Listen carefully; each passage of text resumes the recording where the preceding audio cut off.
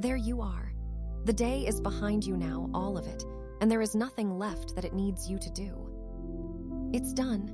Whatever it was, long or loud, or just a lot of small things stacked one on top of another until they felt like one big thing, it has already happened, and it is already over, and it has quietly let go of your hand. You don't have to walk it back through.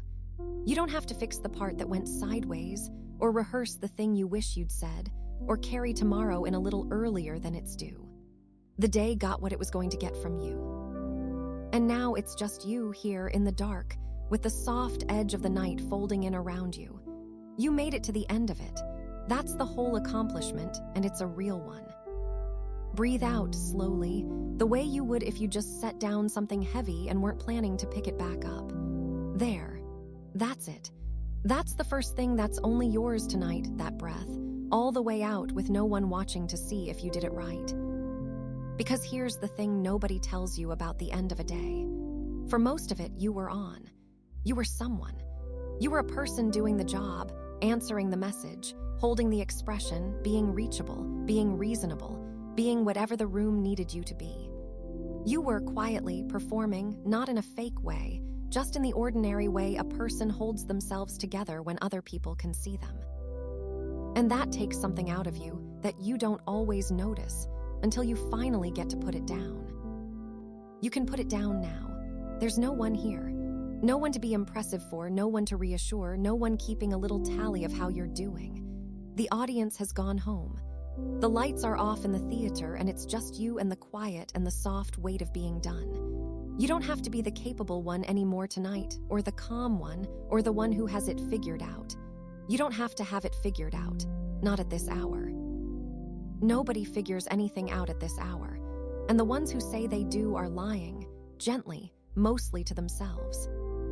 You can let your face go, I mean that. All day a face holds itself a certain way, friendly or composed or just awake, and it's tired in a way you rarely give it permission to be. Let it be plain. Let it be slack and unguarded and yours. There's nothing it needs to say to anyone. Nobody is reading it. It can just be a face in the dark, resting, finally off duty. And you can stop bracing. That's the other one, the quiet readiness you carry around all day, the part of you that's always a little tensed for the next thing, the next ping, the next ask, the next small fire to put out. You've been ready for hours. You can stand down.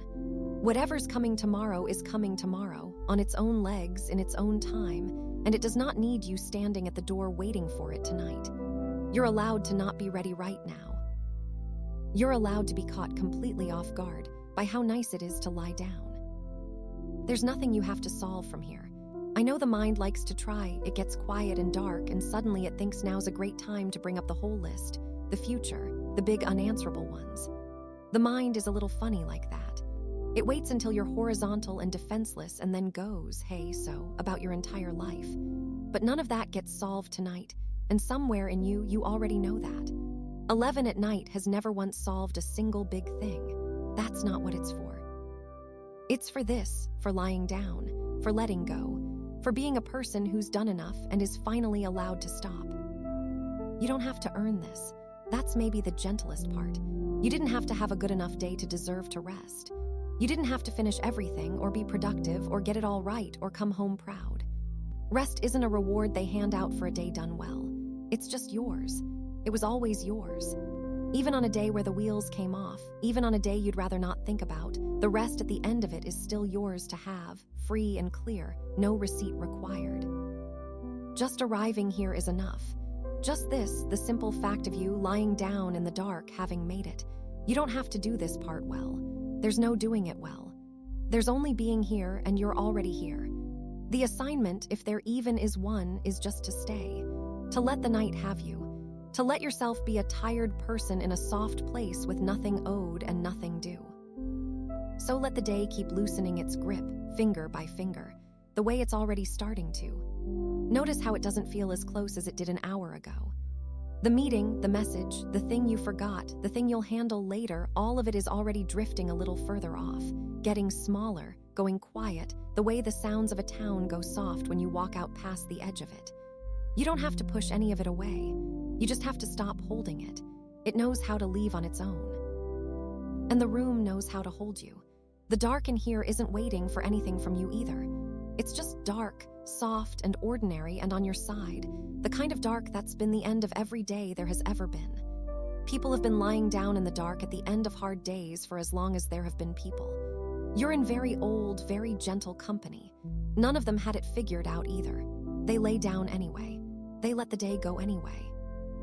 And the morning came anyway, the way it always does, without needing a single one of them to stay up and make sure. You can let go of making sure. That's a whole job you've been doing without noticing, making sure. Making sure it gets done, make sure it's okay, making sure you didn't forget. You can set that down too. The night will keep happening correctly whether or not you supervise it. The world out there has the night shift covered. You're off the clock. You've been off the clock for a while now, you just hadn't let yourself feel it yet. Feel it now. Nothing is owed. Not one thing. There is no version of tonight where you wake up and someone tells you that you rested wrong, that you should have been more efficient about lying still, that you fell asleep in a way that needs improvement. That's not a thing. You get to be completely, uselessly, beautifully off duty, and it counts as exactly what it is, which is enough. You did enough today. However the day went, and it doesn't matter to me how it went. It doesn't change a thing about whether you're allowed to be here. You did enough. You got through the hours. You carried what there was to carry. You showed up to a day that asked things of you and you met it, however you met it, and now it's done and you're allowed to rest now. That's the deal. That's the only deal there's ever been. You did enough today and you're allowed to rest now. Let that settle in a little. Not as a thing to believe hard, not as something you have to argue yourself into. Just let it sit there in the room with you, true and quiet, the way a friend can sit beside you without needing you to say anything back. You did enough. There's nothing more to give and nothing more being asked. The giving part of the day is over.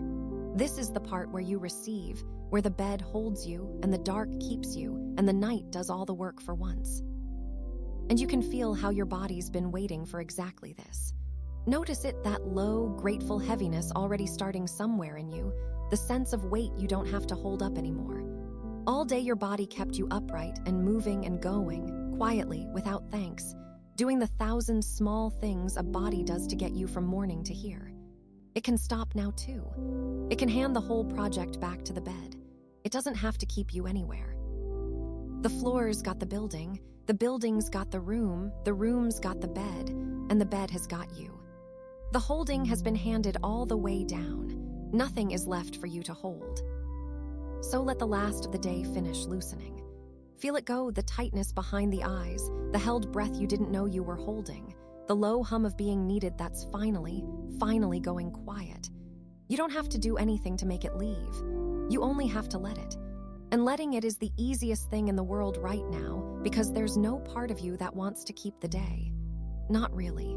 You've been ready to put it down since the afternoon. There, it's going. It's almost gone. And what's left when the day finally lets go all the way is just this. You, here, soft and tired and entirely allowed to be. No one to be, nothing to prove, nothing to brace for. Just a person who arrived at the end of a long day in one piece, which is the only piece that was ever required. And as the last of it loosens its grip, as the day finally lets your hand go for good, you can let your whole body grow a little heavier against the bed. Just a little. Just let it sink. Let the weight of you press down into what's underneath, and let the bed take it. And feel how it takes it. Feel how the bed doesn't strain or shift or ask if you're sure. It just receives the little bit of weight you handed it and holds it, easily, like it's nothing, because to the bed it is nothing. You could give it more. You could give it all of you, every pound, every ounce, the whole tired sum of you, and it wouldn't so much as notice. That's what it's for. That's the one thing it does, and it does it without effort, all night long, no matter how much of you there is to hold. This is what it's been doing all day, waiting. While you were out there being upright and useful and on your feet, the bed was just here in the quiet, made or unmade, patient as a stone, holding the soft dent of last night's you and keeping the spot. Doing nothing, waiting for you to come back and lie down. It has the most loyal job in the house. It doesn't get restless, it doesn't wander off, it doesn't check whether you're worth the wait. It has been standing by since the moment you left it this morning with exactly one purpose in the whole world. And you are that purpose, and now you're here, and it can finally do the thing it's been ready for all day. There's something almost sweet about how ready it is, if you think about it. The most patient thing you own, just lying in wait the entire day to catch you at the end of it. And here you are, falling into it right on schedule, the way you do every night, the way people have folded down into beds at the end of long days since the first bed was just a pile of soft things gathered in the dark. You're keeping a very old appointment. The bed kept its half. Now you get to keep yours, which is simply to lie down and let it. Because you have been holding yourself up since morning. Take a second to notice that, not to do anything about it, not to fix it, just to see it for what it was. From the moment you got up today, some quiet part of you quietly took on the job of keeping you vertical, and it never once put that job down. Not in line, not at your desk, not standing in a doorway talking to someone.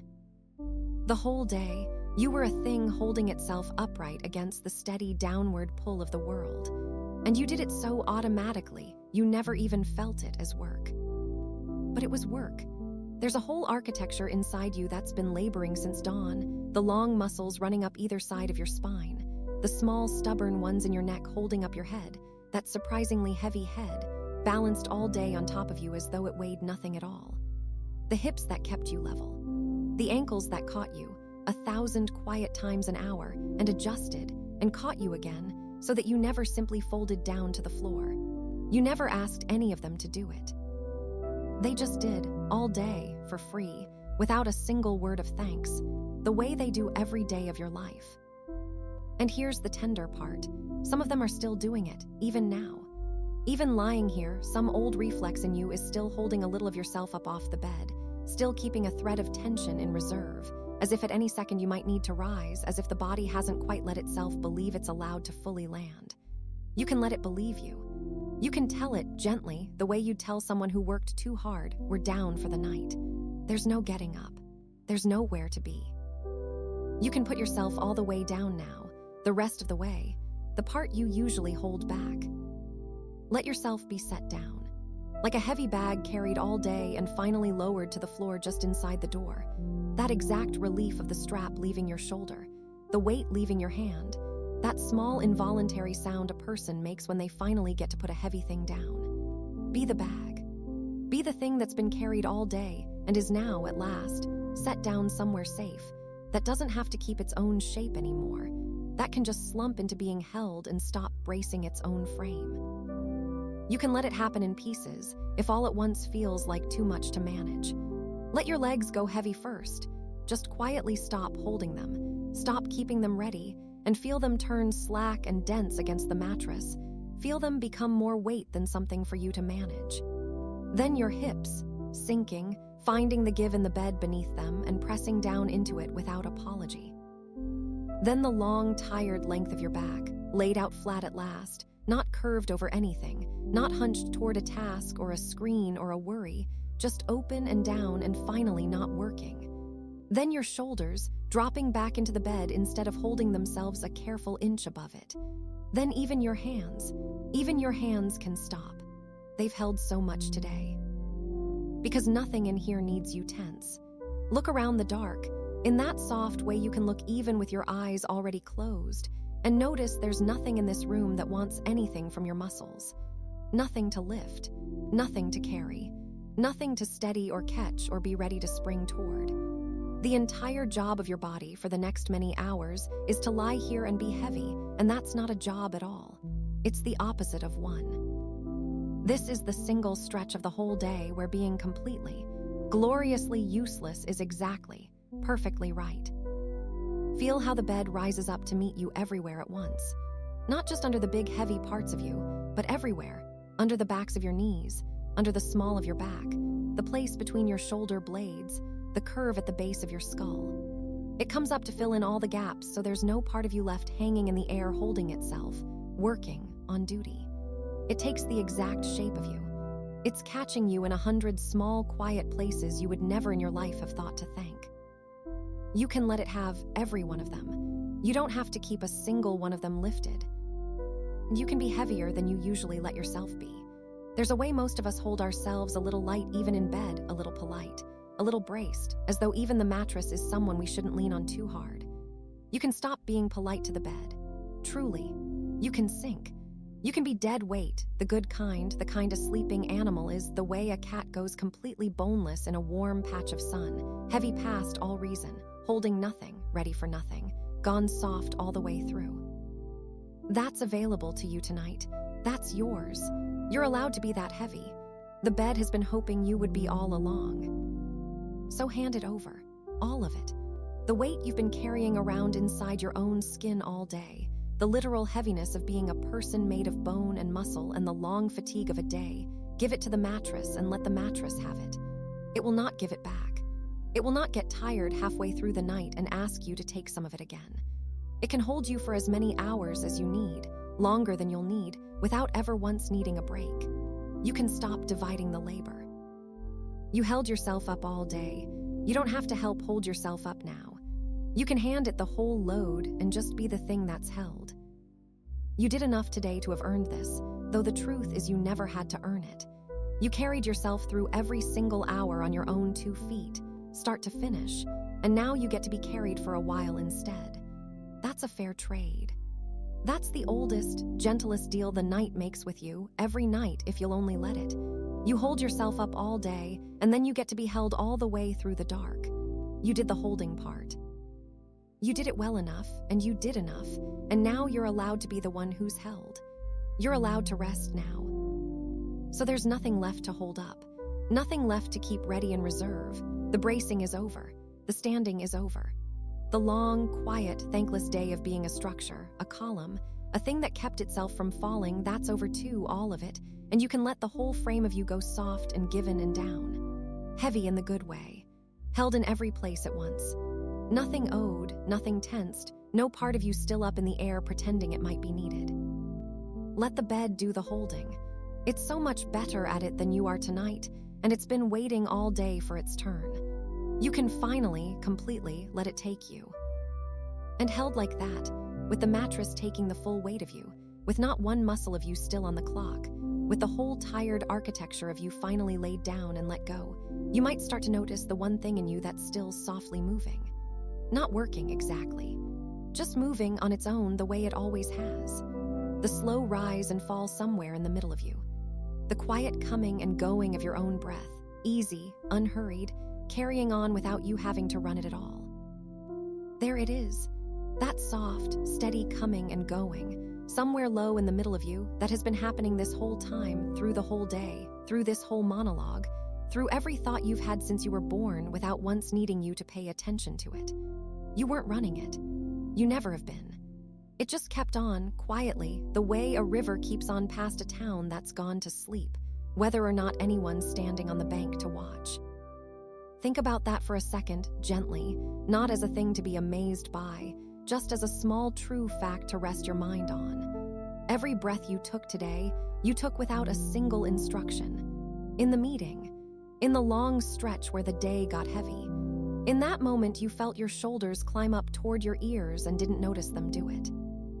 The whole time, underneath all of it, this slow, faithful rhythm was going, in and out, keeping you, asking nothing, never once tapping you on the shoulder to say, "Excuse me, a little help here."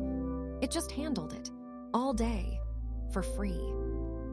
And it never asked to be thanked. That's the part I find quietly lovely about it, if you'll let me. Of everything that worked for you today, your legs, your hands, that head balanced up top, the breath might be the most loyal and the least noticed. You go whole hours, whole days, your whole life, and you never once turn to it and say, "Good work, thanks for that, nice keeping me alive back there." And it doesn't mind. It doesn't keep a record. It doesn't get quietly resentful and threaten to stop. It's not like the rest of the day's little obligations, the ones that pile up and want acknowledging. It just breathes you on, expecting nothing, the most uncomplaining companion you've ever had. So you don't have to do anything for it now. This is important, so let it land softly. You do not have to manage your breath tonight. You don't have to count it. You don't have to make it deep or slow it down on purpose or do the thing where you suddenly become aware of breathing and start operating it by hand. like someone who's been handed the controls of a plane that was flying perfectly well on its own. You know that feeling, the moment you notice your own breath and immediately get a little awkward about it, like it forgot how, like now you have to help. You can let go of the controls. It was flying fine. It is flying fine. It does not need a pilot. Just let it be. Let it do what it already knows how to do better than you could ever direct it. Your only job, and it's not even a job, it's the opposite of one, is to notice it without touching it. To feel the cool of the air coming in and the warm of it going out, and to leave them both completely alone. You're not steering. You're just a passenger now, in the gentlest car there is, watching the quiet rise and fall of your own middle and not lifting a finger to change it. And watch what happens when you stop helping. When you take your hands off it and just let it run itself, it does this thing on its own, it lengthens. Not because you made it, because you finally stopped making it do anything. The out-breath gets a little longer, a little slower, all by itself, the way a held thing eases the moment no one's gripping it anymore. You don't have to pull it longer, you just have to stop holding it short. All those small held breaths from the day, the ones you took up high in the chest while you were braced for the next thing, they can give way now to these, the low, slow ones, the ones that start somewhere down deep and take their time. Feel how the out-breath especially wants to stretch. That long, unhurried letting go, the exhale that has nowhere to be and no reason to rush, let it take as long as it likes. There's no next breath waiting impatiently for its turn. There's all the time in the world down here. The whole night is in front of you, hours of it, and not one of those hours has an appointment in it. So the breath can go slow. It can go as slow as the night is long. It will find its own pace, lower and lower, the way a tired song slows toward its last few notes, and you can simply ride down with it. You might already feel it settling, that gear change a body makes when it finally believes it's safe to come down. The breath was a little quicker an hour ago, a little higher, a little shallower, still carrying some of the day's pace in it. And now, without you doing a thing, it's sinking, getting deeper, getting wider and slower and further apart, each one with a little more space after it, a little more stillness in the gap before the next one drifts in. You're not doing that. You couldn't do that on purpose if you tried. That's just what it does when you finally leave it be. And here's the thing I want you to feel, the warm center of it. This is the one rhythm in your whole day that never asked you for anything. Everything else today wanted something. The messages wanted answers. The list wanted doing. The people wanted some version of you, present and capable and there. Even the good things ask something of you, but not this. The breath wanted nothing from you all day and it kept you anyway. It never sent a reminder. It never went quiet to make a point. It never needed you to be a better version of yourself before it would carry on. It just stayed. Through every single thing the day was, it stayed, faithful as the floor, asking nothing, keeping you. And it will stay all night too. That's the quiet promise in it. When you've drifted off, when this voice has gone somewhere far away and the room has dissolved and you're down past all your thoughts in the deep place where sleep takes you, it will still be going. In and out on its own, unsupervised, untroubled, the way it has every night of your life that you slept clean through and never once worried about it. You won't have to remember to. You never have. It keeps the whole night for you, the long, dark, uneventful hours of it, and hands you back to the morning still breathing, without ever once needing to be told. So you can hand it over completely. Not the way you've been handing over your weight to the bed. This is even simpler than that, because there's not even any weight to it. You just stop holding the one thing you were never holding anyway. You let the breath belong entirely to itself. You become someone being breathed, gently, by a rhythm older and wiser and steadier than any thought you've ever had. There's a deep relief in that, if you let yourself feel it, that something in you knows exactly what it's doing, and has the whole night handled, and does not need your help to get you to the other side of the dark. You did enough today. You really did. You breathed your way through every hour of it, even the hard parts, even the parts where you forgot you were breathing at all. And now you get to lie here and be kept by the very same rhythm that kept you through all of it, and you don't have to lift a finger to deserve that. You're allowed to rest now. You're allowed to just lie here and be breathed, slow and low and easy, with nothing owed and nothing to run. Let it get slower still. Let each one come a little later than the last, with a little more peace in between, the breaths spreading out the way lights spread out and go dim as a town thins into open country at night. There's no hurry to the next one. It'll come. It always comes. You can trust it the way you trust the ground to still be there when you put your foot down without thinking about it at all, because it has simply never once let you down. And as it spreads out and quiets, notice how the rest of you starts to follow it. The breath sets the pace and everything else falls in behind, the way a whole room of restless people will slowly go still when one calm person at the center of it stays calm. Your heartbeat eases toward it. Your thoughts, even the busy ones, the leftover ones from the day, start to slow to match it, getting further apart, going soft at the edges, drifting instead of darting. The breath is leading you down, gently, one slow exhale at a time, and all you have to do is keep letting it. There's nothing left to fix in this, nothing to optimize, nothing to get right, no better way to be doing it. For once in the whole long day, you've arrived somewhere that asks absolutely nothing of you and gives you everything anyway. Just the cool air in, just the warm air out, just the low, faithful coming and going that's been with you since before you had a single worry and will be with you long after tonight's worries have all been forgotten. In, out. The most ordinary thing in the world, and the kindest and entirely restfully yours. So stay here a while, riding the slow of it, soft and unhurried, letting it carry you a little further down with every long exhale. You don't have to follow this voice anymore if you don't want to. You can just follow the breath. It knows the way down. It's always known the way down. And as it settles, as it finds that low, easy pace and just keeps it, with nothing left for you to do about it, you might feel your attention loosen and begin to wander, gently, around the quiet of the room. Not searching, just drifting the way the mind does when it's finally let off its leash. And it'll land, softly, on the small kind things still left within your reach tonight. The few small choices that are yours, completely yours, easy and close at hand. The kind you can make without getting up, without trying, without it costing you a thing. The first of them is right there, isn't it? A little glow somewhere at the edge of the dark. The lamp, still on, waiting patiently for the one small, gentle, entirely yours decision to let it rest too. So look at it for a moment, that little glow. The lamp that's been keeping its small circle of warm light going this whole time, faithful as everything else that worked for you today, throwing its soft yellow over the edge of the bed and the wall and the quiet shape of the room. It's been on since before you lay down, and it's waiting, the way the bed waited, for the one small thing only you can do about it. Reach for it, or don't, not yet, there's no rush, the lamp has nowhere to be either. But somewhere within easy reach of you, without sitting up, without leaving the warm shape you've made in the bed, there's a switch.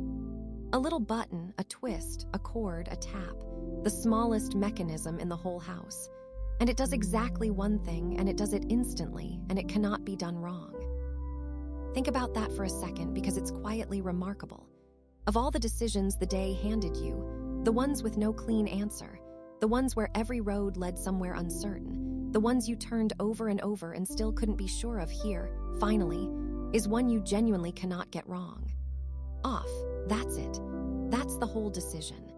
There's no version of it where you reach over and turn off the lamp and lie back and think, oh no, I think I made the wrong call there. Nobody has ever, in the history of tired people lying down in the dark, regretted turning off the light. It's the one move tonight with no downside, no fine print, no consequence to manage in the morning. Off, it works every time. And it's so small. That's the lovely part. After a whole day of big, blurry, weight-bearing things, the ones that mattered and the ones that only felt like they mattered, the ones with other people tangled up in them, the ones where you couldn't tell if you were doing it right and wouldn't know for weeks. Here is something tiny and tidy and complete. One switch. One soft click. A bit of the world the exact size of your thumb, and it is entirely, completely, no asterisks yours to decide. You don't have to consult anyone. You don't have to weigh it. You don't have to live with how it turns out because how it turns out is. the light goes off, and it's dark, and that's good, and that's all. So when you're ready, and you can take your time getting ready, do it. Let your hand find the switch in that half asleep, half aware way a hand finds a familiar thing in the dark, and press it. There. Hear that small, clean click, the softest little sound, and then the warm light is gone, and the room goes dark, and something in your chest goes a notch quieter to match it. That click was the first thing tonight you got to be wholly in charge of. Not a thing you reacted to, not a thing that happened to you. A thing you did on purpose all by yourself with your own hand because you decided it was time. The first clean, complete, start-to-finish act of the night, and you nailed it. You really did. Take the little win. They count, the little ones. They count more than anybody tells you. And now notice something about the dark you've just made. This dark is not happening to you. That's the part worth feeling lying here in it. This isn't the dark falling on you the way the day's troubles fell on you, uninvited on their own schedule, whether you were ready or not. You called this one in. You chose it. You reached out and decided deliberately that the light was done for the night and the dark could come, and the dark came because you said so. It's yours. You made it. You are the reason this room is soft and dim and easy right now, and that is a small, real kind of power, the gentle kind. The kind that doesn't cost anyone anything. Let that sink in slowly, because most of the day was the other thing. Most of the day, the world set the terms. The alarm decided when you got up. The messages decided when you answered. The list decided what was urgent. The people decided what they needed. The hours decided how fast they'd go. And you mostly kept up, responding, adjusting, meeting it all as it came at you, doing your best with a day you didn't get to write. That's not a complaint. That's just what a day is for almost everyone, almost always. You spend it answering. You spend it keeping up with a world that doesn't check first. But not this. This one's yours. This little square of the universe, whether your own bedroom is bright or dark, is one of the few things all day that bent entirely to you. The day may have given you very little to be in charge of. It may have been a day where the big things slipped out of your hands the second you reached for them, where nothing you tried quite landed, where you went to bed unsure you'd moved a single thing in the right direction. And even so, even on a day exactly like that, you got to decide this. You got to be the one who said, "That's enough light for today," and made it so. On a day that offered you almost no control at all, here is a clean, whole bit of it handed back to you. The perfect size for a tired hand. And it's enough. I want you to feel that it's enough, this small thing, that it isn't a consolation prize. The day doesn't owe you a big victory before you're allowed to rest. You don't have to have steered something major today to have earned the dark. You turned off a lamp. That's a real thing you did, a thing fully within your power, done well, done completely. And on a day that may have given you nothing else to be sure of, being sure of that is not nothing. It's a small, clean square of proof that you are still the one in charge of something. Just one small thing. But it was yours, and you did it, and it was right. There's a kind of relief in how little it asked, too. The big things wanted so much from you today, your attention, your worry, your second-guessing, your whole self sometimes. This wanted a thumb. A flick of one finger and a quarter second of intention. The smallest possible cost for a clean, complete result. If only more of life were a light switch, one button, instant, no consequences, can't get it wrong. It isn't, of course, but this part is. For this one small moment, the world was exactly that simple, and you got to enjoy it being that simple, and you don't have to feel a thing about how easy it was. Easy is allowed. Easy is, in fact, the whole idea right now. So lie back into the dark you made. Feel how different the room is now that you've quieted it, how the hard edges the lamp was drawing have gone soft, how the walls have stepped back into the dimness, how everything's lost its outline and gone gentle and vague and far. It's a kinder room in the dark, less to look at, less to be responsible for. The dark you chose is already doing its quiet work, pulling a soft gray blanket over every sharp corner of the day, and you're the one who pulled it. You did that. You'll keep doing small, kind things like that for yourself all night, one after another, each one a little easier than the last. And there's nothing more the lamp needs from you now. That's done completely the way the day is done. You won't have to think about it again.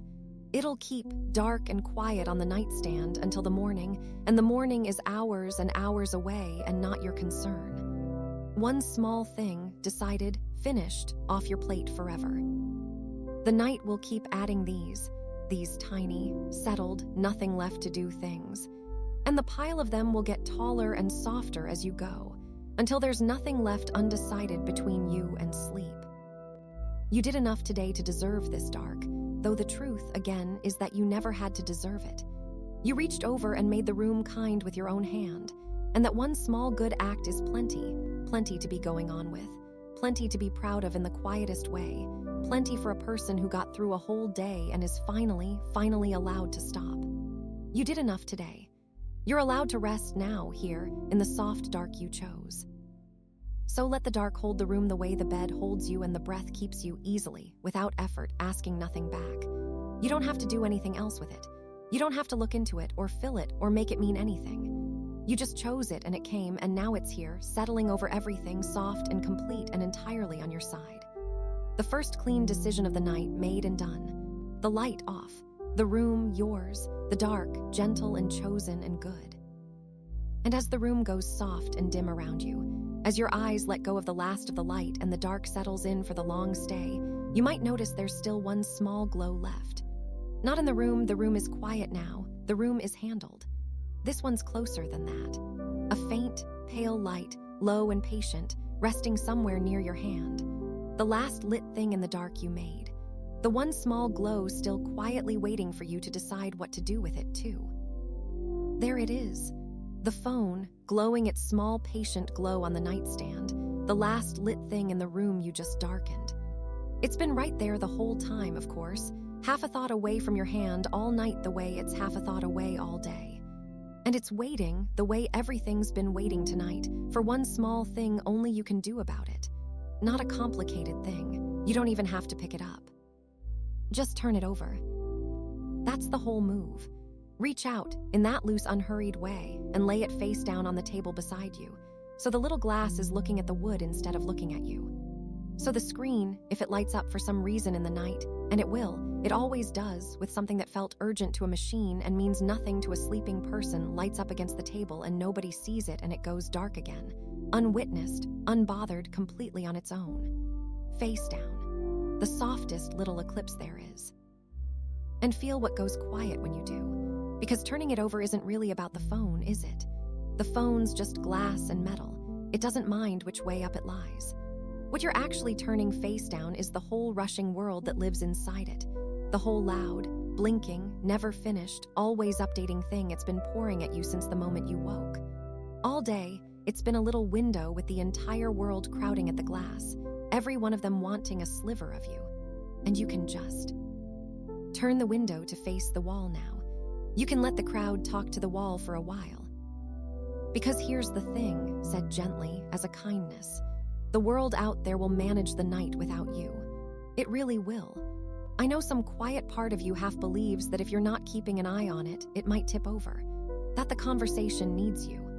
That somewhere out there a thing is being said that you ought to weigh in on. That there's a take you owe, a record to be set straight, a point that won't get made unless you're awake to make it. And I promise you, with all the tenderness in the world, the discourse will survive the night without your take. It will. It has survived every night so far, all of them, every single night of human beings being loudly and confidently wrong at each other in the dark, and it has never once needed you on the watch at 1 a.m. to get through to dawn. It'll all still be there in the morning. That's not a threat, that's the good news. The opinions will still be there. The clever thing somebody said will still be there, and so will the wrong thing, and so will the urge to fix it. None of it spoils overnight. None of it expires while you sleep. It's not milk. You can leave the whole churning ocean of it exactly where it is, and it will be churning away in precisely the same spot when you wake, not 1 inch further along for all the worrying you might have done about it tonight. You are allowed to not have an opinion until the sun comes up. You're allowed to not even know what happened. The not knowing is a kind of rest too. And the group chat, the warm one, the funny one, The one that actually loves you. The group chat doesn't need you to weigh in at this hour either. It's not waiting on you. It's a handful of tired people doing the same thing you're doing, or about to, each of them lying in their own dark, and the little thread between you can sit there glowing softly to itself until morning without a single message from you, and absolutely nothing will be lost. Whatever's being said in there right now can be read tomorrow with coffee, in the light, when it'll be funnier anyway. You don't have to keep the thread alive. It keeps itself. That's the whole point of it. The people in it would be the first to tell you to put the phone down. Most of them already have, in their own way, by going quiet and going to sleep, which is the kindest thing a group chat ever does. There's nothing in there tonight that's yours to hold. Not really. The notification that'll arrive at some gray hour and try to look important. It isn't, not at this hour, not to a person lying down with their eyes closed. The thing you meant to reply to and didn't, it can wait, and waiting will not hurt it. And the person on the other end is, more likely than not, also asleep, also off the clock, also not thinking about it the way you fear they are. The world has agreed, quietly, all around you, to stop for the night. You're allowed to agree with it. So here's the gentle invitation, the real one underneath all the rest. You're allowed to log off. And I don't mean the phone's already handled, already face down, already looking at the wood. I mean you, the whole operation. You're allowed to log the whole of yourself off for the night, to step back from the desk of being reachable, being current, being on top of it, being someone who knows what's going on and has a thought about it ready to go. You can close that whole department down till morning. Pull the little shutter. Flip the sign in the window to the side that says back tomorrow. You are not a service that has to stay online. You're a tired person in a bed, and tired people in beds are permitted, fully, to be unreachable for a few dark hours by the entire rest of the world. Think of how much of you stays quietly logged on all day, even when the phone's in your pocket. Some background tab of your attention, always half open, always faintly listening for the next ping, always ready to be summoned back.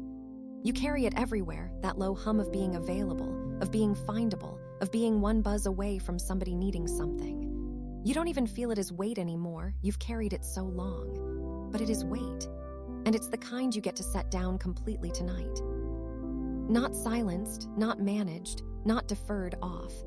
The whole operation off. For the first time since you woke up, there is genuinely nobody you have to be ready for. Feel how the room gets quieter when the phone goes dark, even though the phone makes no sound. It's a different kind of quiet than the lamp gave you. The lamp quieted the light, this quiets the pull. That faint constant tug toward the glass, the one you stopped noticing years ago, it lets go. Your hand doesn't drift toward the nightstand. Your attention stops half leaning out the window toward everyone else's evening. It all comes back home, into the room, into the dark, into the warm shape of you in the bed, where it belongs at this hour and nowhere else. And nothing out there will miss the watch you've been keeping. That's the soft truth of it. You've been standing a kind of guard all day, over the messages, over the feeds, over the whole rolling weather of what people are saying and thinking and needing. And the marvelous, freeing secret is that the guard was never really doing anything. The world was never actually being held up by your attention. It rolls on the same whether you watch it or not, indifferent and enormous and entirely capable of getting itself through till morning, the way the tide comes in whether or not anyone's counting the waves. You can step off the watch. The watch was never yours. Let the night be the night's problem, and the night is very good at it, and the night has never once needed a co-pilot. None of it is yours to hold while you sleep. Say that one slow, let it settle the way the dark settled. The arguments, the updates, the unread, the unsent, the whole bright restless churn of everyone everywhere, none of it is yours to hold tonight. You can put all of it down at once in a single small motion of one hand, and that's exactly what you just did. One quiet turn of the wrist, and the whole loud day went face down with it. The smallest gesture, and the biggest thing it sets down. And look, that was another one. Another clean, complete, fully yours thing, done and finished, nothing left to manage, like the lamp before it. You're collecting them tonight, these small settled things, one after another, and the pile of them is growing soft and tall between you and the morning. The light off. The phone turned. Each one a little door you got to close yourself, gently, on your own terms, with your own hand. You did enough today. You stayed reachable through every hour of it. You held up your end of the noise. You were findable and present and there for all of them. And now you get to be findable by no one, owed to no one, on duty for nothing. You're allowed to rest now. Truly off the clock, the way you so rarely let yourself be. So leave it there, face down and dark, and let your hand come back to you, back under the warmth, back into the still and quiet shape of someone who has nothing left to check. There's a deep ease in it, isn't there, in being, for these few hours, completely out of reach. No one can find you here. No one's supposed to. This is the one room in the whole connected world where you get to be wonderfully, peacefully unavailable, and you've just closed the last little window that was letting the day in. And with the screen quiet against the wood, the day's noise has nowhere left to reach you. It can knock all it likes against that dark glass. It won't get through. The pings can't reach you. The opinions can't reach you. The hum of being needed can't reach you. Not one bit of it can find its way into this dark room where you're lying down, finally unreachable, finally still. Not even the long list of undone things the day left behind. The one waiting somewhere just at the edge of your thoughts. The one that's so sure it needs you tonight. There it is then, the list. The one that's been hovering just past the edge of the dark this whole time, clearing its throat, waiting for a gap in the quiet to slip back in. The undone things. The thing you meant to get to and didn't. The thing you half did and left. The 3 small errands that have been migrating from one day to the next for so long they've practically become permanent residents. It's all still there, isn't it? Neatly stacked just behind your eyes, ready to start reading itself aloud the moment everything else goes still. So let it speak for a second.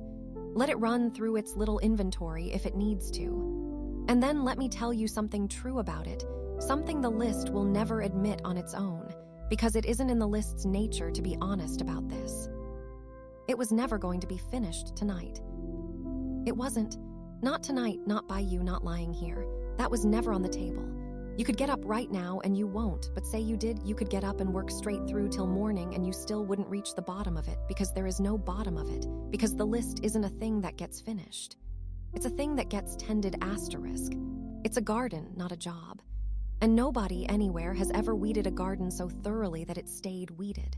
That's not failure. That's just gardens. Here's the part that's almost funny once you see it. You know how, no matter how much of it you knocked out today, and you did knock some of it out, you crossed real things off. You handled things that this morning were sitting right there glaring at you. No matter how much you defeated, it just comes back. You wake up and it's full again, restocked overnight. The same length it always is, give or take, like nothing happened. You can have the best, most productive day of your entire month, slay a dozen of them, feel that little glow of an emptied inbox or a cleared counter. And by tomorrow afternoon, the list has quietly respawned, fully restored, full health, standing right back where it was as if you never touched it. And the trick your tired mind plays is to call that losing. To look at the list refilling itself and feel like you're running in place, getting nowhere, falling behind on a race that keeps moving the finish. But that's not what's happening. The list refills because you're alive and the days keep coming, and a person who is alive and has days will always have a list. The full list isn't proof you failed. It's proof there's a tomorrow. People with nothing left to do are not people in an enviable situation. The respawning list is the sound of a life still going, ordinary and continuing, and yours. So you can stop treating it like an emergency, because it isn't one, and it never was, and the late hour is the worst possible time to be persuaded otherwise. Everything looks more urgent in the dark. The list knows this. It does its best recruiting at 1 a.m, when your defenses are down and a half-asleep brain will believe almost anything, including the idea that the thing you forgot to send is a crisis that requires immediate horizontal worrying. It isn't. It's an email. It will be an email tomorrow, too. Tomorrow it'll be a much easier email, sent by a much more rested person. Now here's the thing I really want you to set down tonight, gently with both hands. You don't have to stand guard over it. Because that's what you've been doing, isn't it? Not asterisk doing the list, you can't do it. It's the middle of the night, but watching asterisk it. Keeping it in your peripheral vision. Holding it where you can see it, as if the danger is that if you look away, if you really truly stop thinking about it, you'll forget it exists and it'll slip its leash and something terrible will happen. So you keep a little light on it. You stand at the wall all night, eyes on the list, guarding it, making very sure you don't relax, as though your worrying were the only thing keeping it from getting worse. But the list does not need a guard. Set down the spear. Step away from the wall. Nothing in that list is going to escape in the night and cause trouble while you sleep. It's not going to grow if you stop staring at it. Staring at it is not, and has never once been, the same as doing it. You have never completed a single task by lying awake feeling bad about not having completed it. Not one. The worrying adds nothing to the doing. It just makes you tired for the doing. All those hours of standing guard over the undone things, they never moved a single thing from one column to the other. They only ever cost you the rest you needed to handle it well. So let the list sit there in the dark, unsupervised, the way the breath sits there breathing you and the phone sits there face down and dark. It is safe to not watch it. It will keep perfectly well. To-do lists are remarkably good at waiting. It is, in fact, the only thing they actually do. It will be right where you left it in the morning, not bigger for having been ignored, not angry that you slept, just patiently there in the daylight, where it belongs, where it's so much smaller and more manageable than it pretends to be at this hour. And honestly, give yourself this, look at what you did defeat today. Not the gaps, the hits. You handled things today, real ones. Things that needed a person and got one, and the person was you. You showed up to the thing. You answered the message that mattered. You moved at least one stuck thing an inch further along than it was this morning, and an inch is not nothing. An inch, repeated, is how every single thing that has ever gotten done got done. The list will never give you credit for that. It's not built to. It only ever shows you what's left, never what's gone. So you have to be the one to notice the gone part, and I'm asking you to notice it now. You cleared real ground today. The fact that more grew back doesn't unclear it. You did enough today. You really did. You don't have to finish your whole life tonight, and that quietly is what the list is always asking for, isn't it, when you boil it down? Not the email, not the errand. It's asking you to have it all handled, all of it, the whole sprawling thing, sorted and closed and safe before you're allowed to lie down. And that's not a fair thing to ask of anyone, least of all a tired person in a bed at the end of a long day. You are not behind. You are not the one human being on earth expected to reach the bottom of the bottomless thing. You're allowed to leave it half done. You're allowed to leave it mostly undone. The day ends with things unfinished because every day ends with things unfinished. That's the shape of an honest day, not the shape of a failed one. So let tomorrow have its share. There's a whole morning coming, bright and rested and far more capable than the worn-down midnight version of you, and that morning is exactly where the list is supposed to live. You can hand the whole thing forward. Lay it gently in tomorrow's lap. Tomorrow's got room for it. Tomorrow's fresh. Tomorrow hasn't spent itself yet the way tonight has. Whatever needs doing will still need doing then, and you'll be so much better equipped to do it after the long, dark hours of rest that are about to carry you there. Passing it forward isn't dropping it. It's just putting it down in the place it actually gets picked up. There's a real relief waiting in that, if you'll let yourself feel it, the relief of being, for these few hours, a person with nothing to accomplish. Not behind, not catching up, not getting a head start, just off. The whole machinery of getting things done powered down for the night. You are not on shift. The list is closed, not because you finished it, but because the day is over and finished was never the requirement. Nobody is checking. Nothing is due in the dark. There is no task whose deadline is 3 a.m, and if there were, it would be a cruel task, and you would be right to ignore it. And feel how much lighter the dark gets when you stop carrying the list around in it. That low background hum of asterisk things I should be doing, the one that's been running under everything, even now, even here, it can switch off. There's nothing you should be doing right now. Let that be literally, completely true for once. The only thing on tonight's list is the thing you're already doing, lying here, going soft, letting the night take you. And look, you're doing it perfectly. Top marks. Already crossing it off just by being here. So let the list go quiet. Not solved, not finished, just quiet, the way a room goes quiet when the last person stops talking. Not because everything's been said, but because it's late and saying can wait. Let it settle into the dark with all the other handled things, the lamp and the phone and the day itself, the soft, tall pile of things you've set down tonight, one by one with your own 2 hands. You did enough today. You're allowed to rest now fully, with nothing pending, nothing owed, nothing standing guard.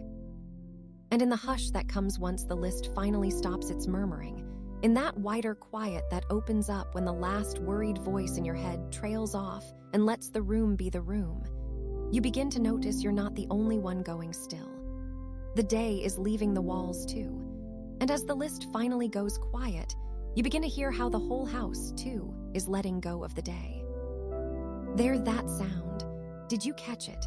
A small tick, somewhere off in the dark of the house, a tiny wooden click from a wall or a floor or a door frame, there and then gone.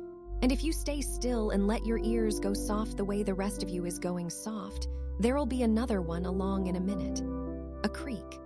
A faint settling pop from somewhere down the hall. The small, plain, ordinary noises of a building easing itself down for the night. The way you're easing yourself down, at almost exactly the same hour, for almost exactly the same reason. Because the house is letting go of the day too. That's all those little sounds are. All day the house held the day's warmth, soaked it up through the windows, gathered it from the lamps and the running and the warm air and the simple fact of being lived in. And now, in the dark, with the heat of the day draining slowly out of it, it's contracting, the smallest fraction, every board and beam and joint giving up a sliver of the warmth it carried and pulling in a hair's breadth as it cools. And that's the tick. That's the creak. That's a wooden thing, relaxing. A house, exhaling. The whole structure around you loosening its shoulders by a degree, the way you're loosening yours, settling its weight a little more comfortably onto the ground the way you've settled yours onto the bed. It doesn't do it all at once, the house. It does it the way you're doing it, slowly, in stages, a little at a time, one quiet release and then a pause and then another. A tick from the floor as a board lets go, a long minute of nothing. A soft creak from the ceiling as the roof gives up the last of the afternoon's sun. Another pause. It's in no hurry at all. The house has all night to settle, and it knows it, and it takes its time about it, popping and ticking its slow way down into stillness with the unbothered patience of something that has done this every single night for years, and will do it every night for years more, long after you're asleep. And here's the thing worth noticing, lying here listening to it. The house is off the clock too. It really is. It's done for the day, same as you. All day it was working, holding the heat in or keeping it out, carrying the footsteps, bearing the doors swinging and the water running and the weight of everyone moving through it, doing the quiet structural labor of being the place where a life happens. And now the work is over. Nobody's asking anything of it. The doors are shut, the day's traffic has stopped, and the house gets to do the one thing it never gets to do while it's busy holding everything up. It gets to settle, to stop bracing, to let the warmth go and the quiet come and just be a still dark shape in the night with nothing left to do until morning. You're not keeping a lonely vigil down here. You've got company. The two of you are clocking out together. There's something companionable in that, if you let yourself feel it, that you and the walls around you are doing the same thing at the same time. You're not the only one in this room releasing the day. The whole house is in it with you, ticking and creaking its agreement in the dark, a slow conversation of small wooden sounds that all mean the same simple thing. The day is over. The day is over. You can let the warmth of it go now. Every little pop is the building saying what you've been trying to say to yourself all night. We're done. We made it. Time to cool down and be still. And those sounds, the near ones, the small ones, the tick and the creak and the soft settling click of a house at rest, listen to what they actually are. Because your ears, like the rest of you, spent the whole day on a kind of low alert, sorting every sound for whether it needed you, whether it was a problem, whether it was someone calling or something wrong. That's a tiring way to listen, and you did it all day without noticing. But these sounds ask nothing of you. A tick from the floorboards is not a problem. A creak from the stairs is not a summons. They're the most ordinary noises in the world, the sounds a house has always made. The sounds it made last night while you slept right through them, and the night before that, and every night of it standing there, faithful and dull and fine. That's the quiet gift of them, those little settling sounds. They are, every one of them, the sound of nothing being wrong. Think about that for a moment, slowly. A house in trouble is a house gone silent in the wrong way, or loud in the wrong way. But a house just ticking and creaking and softly popping as it cools, that's a house doing exactly what a safe house does at the end of a warm day, exactly what it's supposed to do, exactly what it did when you were small and somewhere a building settled around you in the dark and you didn't even wake. Those sounds are the texture of safety itself. They are the noise that normal makes. Everything is fine. Here is the small sound of everything being fine. So you don't have to listen for trouble in them. You can let your ears off duty the way you let your phone go face down and your hands come back under the warmth. There's nothing in those sounds to decode, nothing to track, nothing to be ready for. A tick is just a tick. You can let it land and let it go, the way you'd let a single far raindrop land on a window, noticed, harmless, already finished. The house will go on making its small night sounds whether you attend to them or not, and not one of them is yours to do anything about. They're just the company of a safe place, keeping you company, settling as you settle. And notice how the sounds are near. That's its own small comfort, the nearness of them. These aren't the big sounds of the wide world out there, the traffic and the weather and the rush of everyone else's evening. Those are far away and getting farther. These are the close sounds, the household sounds, the inside-the-walls sounds, the gentle wooden voice of the one specific small place that's got you tonight. A creak from just down the hall, a tick from the floor a few feet away. The sounds of the near things, the things within arm's reach of where you're lying, all of them quiet, all of them ordinary, all of them on your side. The world has shrunk down kindly to the size of this one settling house. And this one settling house has shrunk down further to the size of this one warm room. And that's exactly the right size for a person who's going to sleep. You did enough today to have earned this, the simple animal piece of lying in a safe place while it ticks itself quietly down into the night around you. Though, as ever, you didn't have to earn it. The house doesn't check your day before it settles. It just settles, and it lets you settle inside it, no questions asked, no ledger kept. It held you all day without being thanked, and it'll hold you all night without being asked. And the small sounds it's making now are the closest it comes to telling you so. You did enough today. You're allowed to rest now, here, inside the quiet of a house that's resting too. So let the sounds come and go. Let the tick from the corner come and pass. Let the creak from the ceiling come and pass. Let each small settling noise rise up out of the dark and dissolve back into it without you having to lift a finger or a thought, the way the breath rises and falls without your help, the way the dark holds the room without your help. You're surrounded on every side by things that are quietly handling themselves tonight: the breath, the dark, the phone, the list, and now the walls themselves, all of them settling, all of them fine, all of them needing nothing from you. You can be one more of those things. You can be a person settling among a house full of settling things with nothing to do but cool slowly into stillness like everything else. And the longer you lie here listening to it loosen, the more it stops sounding like sound at all and starts sounding like quiet, those little ticks getting sparser, farther apart, softer, as the house finishes giving up the last of its warmth and arrives, board by board, at the deep still hush it'll hold until dawn. It's nearly there now. A last creak somewhere, a long, easy silence. The house has almost finished settling, and the room around you has gone as soft and quiet and safe as a room can be. Every small thing in it at rest, every sound in it the sound of nothing being wrong. And in that wide, settled quiet, with the house gone still around you and the day drained out of the walls, you start to feel that you're not quite as far down as the night will take you yet. that there's one more small comfort waiting, closer than the walls, closer than the sounds, right here on top of you. Because while the house was busy letting go of its warmth, something else has been quietly keeping yours.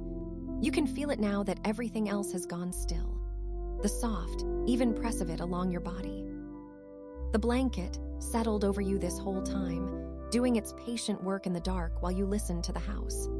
Not heavy, exactly, just there, just enough, lying across you with a weight so gentle and so steady that you'd half forgotten it. The way you forget the most reliable kind things, the ones that never once asked to be noticed. It's been holding the warmth against you while the house gave its own warmth away. And now, with the walls gone quiet and the night gone soft, there's nothing left to listen for and nothing left to do, and you can let your attention drift down from the settling house to that closer, kinder weight. The soft weight laid all along you, waiting to be felt. There it is then, the thing that's been lying over you this whole time, so quietly you forgot it was there. Let your attention come to rest on it now, slow, the way you'd lower yourself into warm water. The blanket.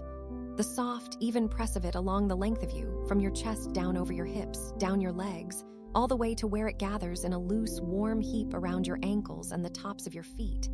It's been there since you lay down. It'll be there all night.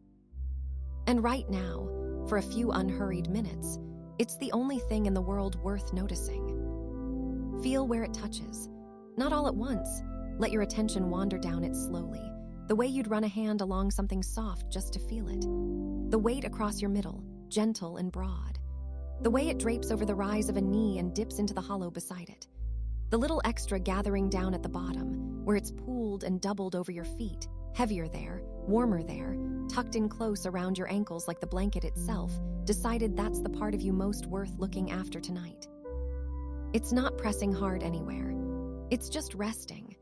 Just lying along you with a weight so soft and so even that it took the whole rest of the room going quiet for you to feel it at all. And isn't that the way with the kindest things? They don't announce themselves. The blanket never once asked to be noticed all evening. It just got on with the quiet work of covering you, the way the breath got on with breathing you and the bed got on with holding you. None of them needing a word of thanks, all of them simply doing the steady, patient thing they do. You could go your whole life never once thinking about the weight of a blanket, and it would cover you faithfully every single night regardless. But you're noticing it now. And there's something worth a small, warm smile in that one of the great, reliable comforts of being alive is just a soft, heavy thing lying on top of you in the dark, asking for nothing, giving everything it's got, which is warmth and a little weight and the feeling of being covered. Because that's the old one, isn't it? The feeling of being covered. It goes back further than you can remember, further back than memory keeps anything. Some part of you that has nothing to do with words knows exactly what this is, the soft weight settling over the body in the dark, and that part of you goes still and easy the second it feels it, the way it always has, the way it did before you had language to call it comfort. You don't have to be taught what a blanket means. You knew it the first night anyone ever laid one over you. Covered means safe. Covered means held. Covered means someone, somewhere, at some point, looked at you small and sleeping and thought, there, now, let me keep the cold off you. And the body never forgets that, no matter how many years pile up on top of it. So when the weight settles over you now, it's settling onto something very old and very simple in you. Not the part of you that paid the bills today or answered the messages or held it all together. That part can't even feel a blanket. It's too busy. This is reaching something underneath all that. The plain animal part.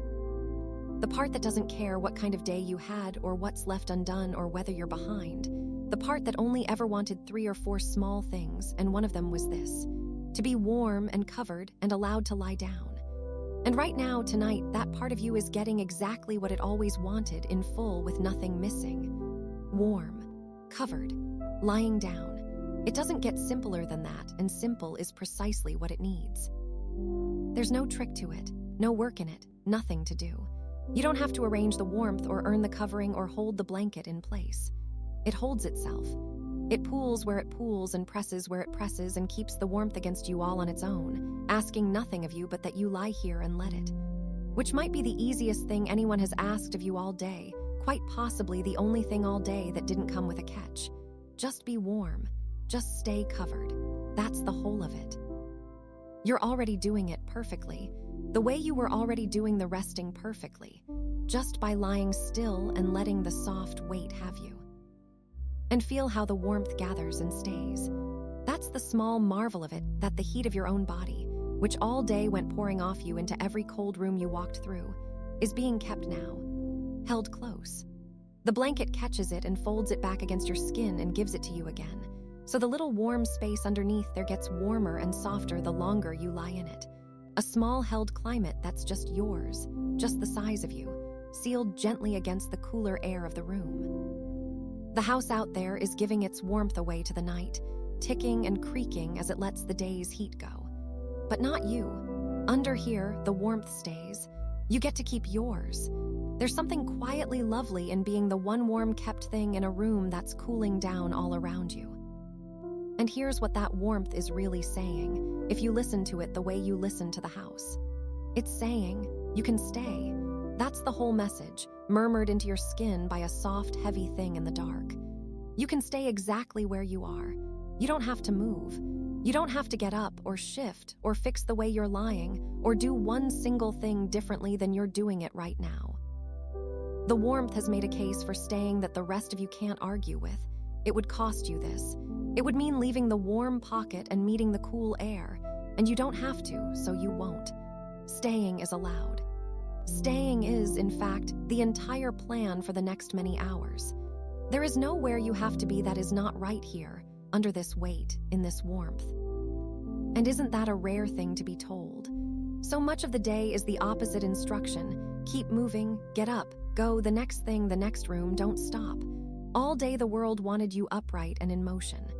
And now the blanket, with its soft, impossible weight, is telling you the kindest opposite. Be still. Stay put. Going anywhere is officially off the table. You are exactly where you're meant to be, and the proof of it is the warmth, which only exists because you stopped, and which will only keep if you stay stopped. You did all the going you had to do today, every bit of it. The going is over. This is the staying, and the staying is yours, and you can sink all the way down into it. So let the weight settle you a little deeper. Let it press you, gently, the smallest fraction further into the bed, the way a hand laid softly on the back says rest without saying anything at all. Feel it along your legs, that even loving weight, and feel it pooled warm around your ankles, tucking you, keeping you, and let every place it touches be a place that gets a little heavier and a little easier as you notice it. You don't have to pull the blanket up or arrange it better or make it more than it is. It's already enough. It's already doing the one thing you need it to do, which is to lie over you in the dark and quietly insist that you are covered, you are warm, you are kept, and you can stay. You did enough today to be allowed this, though, as always, the blanket never asked what kind of day you had. It doesn't cover the deserving and skip the rest.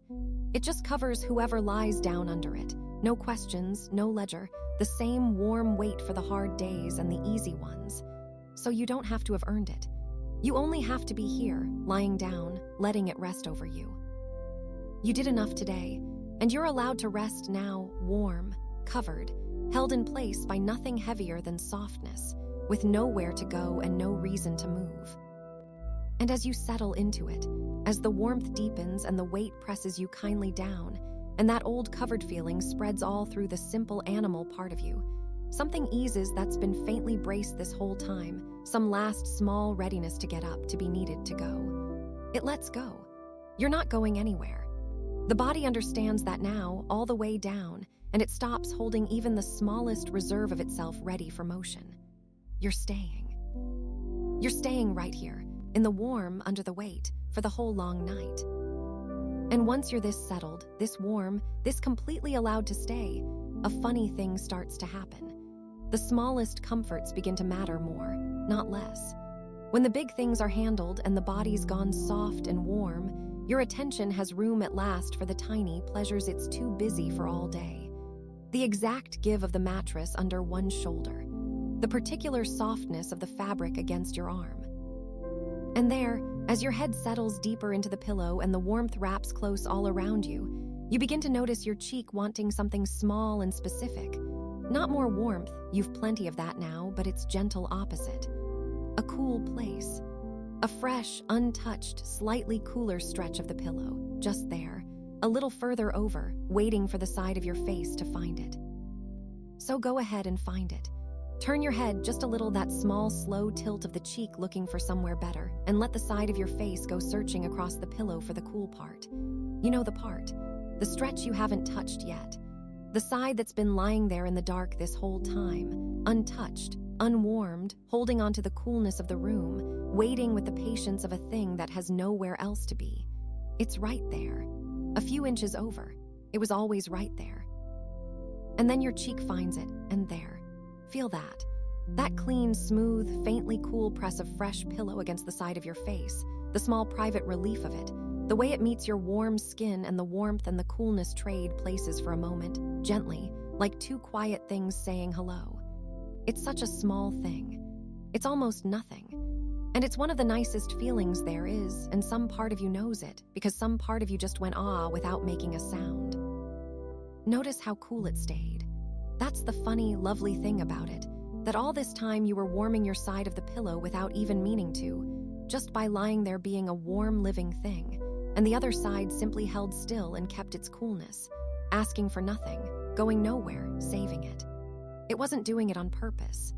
It just kept cool the way the far side of anything keeps cool, the way the underneath of a thing stays cool, quietly, while the top of it warms in the light. But it feels like it was saving it for you. It feels, a little, like a small kindness that was set aside and kept fresh, waiting there in the dark all evening for the exact moment your cheek would come looking. And here you are, and here it is, and it kept perfectly. That's the whole gift of it, really, that it was there the entire time. You didn't have to make it. You didn't have to fetch it or plan it or set an alarm for it or add it to any list.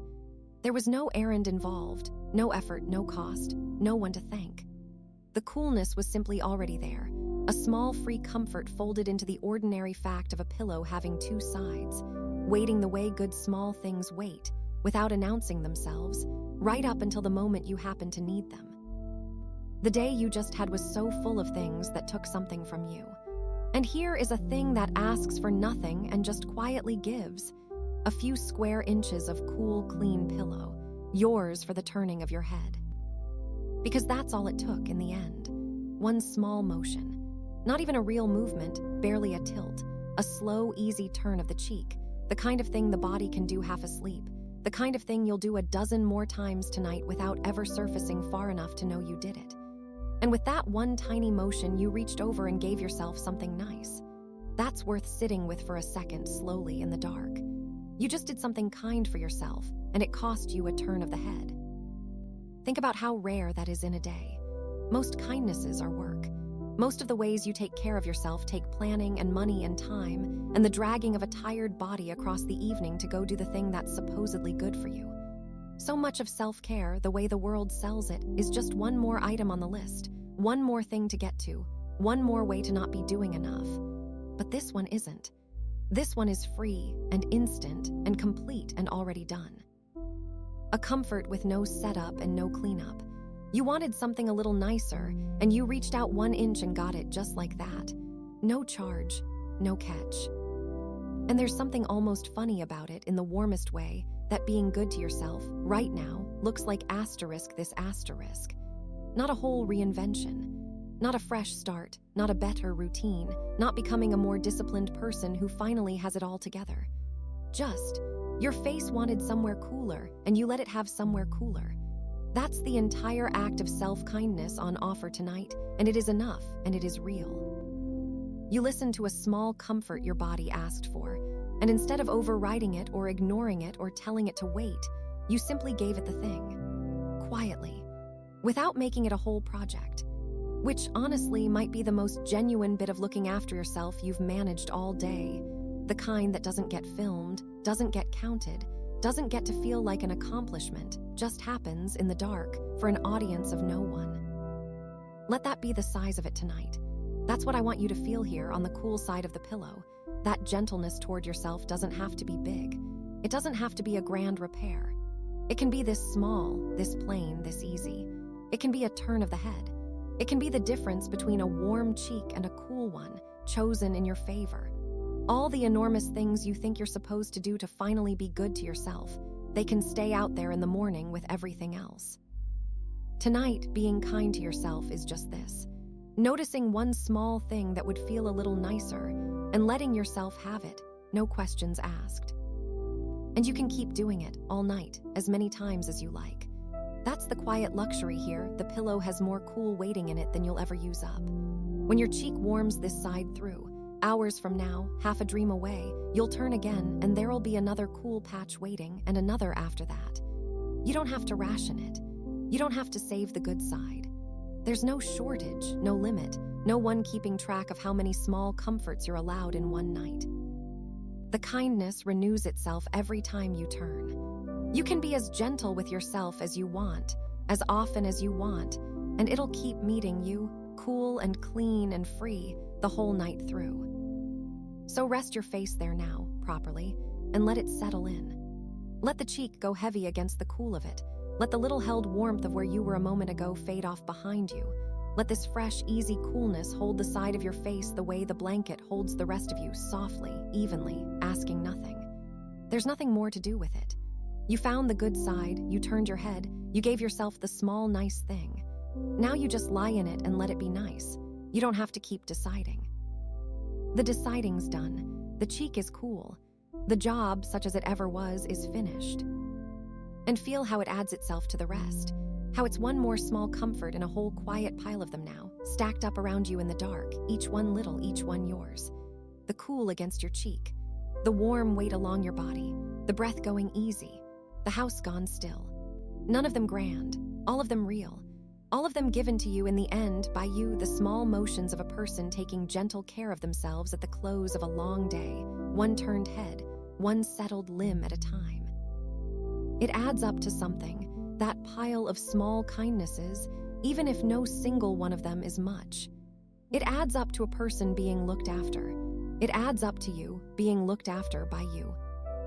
You did enough today to deserve a cool place to rest your face, though the pillow, like everything else tonight, never once checked your day before it offered it. It doesn't keep its cool side for the people who earned it. It keeps it for whoever turns their head. So you don't have to have been good enough or done enough or gotten far enough.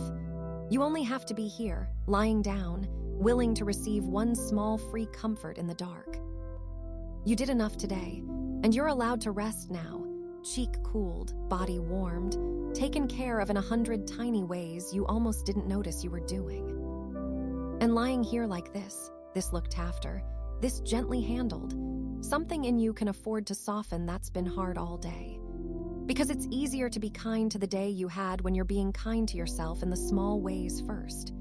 When your face is cool and your body's warm and nothing's pulling at you, the day stops looking like a list of everything you got wrong. It starts looking like what it actually was, a long stretch of hours that you walked all the way through, doing your best with what you had, which was a tired body and a busy mind and a finite amount of yourself to spread across all of it. You can be gentle with that day now. You can afford to be. From here, from this cool, soft place, you don't have to keep prosecuting it, keep turning it over looking for the parts where you fell short, the things you should have said better, the ways you could have done more. You can let that go the way you let everything else go tonight. You can look back at the day with something closer to the warmth you'd offer a friend who just lived it. That was a lot, and you handled it, and you're allowed to be tired now. And maybe, gently, no pressure, just if it comes, you can even give it a little credit. The day, the you who got through it. Because there were things in there that went all right, weren't there? Small ones. Easy to miss, easy to skip right over on the way to cataloging the misses. But they happened. You did them. And lying here on the cool side of the pillow, soft and warm and done, with the whole night ahead and nothing left to defend, you finally got the room to notice them. Those small good things you actually did today. The ones the tired mind never bothers to count, waiting quietly to be remembered with the same kindness you just showed your own cheek. So here's the part I want you to do, gently, and only because it's nice, not because it's another thing to get right. Pick one. Out of the whole long day, all those hours, every single thing you did or didn't do, reach in and pick out just one small true thing you actually did. Not the list. Please, not the list. The list can stay where you left it. Just one. One small real thing that happened today because you made it happen. And let it be a little one. That's the whole point. Don't go reaching for the big impressive thing, the accomplishment, the thing you could report to someone. Go small. Go almost nothing. You got up, that's one, right there, and on some days that's the whole victory and we both know it. You drank the water. You let the dog out, or fed the cat, or watered the one plant that's somehow still hanging on. You put your shoes on and went out into a day you didn't especially want and came back from it. You answered the one message you'd been not answering for 3 days. Any of those. Pick whichever one floats up first, because the first one is usually the truest, and just hold it a second. Look at it. You did that. That actually happened, and you're the reason it did. Let's take that text, since it floated up for a lot of people just now. The one you finally answered. You know, the one it sat there in the little glowing list for days, didn't it? Getting heavier every time you saw it and decided not yet, until it had its own gravity, until a perfectly ordinary message from a perfectly nice person had somehow turned into a small gray weight you carried from room to room. And then today, for no particular reason, in some random, unremarkable minute, you opened it and you wrote the thing back and you sent it. And it was fine. It was completely fine. It took 90 seconds and it had been taking up space in you for days. I want to say something about that quietly in the dark, where you can't roll your eyes at me. Answering that one text was, honestly, quiet main character energy. It was. I know it doesn't feel like it. It felt like the smallest, most overdue, least heroic thing in the world. The bare minimum. The thing you should have done ages ago. But that's not what it was. What it was you reaching into the one corner of the whole impossible day that you actually had your hands on and setting it right. A tiny act completely yours, start to finish. Nobody made you. Nobody even saw. You just decided the weight had sat there long enough and you lifted it and you put it down. That's not nothing. That's a person being quietly in charge of one true thing on a day that tried to be in charge of them. Roll credits on that one a little. I mean it.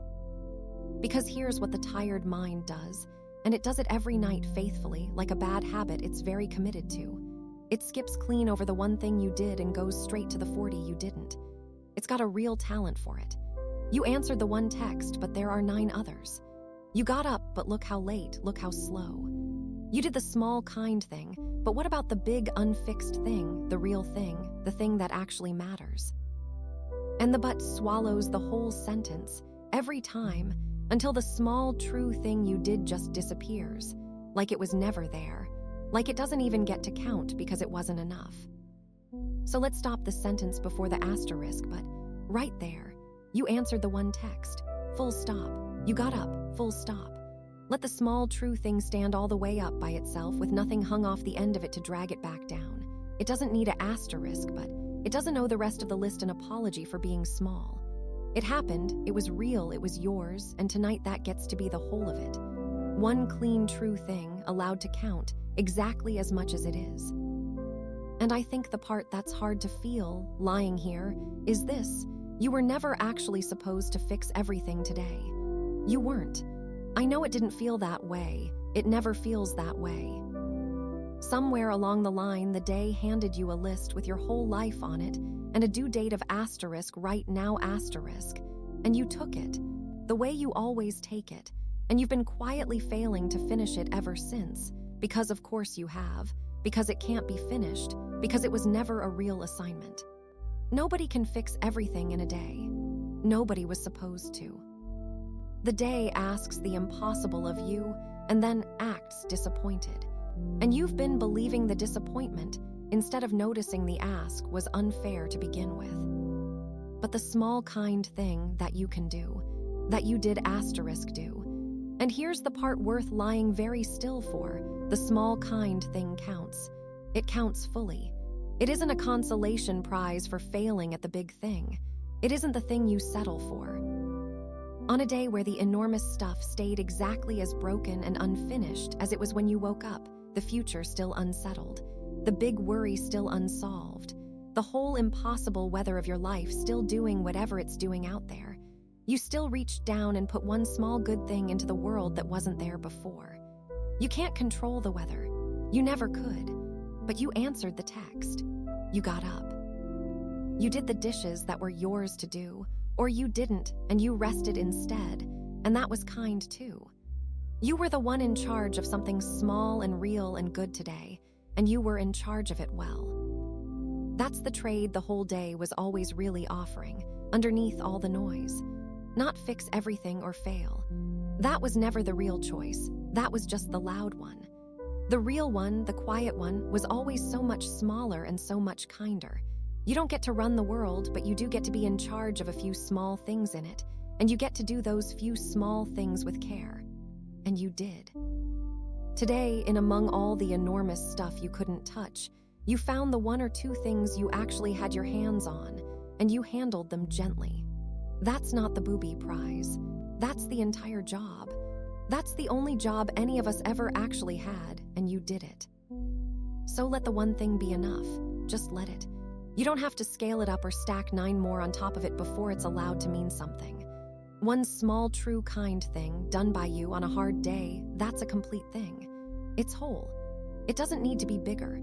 Lie here and let yourself have done it all the way without the immediate reflex to point out everything it wasn't. You did one real thing today, maybe a few. And every one of them was a small proof, quiet and unwitnessed, that even on a day that took a lot from you, you still had something left to give, and you gave it. You did enough today, and you're allowed to rest now and notice that the enough was never the whole list. It was this. The one thing. The small, kind thing was always what enough was made of. Nobody who loves you is sitting up tonight tallying the 40 things you didn't get to. They'd just be glad you got up. They'd be glad you answered. They'd look at the small, true thing you did, and they'd call it plenty, because it is. And the only person in the whole world keeping the harsher ledger is the tired one lying right here. And that one is allowed to put the pen down now. So put it down. You did your one thing, maybe two. They counted. They count. And now feel this, now that the small true thing has been seen and let to stand and allowed fully to be enough, something loosens around all the rest of it. The enormous undone everything else. The list with your whole life on it. It's still there, sure. It didn't vanish because you were kind to yourself for a minute. But it's lost its grip, the smallest bit, because you finally stopped letting it swallow the one good thing you actually did. And when the big undone thing isn't swallowing the small done thing anymore, you can suddenly see it for what it really is, not yours, not tonight, not anything you have to hold in the dark. It belongs somewhere, all that undone weight. It does have a home. And the home isn't here, isn't tonight, isn't in your chest at this hour with your eyes closed and your one small good thing finally counted.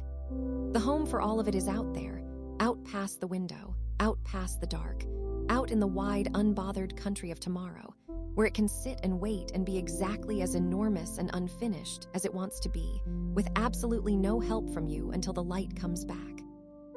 You can set it down right there, at the edge of the morning, where it belongs. And tomorrow, when it comes, we'll pick it up and carry it just fine. Because tomorrow, it turns out, is far more capable of managing itself than the tired mind at midnight ever gives it credit for.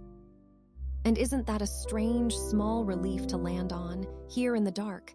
That tomorrow is already out there, getting itself ready, and it hasn't once looked back to check whether you're awake for it. It's just coming, quietly on its own schedule the way it always has.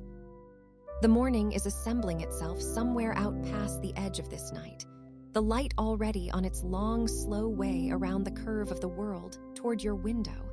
And not one bit of that arrangement depends on you lying here keeping an eye on it. The tired mind doesn't quite believe that, though. It has a deep, stubborn, oddly touching conviction that the future needs supervising, that if it just keeps the worry running low in the background, keeps one lamp lit in the back of the house, keeps turning the thing over and over, then somehow it's holding tomorrow together.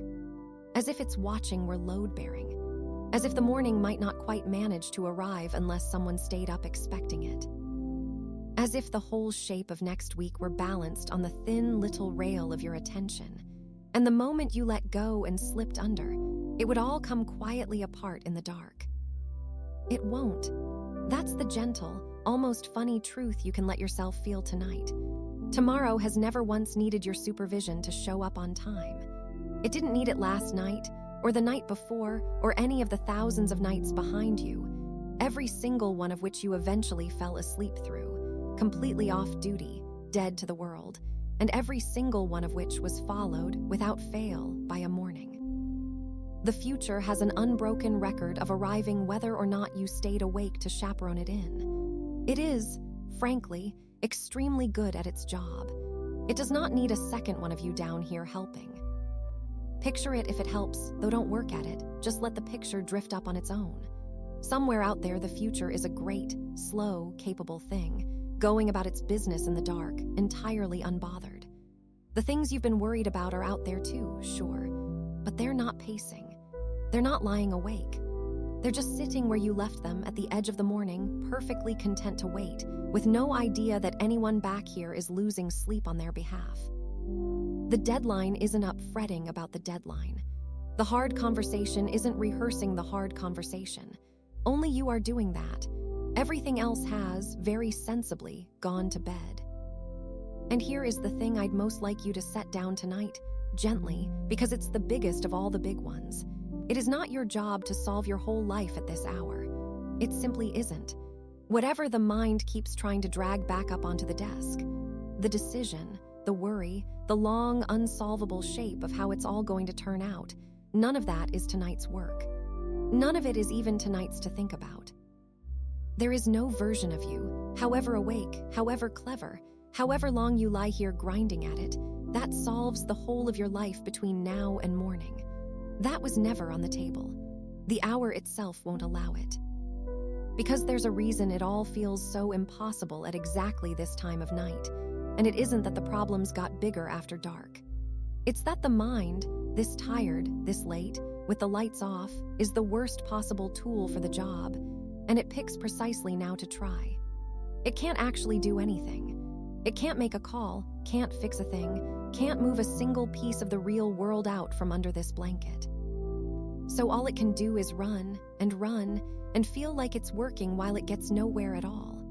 That's not problem solving. That's just a worried mind idling loud in a dark garage at midnight, and you're allowed to reach over and switch it off. And notice, if you can, that all that watching never once changed how the story came out.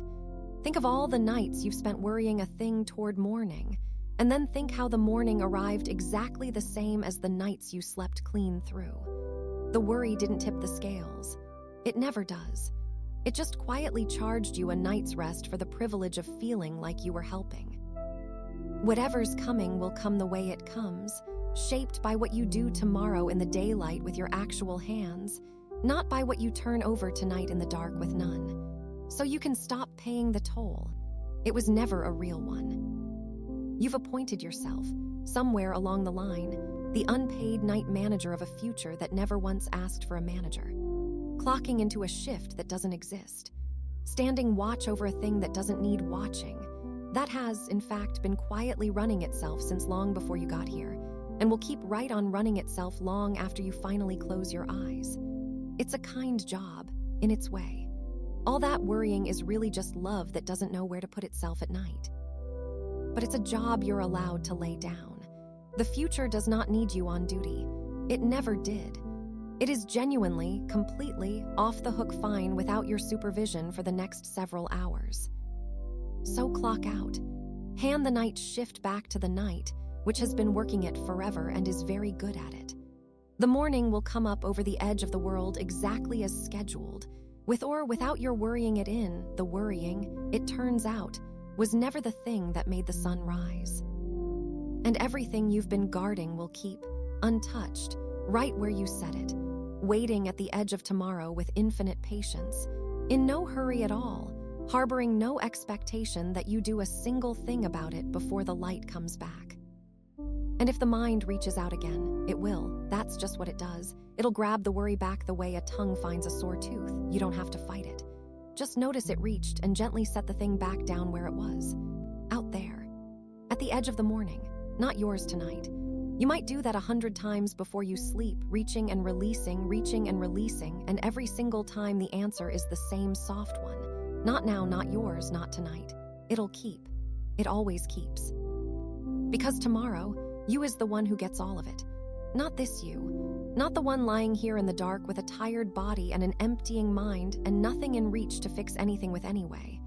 Tomorrow you, who will wake up with light in the room and the day within reach and a whole fresh tank of the stuff this hour just doesn't have. Daylight, steadiness, the plain ability to actually do things. That version of you is so much better equipped for all of it than the one lying here now. And the kindest thing tonight you can possibly do is stop quietly stealing the work off tomorrow. Use desk and trying to do it early in the dark, half asleep and empty-handed. Leave it for them. They've got it. They always have. There's such a quiet relief in that handoff, if you let yourself feel it land all the way. You don't have to carry tomorrow tonight. You were never supposed to. Tomorrow has its own hands, its own daylight, its own better rested you to meet it at the door, and your entire assignment, the whole of what's being asked of you for the next many hours, is to not be on duty, to rest. To let the great capable future go about its business in the dark without you stationed at the window keeping watch over it. To be, for once, gloriously and completely off duty on the one thing you could never finish anyway. And feel how much lighter the dark gets when the future is allowed to keep itself. How much room opens up in here. All that energy you've been quietly spending on standing guard. It comes back to you now, settles back down into your own tired body, with nowhere it has to go and nothing it has to hold up. There's no shift to work. There's no morning to prop open. There's no thread you have to keep one finger on while you sleep, no light you have to leave burning in the back of your mind. You can let the whole house of it go dark, every room, knowing the only thing that was ever keeping the future running was the future itself, faithfully, all along. You did enough today, and you're allowed to rest now, and resting tonight means just this. Trusting that tomorrow can manage itself for one night without your help. Which it can, which it always could. You were never the thing holding it all together. You were only the one who couldn't quite bring yourself to put it down. And now you can. The big uncontrollable everything is out there in the dark, minding itself, asking nothing of you. You're off duty. The watch is over. There is nothing left out there, tonight with your name on it. So let the future drift on out to the edge of the morning where it lives, and let it go quiet, and let it get along just fine without you, because it will, and it has, and it always does. There is nothing more out there to settle, nothing left to solve, nothing in the whole wide dark that needs you to stay awake for it. And once all of it is finally set down and minding itself, the future, the morning, the great unfinishable everything, something very quiet happens in here. You look around the dark, and you notice there's nothing left in your hands at all. Nothing out there to manage. Nothing to guard, nothing to fix, nothing waiting on your decision. Just one small thing left. The last thing. The only thing that was ever really yours to do tonight, the quietest choice of all. Lying there easy in the dark, waiting with no hurry at all for you to make it. And there it is, the last one. The only choice with your name still on it tonight, lying there easy in the dark, in no hurry, so small and so soft you could almost miss it for a decision at all.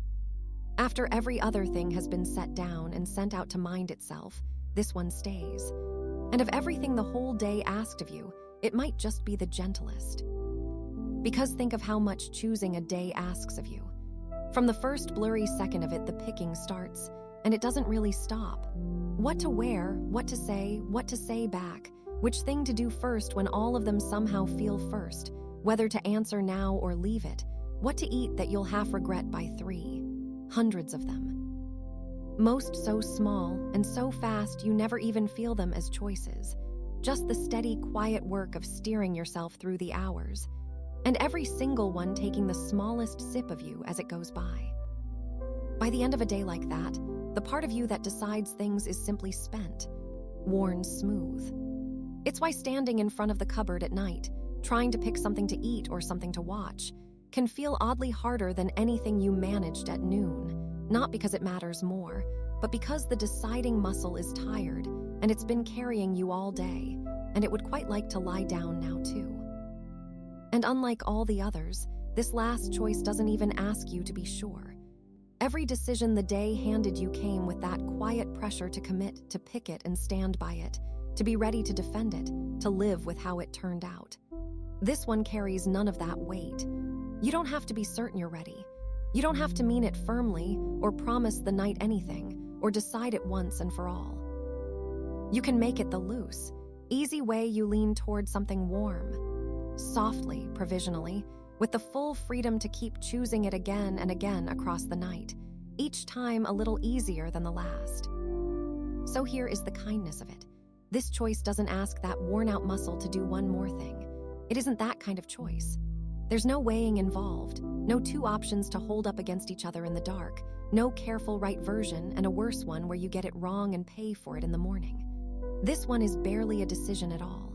It's closer to setting something down, closer to saying a quiet yes to something that's already been laid out for you. The choice to rest isn't a problem to work out. It's a thing you simply get to allow. And it may be the only choice in your whole long day with no wrong answer. Sit with that a moment, here in the soft dark. You genuinely cannot get this one wrong. There's no resting badly. There's no failing at lying still and letting the night come. You don't have to do it efficiently or correctly or better than you did it last night. You can't fall behind on it. You can't underperform it. It is, quite possibly, the one thing in the entire day you're guaranteed to do right simply by letting it happen. Which, on a day where nearly everything came with some small way to mess it up attached, is its own quiet little mercy. Because no one is keeping score in here. That's the thing the tired mind keeps half forgetting in the dark, that the scorekeeping is over for the night. There's no scoreboard bolted to the ceiling, glowing down, adding points for drifting off gracefully and docking you for taking too long about it. No one is timing this. No one's standing at the edge of the bed with a clipboard, checking your form, marking whether you're doing rest the proper way. The dark isn't watching you at all. It isn't assessing you.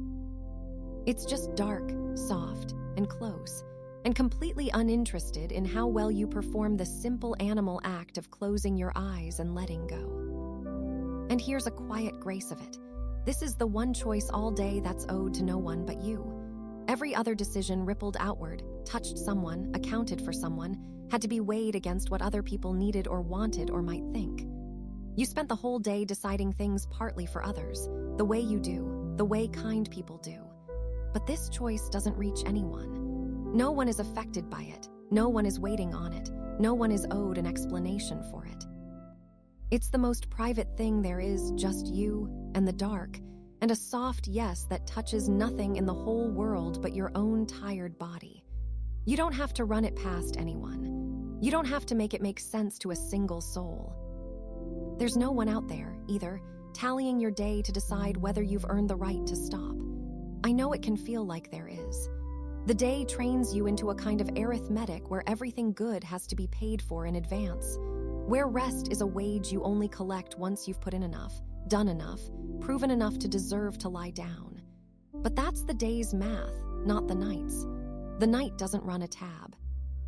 It isn't sitting here waiting for you to qualify, totting up whether you did enough to be allowed to rest. Rest was never something you had to earn. It isn't a prize bolted onto the end of a productive day and handed out only to those who measured up. It's just here, free, already yours, waiting the way the dark waits, for anyone, without conditions, the moment they stop holding themselves back from it. And that's the strange, small thing, isn't it, that so often it's the holding back that keeps us up. Not the noise, not even the busy mind, but some quiet, stubborn sense that we haven't yet done enough to be allowed to let go. That to rest now, with things still undone, would be getting away with something. As if sleep were a thing you had to sneak past a guard who checks your work first. But there's no guard. There's no checkpoint between you and the night. The door to rest isn't locked and waiting for the right number of accomplishments to swing it open. It's been standing wide this whole time, And the only thing keeping you on this side of it was the old, tired idea that you weren't finished enough to walk through. You can put that idea down too, right here with all the rest of it. You don't owe the night anything.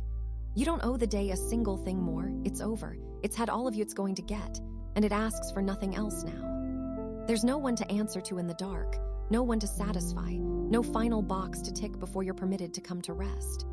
The whole quiet machinery of earning and proving and measuring, the thing that's run all day behind every waking hour, it's powered down for the night. It doesn't apply here. It can't reach you here. And notice how little you actually have to build for this. Everything the choice says yes to is already here, already arranged, already waiting. The bed is soft beneath you. The dark is drawn close. The night is long and it's yours, stretched out ahead with more hours in it than you could ever need. You're not choosing to make rest happen. That would be work. That would be summoning something up out of nothing. You're only choosing to stop refusing what's already been set out for you. The whole gentle end of the day has been laid quietly, like a place at a table, and all that's left is to sit down to it. So you can just make the choice. With no fuss, the way you'd ease a heavy bag off your shoulder at the end of a long walk, that simple, that bodily, that much of a relief. You can choose to rest, not as a thing you've won, not as a thing you've finally done enough to deserve, just as the soft and obvious next thing, the one move left that costs nothing and asks nothing and only ever gives. You get to decide it. It's yours to decide, the last little scrap of the whole enormous day that was ever truly in your hands, and it turns out to be the kindest one of all. And feel, as you make it, that it isn't the beginning of an effort but the end of one. Choosing to rest isn't one more task to take up. It's the laying down of the very last task. It's the moment you stop steering, stop bracing, stop holding the long day's posture, and let yourself simply be a person lying in the dark with nothing left to do and no one left to be for. The choice and the rest are the same motion. To decide it is already to begin it. There's no gap between them, nothing more required, no second step. You choose, and the choosing is the resting, and that's the whole of it. You did enough today, and you're allowed to rest now. Let those be more than words drifting past. Let them land somewhere soft in your chest and stay a while. You did enough. Not everything, enough. And the rest you're allowed isn't a rest you have to qualify for, isn't conditional on tomorrow going well, or today having gone well, or you being the right kind of tired. It's just allowed. Flatly, fully, with no asterisk. You're allowed to rest now, and the only one who ever needed to grant that permission was you. And you can grant it now, here, in the dark, with nothing watching and no score being kept, and nothing left in the whole night that needs deciding. So let that be it. Let the choice be made, not announced, not worked at, just quietly, gently true now, the way a held breath becomes a let-out one without any ceremony at all. You've chosen. You're resting. There's nothing more to settle and nothing more to weigh. And with that last small choice made and behind you, you can feel yourself begin to sink a little deeper, down past the level where choosing even happens, down into the soft, unhurried dark of the long night ahead, where there's nothing left to decide and nothing left to do but let it carry you. And as you sink, your attention drifts down, not on purpose, just the slow way a settling thing finds its own lowest places, and somewhere along the way it comes to rest on your shoulders. There they are. Notice where they're sitting right now before you go changing anything about them. Just find them. Because there's a good chance they're higher than they need to be, drawn up, the smallest bit, toward your ears, quietly, the way they've been for hours without once mentioning it to you. They do that, shoulders. It's almost endearing, the loyalty of it. Somewhere back in the day, in some ordinary, unremarkable moment, they crept up half an inch, maybe less, and they braced. Not for anything in particular, just for asterisk something. For the next thing, whatever it was going to be. And then they stayed up there on guard, holding that small, high fortress all day long, waiting for the blow that was coming. And here's the gentle, slightly funny part. Mostly, it didn't come. The thing they braced for. Most of what your shoulders spent the whole day getting ready to absorb never actually arrived. Think of all the small flinches they took on your behalf without ever asking. The phone buzzing face up on the desk, shoulders up. The footsteps in the hall, the door you weren't sure who'd come through, up a little more. The message that started with, "Hey, can we talk?" and stayed up for an hour after, long past the point where the talk turned out to be nothing, just a question about lunch. The meeting you dreaded that went fine. The call you rehearsed that you didn't even have to make. Every one of those, your shoulders rose a quiet fraction to meet, like a good sentry standing to attention. And every time the threat passed, or revealed itself as no threat at all, they forgot to stand back down. They just kept holding the line, one tiny brace stacked on the last, all the way to here. So by now they've forgotten there was ever another way to be. That high, braced, ready position has started to feel like simply where shoulders go, the resting state, the default, the shape you just are. It isn't, though. That's the thing worth knowing in the dark. That tightness isn't your shoulders at rest. That's your shoulders still working, still clocked in, still holding up a roof that, it turns out, the day stopped needing held up some hours ago. And underneath all of it, all day, you've been wearing a kind of cape. You can't see it, nobody can, that's the whole trick of it, but you know the weight of it the second I name it. The invisible cape of holding it together. The one you put on, without deciding to, somewhere near the start of the day and wore through every hour of it. The one that says, "I've got this. I'm fine. I'm handling it." The one that lets you walk into the room and carry the thing and answer the question and keep the whole operation moving, looking from the outside, very much like a person who is managing. It's a good cape. It got you through. Capes like that have gotten you through more days than you could count. But it's heavy. You only ever notice how heavy when you finally get to take it off. And you so rarely get to take it off, because the day keeps asking you to be the one who's got it together. And you keep saying yes, because that's who you are, because there was no one else to hand it to, because being the strong one became so automatic somewhere along the way that you forgot it was a costume at all, and started to think it was just your skin. It isn't your skin, it's a cape, and capes come off. So let me tell you the kindest thing I know to say at this hour. You're off duty from being strong now, properly off. The shift where you had to hold it together, that's over. It ended when the day ended, even if nobody rang a bell to tell your shoulders so. There is no one left in this dark room who needs you to be managing anything. No one to be brave in front of. No one to keep the steady face up for. The audience has gone home. The performance is over. And you can finally, quietly, set the cape down on the floor beside the bed, where it'll wait, perfectly patient, for whenever the morning genuinely needs it again, which is not now, and is not for a long, long time. And the moment you set it down, your shoulders get to find out what they've been forgetting all day, that they're allowed to fall. So let them, just once to start. Don't force it, don't haul them down hard. This isn't a thing you do with effort, it's a thing you do by stopping. Take one slow breath, and on the way out, let your shoulders go. Let them drop. Let them slide down away from your ears, down your back, down toward where they actually live when nothing in the world is asking anything of them. Feel that little fall. That small, plain release, the inch of distance opening up between your shoulders and your ears. The quiet asterisk of muscle that's been clenched so long it half forgot how to do anything else. There, feel that. That little drop is small. It is also entirely, completely yours. No one gave you that. No one could. There's not a soul on earth who can reach into your body and lower your shoulders for you. It is one of those tiny, private, fully yours kindnesses that only you have the keys to. The day couldn't make you do it. The night can't do it for you. Only you, from the inside, can give your own shoulders the quiet word that says, down. You can come down now. It's over. We're safe. And you just did.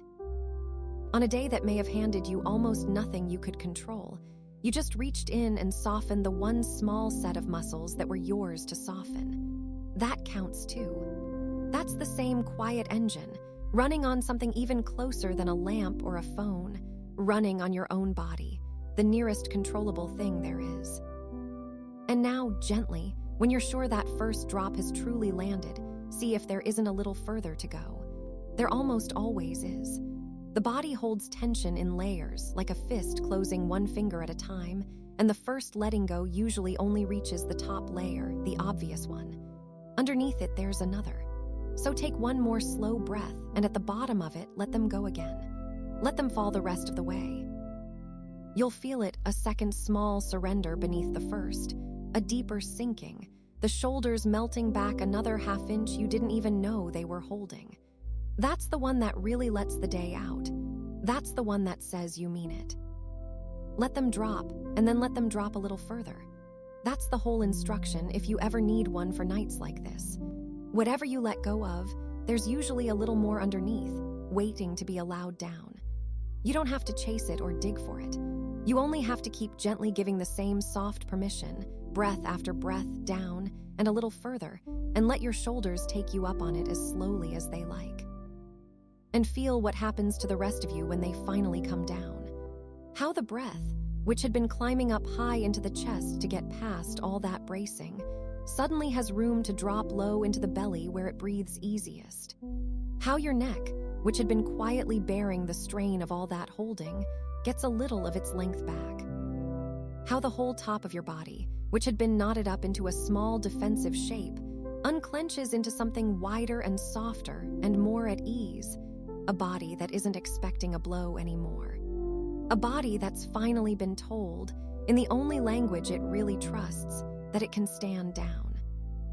Because that bracing was never really about the emails or the footsteps or the messages, not underneath. It was love, again, in its own clenched way, your body trying to protect you, trying to be ready, trying to keep you safe from a day that mostly turned out fine. It worked so hard for you. It stood guard for hours. And the kindest thing you can do for a faithful guard at the end of a long watch is exactly this: to come and tell it softly that the watch is over, that nothing's coming, that it did so well and it can rest now. So tell it. Let your shoulders hear it. Nothing's coming. You did well.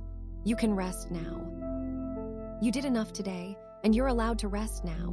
And tonight, some of that rest is as simple and as physical as this. Shoulders that have finally come down from your ears, that have stopped bracing for a blow that already didn't fall, that have remembered they were never meant to be held up there forever. The cape is off. The watch is over. You're off duty from being strong, all the way off, with no one left to be strong for and nothing left to hold together in the dark. So leave them there, low and loose and easy, and let them stay down even if they creep back up, because they might, out of habit, the way they do. And if you notice them rising again, you don't have to scold them. You just give the same soft word one more time and let them slide back down. Down and a little further. As many times as it takes. It costs nothing. It's always yours to give. And as your shoulders settle into that lower, softer place, your awareness goes drifting on down, slow and warm and curious, the way it does once the body starts to trust it. Down past the loosened shoulders, down along the upper arms, down toward the next thing that's still quietly holding on without knowing the day is done. Down to the ends of your arms. Down to your hands, which, even now, even this late, even with everything else beginning to let go, are very probably still gently, faithfully, holding on to something. And isn't it strange, when you finally go looking for them, to find them still at work? Your hands. Even now, even here, even with the lamp long off and the day gone and nothing whatsoever within reach left to do, there's a fair chance they're still holding their shape, the fingers curled a little toward the palms, set and ready, as if any second now you might hand them one more thing to grip. So find them first, before you change a single thing about them. Just notice what your hands are quietly doing, down there in the dark, with nothing left in the whole night to hold. Because of all of you, your hands might be the part that worked the hardest today and heard about it the least. They were the first thing the morning reached for, and they're the last thing still clocked in tonight. From the moment you swam up out of sleep, they were holding something, and they barely stopped. You asked an enormous amount of them, hour after hour, and you asked it the way you ask the truly faithful things, completely, and without ever once saying it out loud. Think of everything they carried for you, just today. The grip of the morning, whatever the first thing was, the cup warming your palms, the rail of the stairs, the handle of the door you pulled shut behind you. The wheel, maybe, held the whole drive with that quiet earnestness hands have, as if gripping it a little tighter might somehow keep the road in line. The strap or the railing, swaying, your fingers threaded through it while the world moved past. The bag, its handle pressing its thin, pale line across your fingers, carried further than you meant to carry it. The pen, the cart, the 1,000 small handles of an ordinary day, each one met by your hands without complaint, without thanks, without a moment's rest in between. And the one held longest of all, cradled in that exact curl your hand has learned so well by now it could make the shape in its sleep. In fact, it nearly does. You can set the thing down, turn it face down for the night, and send the whole operation off the clock, and still your hand will sometimes keep the hollow of it, holding the ghost of something that isn't there anymore. That's how much it gripped today. The shape outlived the object. And when there was nothing left to hold, those were the tenderest moments, the ones you probably never even noticed. Your hands held each other. Fingers laced together in your lap, one thumb quietly working the inside of the other palm. A small fist made for no reason at all, in the middle of nothing happening, just because the day had a charge in it and the hands are where we tend to put it. They've been doing that for hours too. Holding on to themselves because there was no other hand to hold, bracing around a worry the way they'd brace around a rail, white-knuckling through things that, it turned out, needed no white knuckles at all.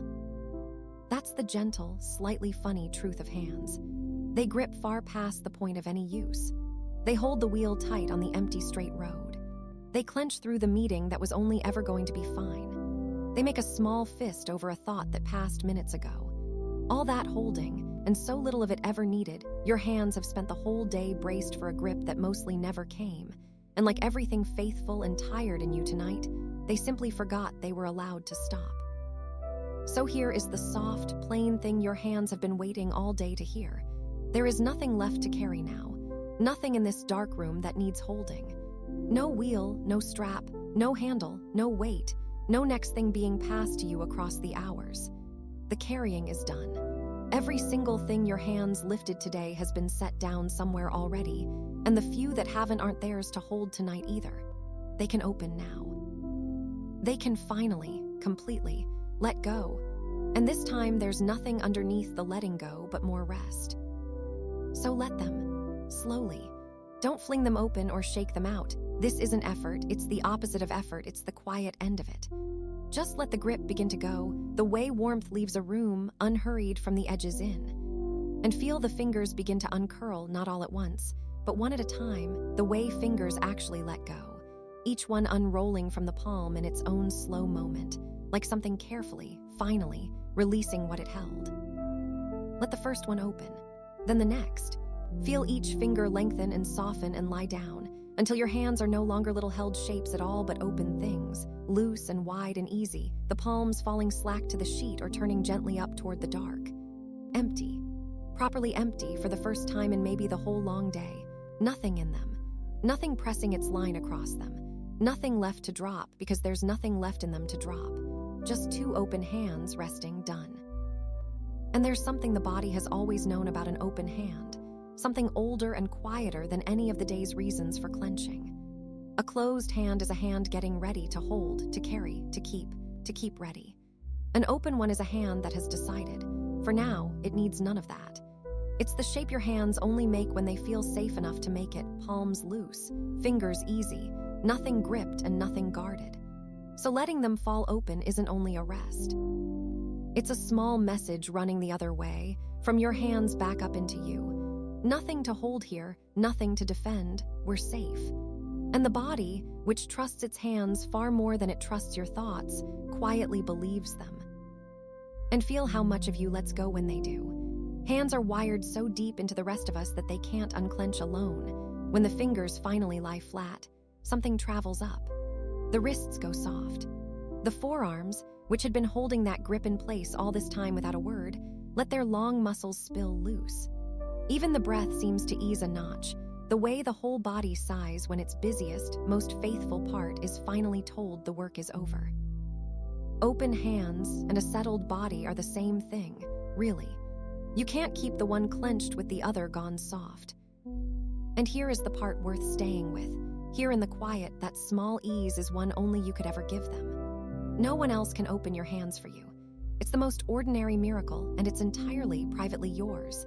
That you can reach down through the whole tired length of yourself, with no light and no effort and nothing but a little inward attention, and tell your own fingers to come loose, and they will. The day couldn't pry them open.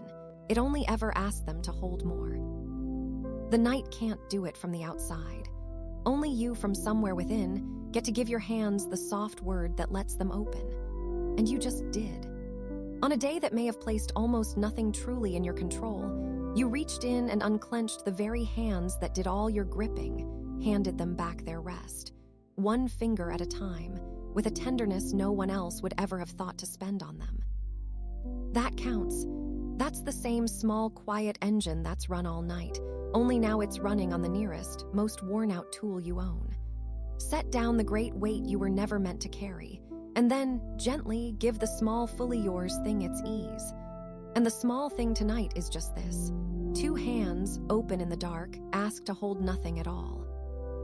You did enough today, and you're allowed to rest now, and some of that rest is exactly this simple, exactly this physical. Hands that have stopped holding on. Hands that carried the whole shape of your day, every handle and wheel and worry of it, and have finally been let off the hook. They don't have to be ready anymore. There's nothing coming for them to catch. They can stay just as they are, open, slack, empty, easy for the whole long night. And if you find them curling closed again out of nothing but habit, you don't have to mind it. You just let the grip go soft again, let the fingers spill open again as many times as they need. It costs nothing. It's always yours to give. So leave them there, your 2 good hands, lying open and unguarded in the dark with nothing left to do. Their long day's work is over. They held everything you needed held, and now they get to hold nothing, which, after a day like today, is its own kind of holding. The kind where you finally, fully, let go. And as the last of the grip dissolves out of your fingers and your hands lie open and forgotten, and at peace, your attention drifts back up, slow, unhurried, the way it moves now, up past the soft wrists and the loosened arms, back toward the center of you, up toward the one thing you carried even longer than your hands today. The thing that was on duty from your very first waking moment, that met every hour of it face first, that you held steady and arranged and kept just so for everyone who looked your way, all day long, without a single break, up to your face. And there it is, the hardest working thing you own, and the one you can see the least, your face, the part of you that the whole world spent the day looking at, and the one part of you that you, yourself, hardly glimpsed once the morning mirror was behind you.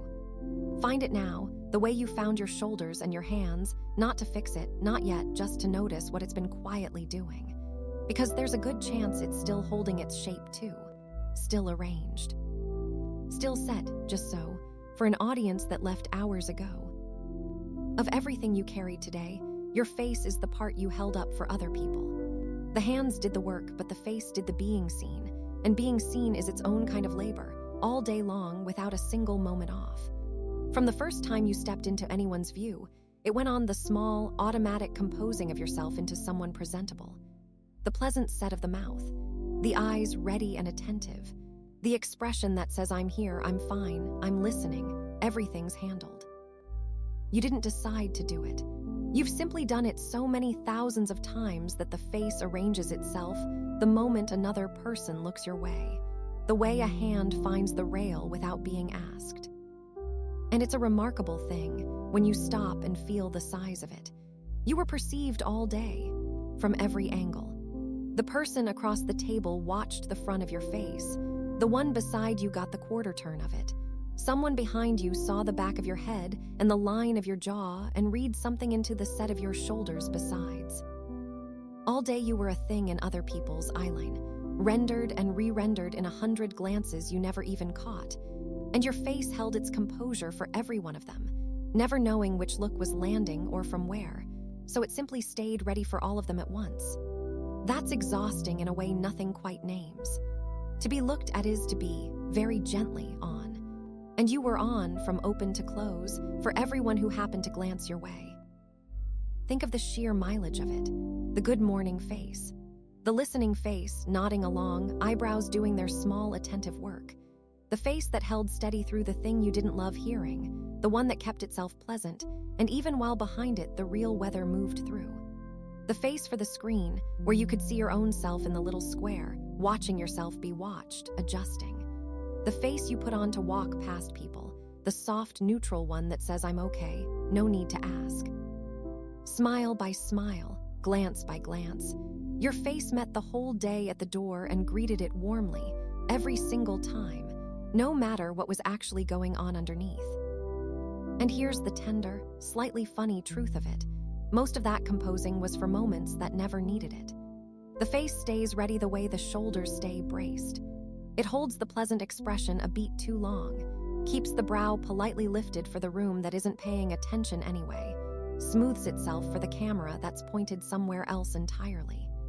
You spent the whole day quietly managing how you looked to people who, mostly, were busy managing how they looked to you. Everyone in their own small square, holding their own careful face, none of us ever quite as watched as we feel.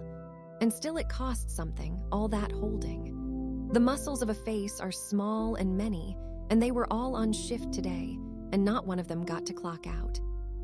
But now feel this slowly. The looking is over. There is no one in this dark room watching your face.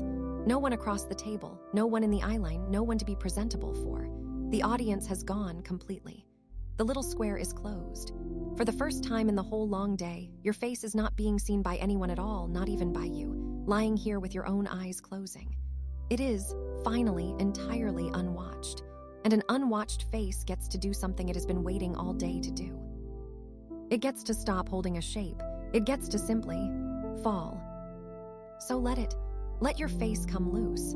Not by arranging it into some other, calmer expression. That would just be one more face to hold. This is the opposite. This is letting it go shapeless, letting it become nobody's, letting it slacken into whatever it is when no one's looking and nothing's required. There's a particular relief in that, a deep animal one, and your face knows it even if you've forgotten. The relief of being, for a while, completely unperceived.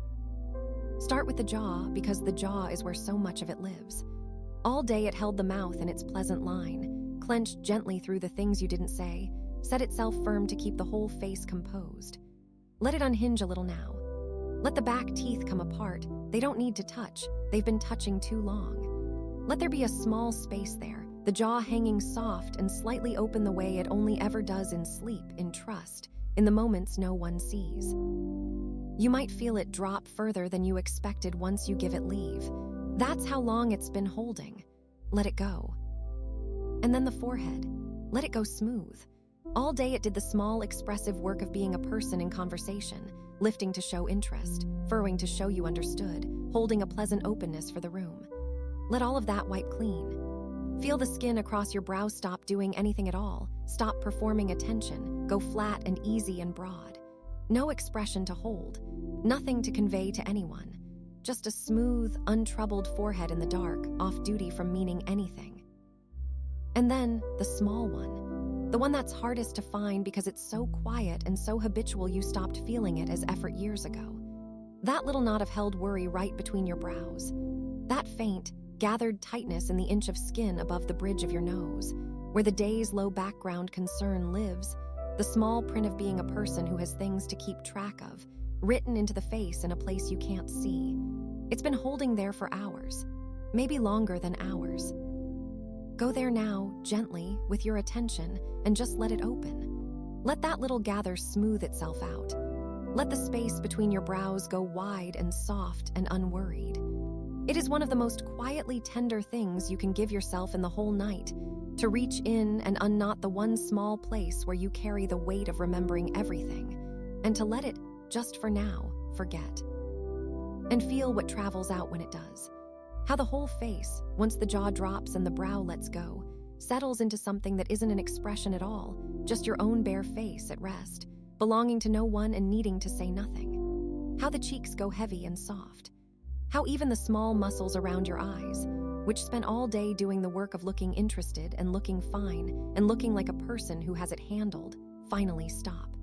This is your face with nothing asked of it. You may not even recognize the feeling of it. It's been so long. That looseness, that blankness, that lovely nothing, that's what your face is when it doesn't have to be for anyone. And tonight, it doesn't. Because that's the quiet gift hidden in the dark, the one the day never offers. You don't have to look like anything to anyone right now. Not pleasant, not capable, not composed, not fine, not ready, not okay. There is no expression you owe the night. The dark asks nothing of your face, it can't even see it and wouldn't grade it if it could. You are released fully from the long, soft labor of being perceived. And only you could grant that release, the same as all the rest. No one else can loosen your jaw or smooth your brow for you. The day couldn't make you do it. It only ever asked your face to hold the line a little longer. The night can't reach in and do it from outside. Only you, from somewhere within, can give your own face the quiet word that lets it fall. And you just did. On a day that handed you almost nothing to control, you reached up and softened the most public, hardest working, most watched part of you, and handed it back its rest. Gently, privately, with a tenderness no one watching all day ever thought to offer it. That counts too. The same small engine, running now on the very front of you, the face the world saw and never once asked how it was holding up. Set down the great weight of being seen, of being on, of being someone's idea of you all day long, and then give the small, fully yours thing its ease. And the small thing tonight is just this, a face that finally gets to stop being a face for anyone and go quiet and rest. You did enough today, and you're allowed to rest now, and some of that rest is exactly this gentle, exactly this near to the surface. A jaw come loose, a forehead gone smooth, the little knot between your brows let go at last. You don't have to hold any expression in the dark. You don't have to look like you're managing because there's no one to manage in front of and nothing left to manage anyway. Your face is yours again, unwatched, unarranged, off the clock from being seen. And if it tightens back up out of pure old habit, if you notice the jaw setting or the brow gathering its small worry again, you don't have to mind it. You just let it go soft once more as many times as it takes. It costs nothing. It's always yours to give. So leave it there, your good and tired face, slack and easy and seen by no one, resting at last from the longest shift of all. And as it settles into that soft, unguarded quiet, you might feel your hand stir, not toward anything you have to do, just drifting, the loose, easy way a hand moves now, reaching out a little through the dark toward the nightstand, toward the small, plain kindness waiting there for you, cool and patient and asking nothing, ready for whenever you'd like it. And maybe you don't reach for it yet. Maybe you just know it's there, the glass, the cup, whatever it is tonight, sitting on the nightstand in the dark a few inches from your hand. You don't even have to look. You can feel the shape of where it is, the way you can feel the doorway of a room you've stood in 1,000 times. It's waiting there. It's been waiting there a while. And it isn't asking a single thing of you. It's just present, quiet, full, patient as a small moon set down on the table beside you, holding still in the dark so you don't have to go looking. Here's the part of that glass I love, the part worth lying still a moment to feel. You didn't put it there just now. Some earlier version of you did. Some slightly less tired you, an hour ago, 2 hours ago, maybe right at the start of the evening, stood in the kitchen in the ordinary light and thought, without making any production of it, I should take some water to bed. And then did. Filled it, carried it down the hall, set it down within reach, and went on with the night, and almost certainly forgot the whole small errand the moment it left their hand. But you didn't forget on purpose. You did it asterisk for asterisk someone. You did it for the version of you that's lying here right now, the late one, the worn down one, the one who would not, at this hour, get up and walk to the kitchen for anything short of the house being on fire, and arguably not even then. Earlier, you knew that. Earlier, you looked down the length of the evening, saw this exact tired person coming, and quietly left them a kindness on the nightstand where they'd be able to reach it without having to be brave or get up or become a functioning human being again. That's a soft thing to do for someone, and the someone was you. It's a funny little arrangement when you think about it, and you can let yourself smile at it gently here in the dark. All day, the two of you trade off. Morning, you sets out the thing evening you will need. Evening, you does the small chore that spares tomorrow morning you. You are forever leaving notes for each other in the form of glasses of water and laid out clothes, and the phone plugged in on the right side of the bed. A whole quiet relay of small mercies handed forward through the hours, you to you to you. You're the warehouse and you're the customer both. And tonight, at the very end of the line, here's the last delivery, already made, already paid for, sitting right there. All you have to do is receive it. So when you want it, not because you should, not on any schedule, only if and when a little thirst makes itself known, you get to do one of the easiest good things there is. You reach, that's all. Your hand, which by now is loose and open and done with its day, drifts the small distance through the dark, finds the cool curve of the glass the way it already knew it would, and brings it to you. One motion. No standing, no deciding, no effort worth the name. The water meets your lips, cool and plain and exactly enough, and goes down quiet and easy, and that's the entire event. A small swallow of something good, given to you by you in the dark, asking nothing in return. And feel how uncomplicated that is. There's no trick to it, no right way to do it, nothing to get wrong. You don't have to drink a certain amount. You don't have to finish it. You don't have to make it mean anything. It's just water, the plainest, oldest comfort there is, the thing that asks for no preparation and leaves no mess, and has been quietly looking after tired people since the very beginning. A cool mouthful in the dark. And then the glass goes back, set down by the same loose hand, and you're a fraction more comfortable than you were a moment ago, for almost no cost at all. Because here's the small true thing hiding inside that glass, the one worth carrying down into sleep with you. We make taking care of ourselves sound so enormous. Somewhere along the way it got turned into a whole project, a regimen, a list, a thing you're either doing properly or failing at, one more arena to be behind in. And on a heavy day, that bigness becomes one more thing you didn't get to, one more way the day says you fell short. But it was never supposed to be that big. Look what just happened. You got thirsty, and you reached a few inches, and you gave yourself a swallow of water in the dark. That was caring for yourself. That was the whole of it. Small, wordless, no project at all, and completely real. That counts. It counts the same as all the rest of it. Caring for yourself doesn't only look like the grand, effortful, self-improving things you ran out of energy for hours ago. Most nights it looks exactly like this. One tiny, plain, easy mercy you're still able to do for yourself even when you've got nothing left, even when the big version of looking after yourself feels 1,000 miles off. The glass within reach. The cool side of the pillow found earlier. The lamp off. The phone face down. The shoulders let down. None of them heroic. All of them yours. All of them proof that even at the very bottom of a tired day, you are still the one being gentle with you in small ways, in reachable ways, in the only ways that are actually left at this hour. And they are enough. They were always going to be enough. And it's such a quietly yours thing, this one. No one fetched that water for you. No one's lifting it to your lips. The whole little kindness, start to finish, runs on you alone past you who set it there, present. You who reaches for it, the easy private circuit of a person looking after themselves with nobody watching and nobody to thank. The day couldn't do this for you. The day mostly just made you thirsty. The night can't do it from the outside. Only you, reaching the small distance, get to close the loop. And whether you reach for it now or in an hour or not at all, the kindness is already complete because the truest part of it wasn't the drinking. It was that, somewhere back in the evening, you thought of this tired person and made sure they'd be looked after. You already did the loving thing. It's just sitting there now, keeping you company, being proof. You did enough today, and you're allowed to rest now. And some of that rest is exactly this small, exactly this within reach. A glass of water on the nightstand, set down by someone who was thinking of you, which was you. You don't have to earn it. You don't have to drink it.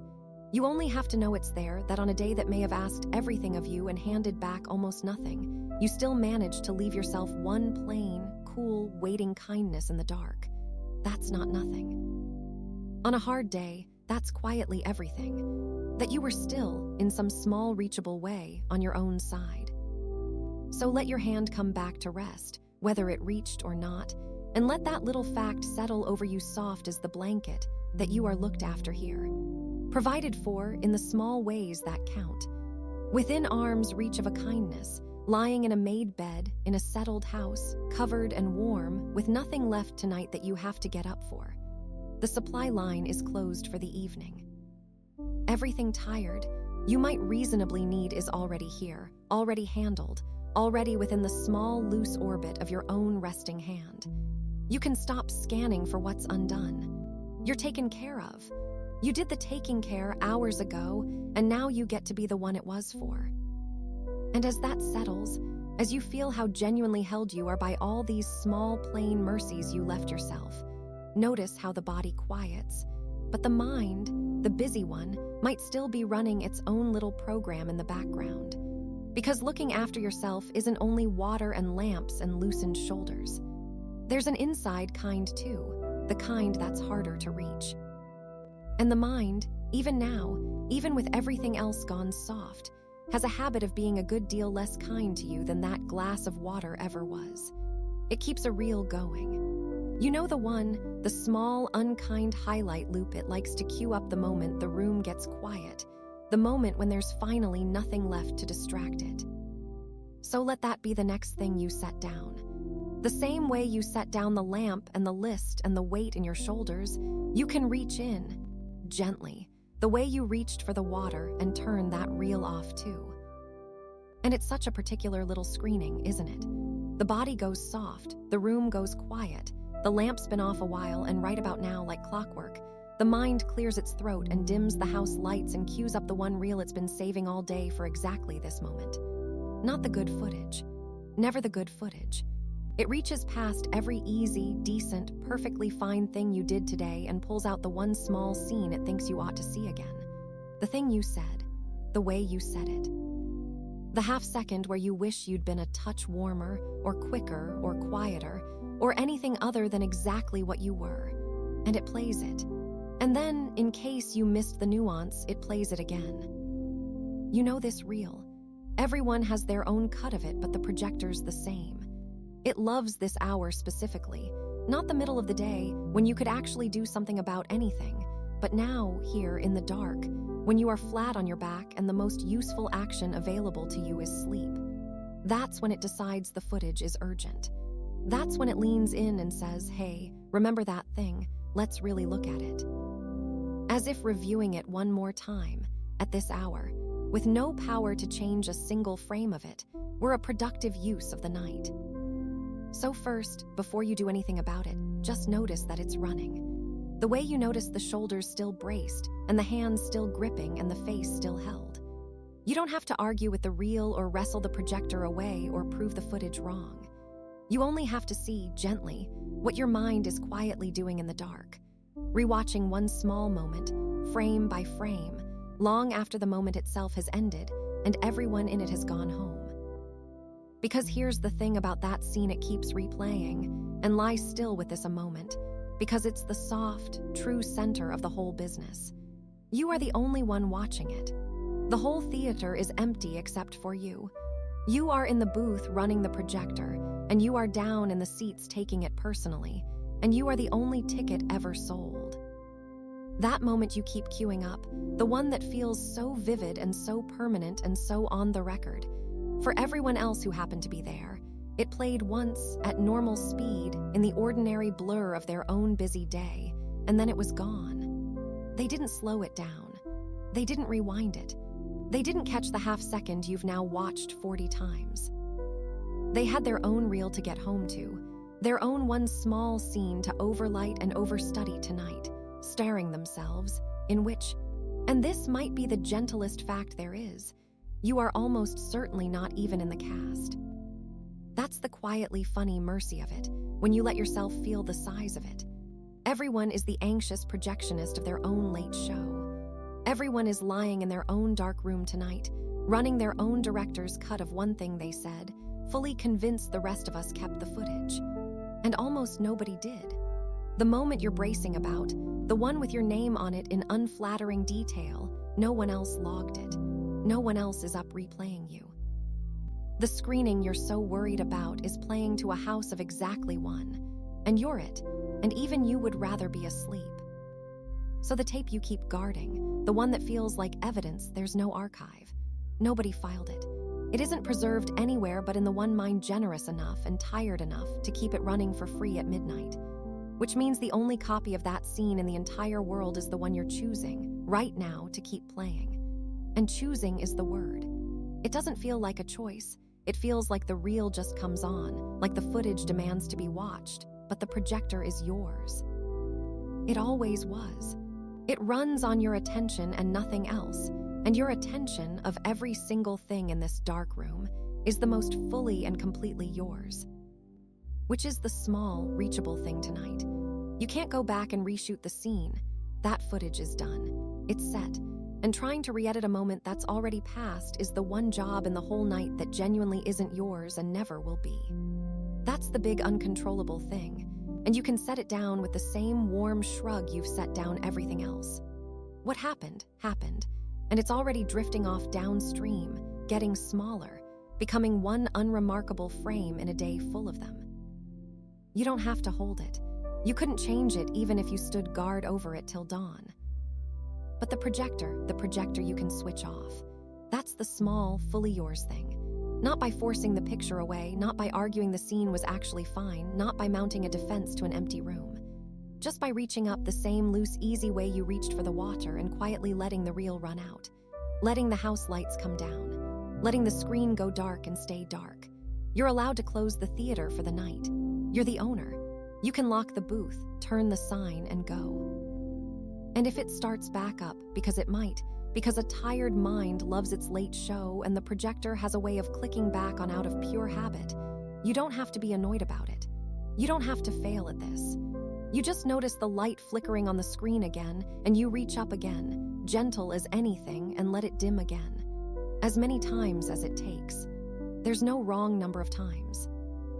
Every time you let the reel run down instead of leaning in to watch, that's the small kindness landing.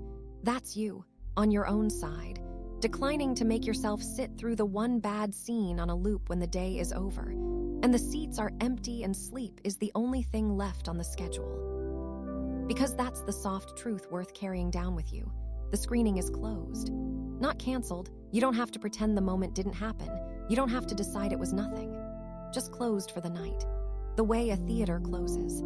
The reel's still on its shelf if some daytime version of you, with daylight and energy and actual perspective, ever genuinely needs to look at it again. And here's the part the projector never mentions. That daytime you almost always takes one calm look and says, oh. That was so much smaller than it felt at midnight, and shelves it for good. The replay can wait until morning. And when morning comes, the replay, more often than not, quietly waits forever. So let the one small scene go where the rest of the day already went. Let it join the lamp, and the list, and the phone face down, and the weight in your shoulders, all of it set down, none of it yours to hold while you sleep. The moment you've been rewatching is allowed to be exactly what it was. Small, human, over, and seen by no one tonight but you. And you are off duty as its audience. You don't owe it another viewing. You don't owe it your night. You did enough today, and you're allowed to rest now. And some of that rest is exactly this quiet. A mind that has stopped running the late show. A theater gone dark. A projector cooling in an empty booth. You don't have to screen the day's outtakes to earn your sleep. You don't have to keep watch over 1/2 second that no one else even kept. You got to be the one who turned the projector off. And on a day that may have handed you almost nothing you could control, that one small switch, the inside one, the kindest one, was always yours to throw. So let the screen fade. Let the last of that flicker go soft and gray and then go to nothing at all. Let the seats sit empty. Let the quiet come into the room where the noise of the reel used to be, that good, wide, screenings over quiet, the kind that settles in once the show has finally, fully stopped. There's nothing left to watch tonight, nothing left to review. The theater is dark, the doors are closed, and you can leave it all exactly there. And as that flickering dims and the inside of your mind goes dark and easy and still, your attention loosens from it, drifts down, away from the booth and the screen and the whole small drama of the day. down through the long, settled length of you, slow and warm and unhurried.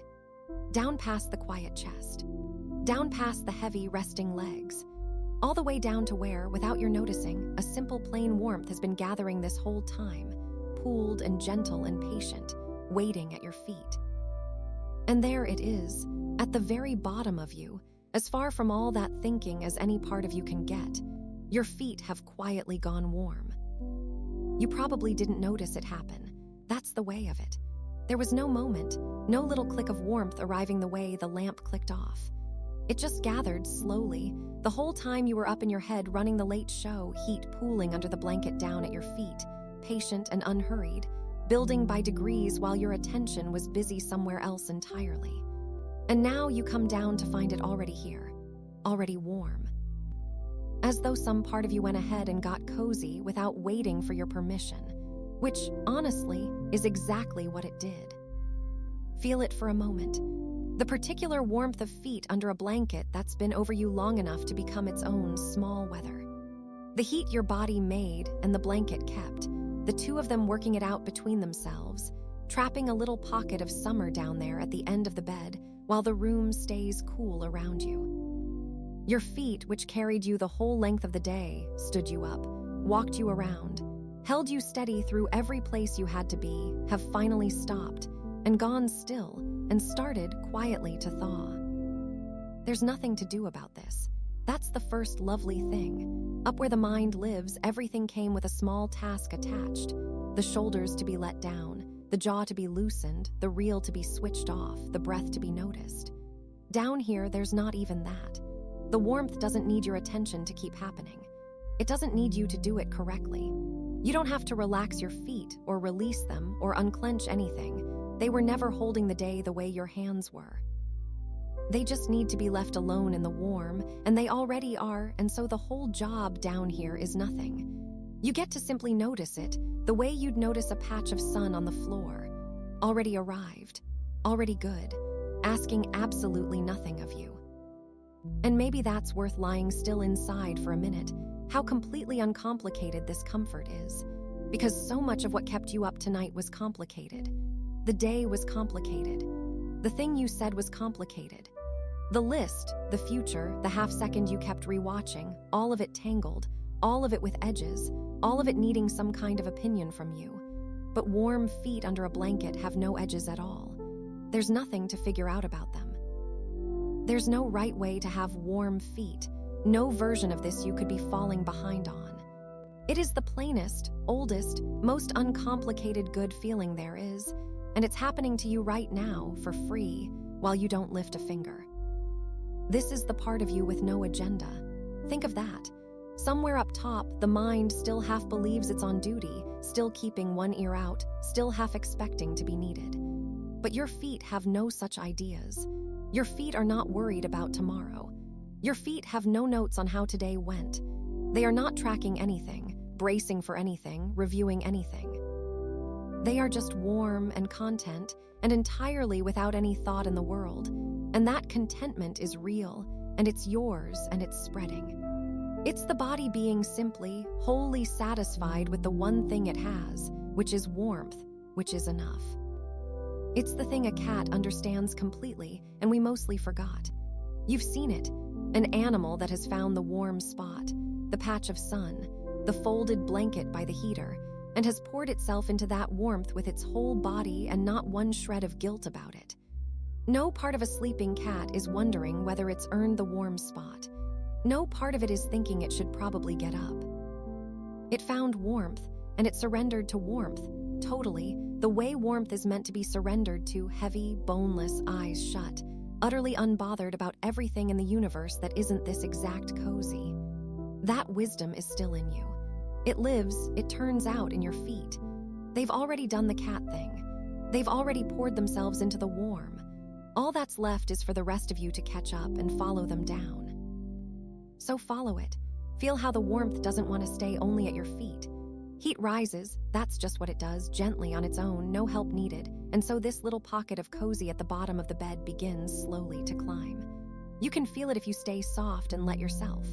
The warmth moving up from your feet into your ankles, loosening them, up the long bones of your shins, into the heavy muscles of your calves, which let go a little more as the heat reaches them. There's no rush to it. It's the slowest, kindest tide there is, rising up through you by inches, turning each part of you it touches a degree warmer and a degree heavier, and a degree more willing to stay exactly where it is. And you don't have to direct any of it. That's the mercy that keeps repeating tonight, just wearing a new plain coat each time. You couldn't make this warmth happen by trying. You can't think your feet warm, can't will the heat up your legs on a schedule. It isn't that kind of thing. It's the kind that only happens when you stop. When you lie still long enough and let the blanket do its quiet work and let your own body's heat gather and rise. The big, effortful version of getting comfortable, the adjusting, the fixing, the trying to feel cozy, that was never the way in. This is.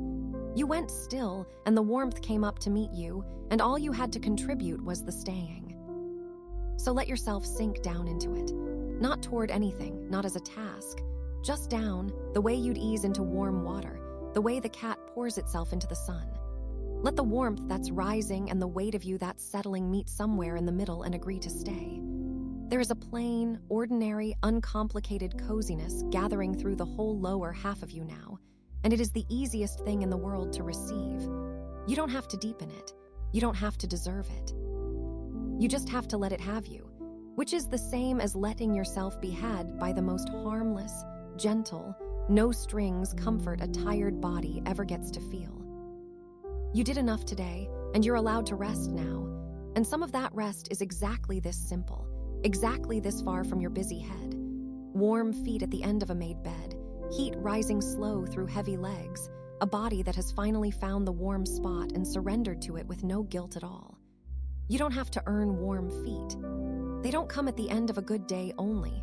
They come at the end of any day to anyone who lies down and stays. This one found you. On a night when so much felt complicated, here is one thing that is purely, entirely simple, and it's happening to you right now, and it's good, and it's yours. And isn't it a kind thing, the way the body keeps offering this, keeps being, underneath all the noise, so deeply on your side? While the mind ran its loops and kept its watch, the body just quietly went about getting you comfortable, warmed your feet, slowed itself down, made, out of a blanket and its own patient heat, a small pocket of contentment at the bottom of the bed and started spreading it upward through you like a slow good rumor. It didn't ask whether the day had gone well. It didn't check whether you'd earned the coziness. It just did the cat thing, the simple animal thing, the thing it has always known how to do. Find the warm and settle into the warm and let everything else go. The body knows the way home. It's been showing you, gently, this whole time. So stay here a while, low and warm and uncomplicated, with the heat climbing soft through your legs and the contentment of your good thawing feet spreading up to meet the rest of you. Nothing to think about down here. Nothing to earn. Nothing that has an opinion about anything. Just warmth, gathering, asking nothing. The plainest proof there is that you are safe, right now, exactly where you are. And as that warmth spreads up and the whole lower half of you goes heavy and easy and pleasantly thoughtless, you might notice the mind up top, beginning to loosen too, even the part of it that's been so quietly busy this whole time, the part you maybe haven't caught yet. Because there's been a small clerk in the back of your head doing sums all evening, quietly, without being asked, glancing at the hour and doing the math. If I sleep now, that's still so many hours. If I sleep now, counting. Always counting the hours left, the hours lost, the hours it thinks you'll need. And the warmth rising is starting to reach even that, starting to make the numbers feel less urgent, less sharp, harder to hold on to. The clock that the clerk keeps checking is beginning, very gently, to blur. And maybe there's a number somewhere in the room with you. There usually is, these days, a small glow on the nightstand, or up on the wall, some little lit-up figure quietly announcing the hour to a room that never asked. You know the one. You may have already caught it once tonight, without quite meaning to, the way the eye finds a light in the dark. And the moment your glance landed on it, that small clerk in the back of your head, the one still doing sums while the rest of you goes soft, woke right up and reached for its pencil. Because that's what the clerk does with a number. It can't help itself. It sees the hour, and before you've even formed a thought, it's already started the same calculation it's run 1,000 nights running. All right, if I fall asleep right now, this very second, that's this many hours before morning. And if it takes me a while to drop off, call it this many. And if I'm still lying here awake in an hour, well, subtracting, always subtracting. Doing careful arithmetic on a night that never once asked to be measured. And here's the gently funny thing about that clerk, the thing worth a soft smile in the dark.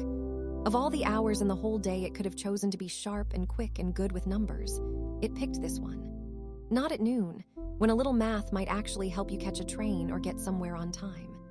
No, it saves its very best work for now, flat on your back, lamp long off, nothing left on the schedule but sleep, and decides this is the perfect moment to open the books and audit the night.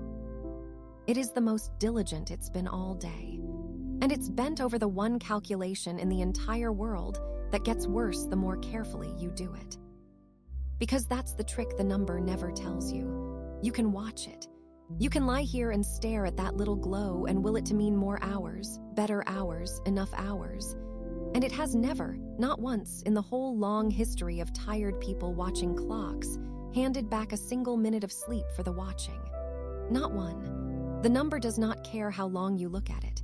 It gives nothing for attention. Staring at the hour does exactly as much for your rest as not staring at it, with one small difference.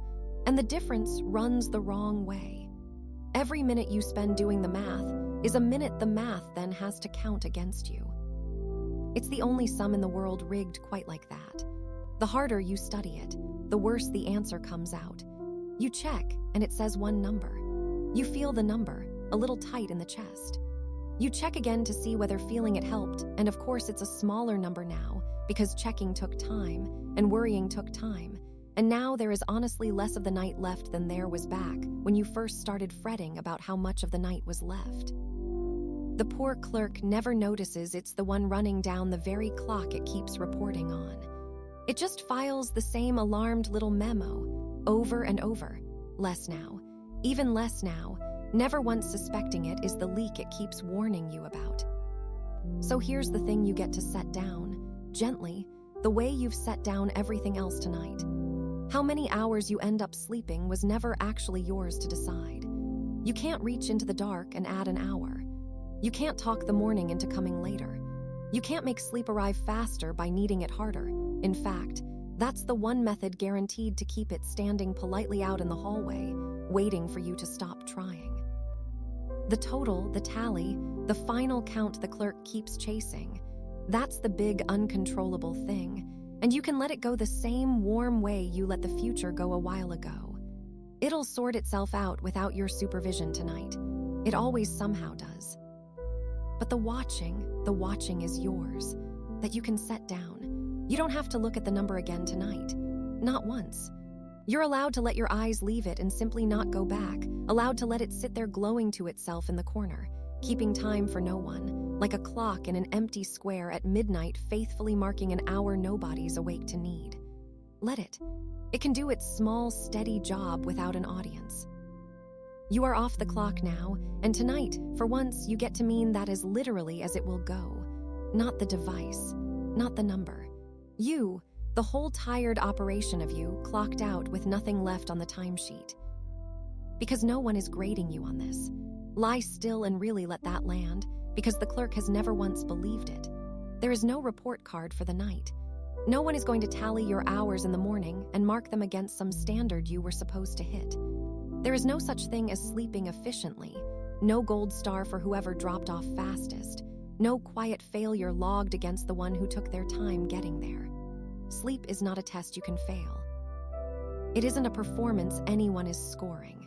It's just rest, the oldest, plainest, most ordinary thing a body knows how to do, and it has never, in all the nights there have ever been, required you to know what time it is. So let the clock blur. Really, let the number go soft. You don't have to read it. You don't have to know whether it's this hour or the one after, or how far either of those is from the morning. Let the lit figures lose their hard edges and run together into a faint, warm smear of light that means nothing in particular anymore, just night, still night, plenty of night left. The precise hour is genuinely none of your business right now. It's one more thing you're allowed to not know. And feel what a small, strange relief that is to not know something on purpose and have it cost you absolutely nothing. Let time go uncounted for a while. You spend the whole bright day fenced inside it, this hour for this, that block for that, the entire grid of the schedule telling you where to be and exactly how long you're allowed to be there. But the night isn't on the grid. The night is the one wide, unmeasured country you still get to wander without a clock in your hand. In here, time doesn't come in numbers. It comes in breaths. It comes in the slow warmth still rising up your legs, and the soft give of the pillow under your cheek, and the long dark stretch between one quiet thought and the next, none of which you have to keep track of, none of which the clerk could measure if it tried. You can let the hours pour out long and shapeless and uncounted, and you will lose nothing by it. You'll only stop standing guard over a number that was never, ever going to thank you for the watch. You did enough today, and you're allowed to rest now, and some of that rest is exactly this. A clock you've stopped reading, a sum you've quietly set down, an hour you've agreed, just for tonight, simply not to know. You don't have to earn your sleep by getting the right amount of it. You don't have to do well at resting. You don't have to make the numbers come out fair before you're allowed to let go. Rest takes as long as rest takes, and however long that turns out to be tonight, it is allowed to be enough, the same easy way you are allowed to be enough, with no figure attached to either one. And feel what happens to that little clerk when you finally stop handing it numbers to chew. It goes quiet. It has nothing left to total. It sits back from its small desk, sets the pencil down, and discovers, maybe for the first time all day, that there is nothing here to calculate, no hour that needs its opinion, no sum left half finished, no figure waiting to be checked. The warmth you felt rising a while ago has reached it at last, the way warmth eventually reaches everything if you stay still long enough, and the numbers have gone soft and far off and impossible to hold. The clerk is yawning. The clerk, it turns out, was tired too. Because that's what the clock really was underneath, the last thing in the whole room still asking you to decide something. Is it late enough to start worrying? Is it early enough to still be fine? Should I try harder to sleep, or stop trying, or check just once more? The number kept the deciding alive long after everything else in you had gone still and warm and quiet. It was the final small switch left flipped to on. And now, as the hour blurs and the math runs out, and the clerk closes its little book for the night, even that is setting itself down, all on its own, without your help. So let the last small decision of the day dissolve right along with the hour it was clipped to. There is nothing left to work out tonight, nothing left to weigh, nothing left to total, nothing left in this whole soft, dark room that needs you to choose. The clock has blurred, the sum has stopped, the clerk has gone home for the evening, and that long, faithful, all-day machinery of deciding, the one that's been running in you since the very first small choice you made this morning, is finally, quietly, allowed to wind all the way down toward nothing. And what a quiet, faithful little machine it's been, that part of you. You almost never think about it directly, the chooser, the decider, the small, steady worker whose whole job all day is simply to pick. But it has been on its feet since before your eyes were properly open this morning, and it has not once sat down. Think back to just the first hour, gently, if you can stand to. The alarm and the very first ruling of the day, get up now, or steal a few more minutes. Then which foot to the floor, which way to the kitchen, what to put in you, and whether to check the little glowing thing in your hand before that or after.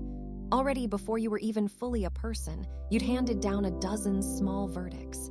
And the day hadn't even started asking yet. Because then it started asking, and it did not stop. All day long, the world kept setting tiny forks in the path in front of you, one after another, and at each one some quiet part of you leaned in and murmured this way. What to say, and then how to say it, and then whether it had come out right. which thing to do first, which to let slide, and whether letting it slide was okay. Reply now or reply later. This word or that one. Yes, no, maybe, let me get back to you. Hundreds of them. Thousands, probably, if anyone were tallying, which, mercifully, no one ever is. And here is the strange thing about that particular tax. You barely felt yourself paying it. Each single choice was so small, such a tiny coin, that it never once registered as a cost. Nobody lies down at the end of an ordinary day and thinks, no wonder I'm worn out. I made 400 microscopic rulings before dinner. You just feel, by evening, a little used up in a way you can't quite source, a tiredness that came without a receipt. And a good part of that vague, sourceless wear is exactly this. The chooser was working the whole time. Every fork in the road, another small coin out of your pocket. And the coins were so light you never noticed your hand going for them, but the pocket, by nightfall, was empty all the same.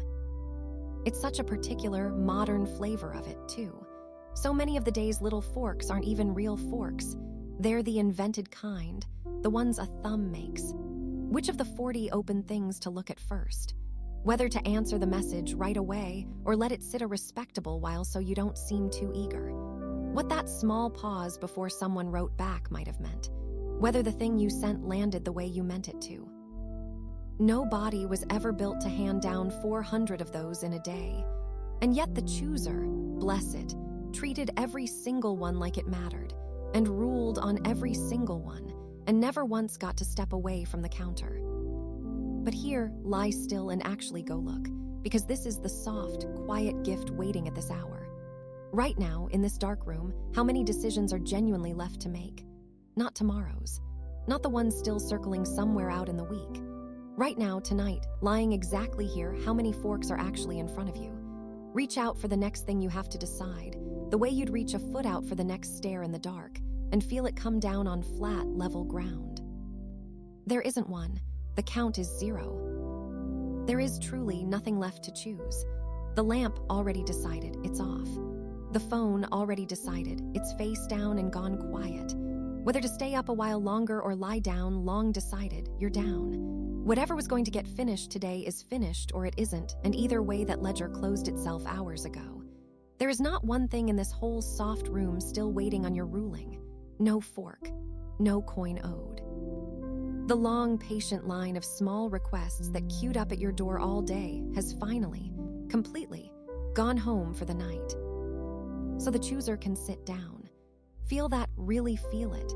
That little worker who stood at the counter from dawn, fielding every request that came through the door, can finally pull the chair out and lower itself into it, because the counter is wiped clean and the door is shut and nobody else is coming. It doesn't have to stay sharp for the next decision, because there is no next decision. It doesn't have to keep one hand hovering near the dial, ready to nudge. For the first time since the alarm, nothing in the world is waiting on what it picks, and so it can simply stop picking. It can be off, the way a little shop is off when the lights are down and the sign is turned and the last small task of the day is finally, fully done. And the big ones, the real forks, the ones that genuinely have weight, the ones still standing somewhere up ahead in the week, those aren't yours tonight either. You couldn't decide them now even if you set your jaw and tried. You can't make tomorrow's call from inside tonight. The information isn't here yet. The rested morning version of you isn't here yet.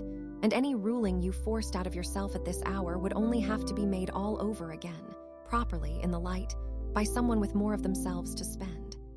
So those you can set down too, the whole uncontrollable lot of them, with the same warm shrug you've given everything else tonight. They'll keep. They are not on this evening's docket. And tonight's docket being empty isn't a problem to fix. An empty docket is the entire point of night. It's a funny thing to notice, lying here, how much of the day's quiet wait was never the big stuff at all. It was the steady drip of the small stuff. The endless little asterisk this or that, so constant you stopped hearing it, like a tap you'd long since tuned out and only register now that someone has finally, gently, turned it off. And someone has. The day did. The day reached its end the way every day does, and as it closed, it quietly turned the tap, and the drip stopped. And the silence where it used to be is so soft you can almost hear it, the particular hush of a mind with nothing left to weigh. You did enough today, and you're allowed to rest now, and a real part of resting is exactly this. A chooser with nothing left to choose, a counter wiped down, a whole long day's worth of tiny rulings all filed away and gone still. There was only ever one decision left in this room worth making, and it happened to be the softest one on the entire list, and you already made it a while ago when you lay down and let the bed take your weight. The decision to stop, to rest. That one was yours, completely and freely, and it turned out to be the last one you needed. Everything after it, the night can carry by itself. So let the deciding go quiet. Let that faithful little machine wind all the way down and finally rest. The way the rest of you has been resting, no fork set out before it, no coin left in its hand, nothing in this whole hushed room leaning on which way it leans. You don't have to choose anything else tonight. You don't have to weigh the next thing or rule on it or hold one part of yourself ready for the request that isn't coming. The asking is over. The counter is closed. The chooser is off the clock, same as you. And once the choosing goes still, once there's truly nothing left in here for your attention to settle on and sort, you might feel that attention begin, very gently, to loosen and drift. Not toward another decision. There are none left to drift to. Just outward. Softly outward, past the still, heavy shape of you under the blanket, past the quiet edge of the bed, toward the faint gray seam of the window, and the wide, dark world waiting, hushed and patient on the other side of the glass. There it is, that faint pale seam where the curtain doesn't quite meet, or the soft gray of the glass itself going thin at the edge of the room, the one place where the dark turns translucent and the night leans gently in. You don't have to look at it. Your eyes can stay just as they are. But you know it's there, the window, and you know what's waiting on the other side of it, the whole enormous night, going about its business, with not the smallest need for you in any of it. Let your mind drift out there for a moment, softly, the way your attention has already started to. Past the glass, past the sill, out into the dark that's holding the street right now, the quiet road, the parked cars cooling under it, the pavement going cold and empty the way pavement does at this hour. The houses across the way with their windows dark too, or one still amber and low, somebody else awake and getting tired, somebody else lying down. The trees, if there are trees, standing in the dark doing their slow, patient tree thing, holding perfectly still. All of it out there, near and ordinary and entirely fine, and not 1 inch of it waiting on you. And it doesn't stop at the street. Let it go further because the night does. Past the near rooftops to the far ones, the whole low, ragged line of them stepping off into the distance, chimneys and aerials and water tanks, and the soft glow that cities and towns keep even when they sleep.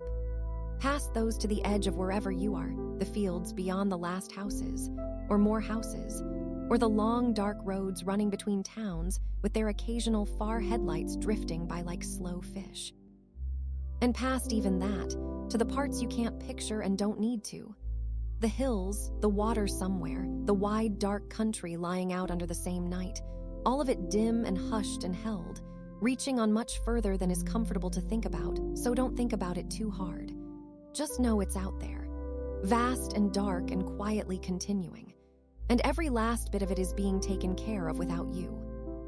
That's the thing worth resting inside here.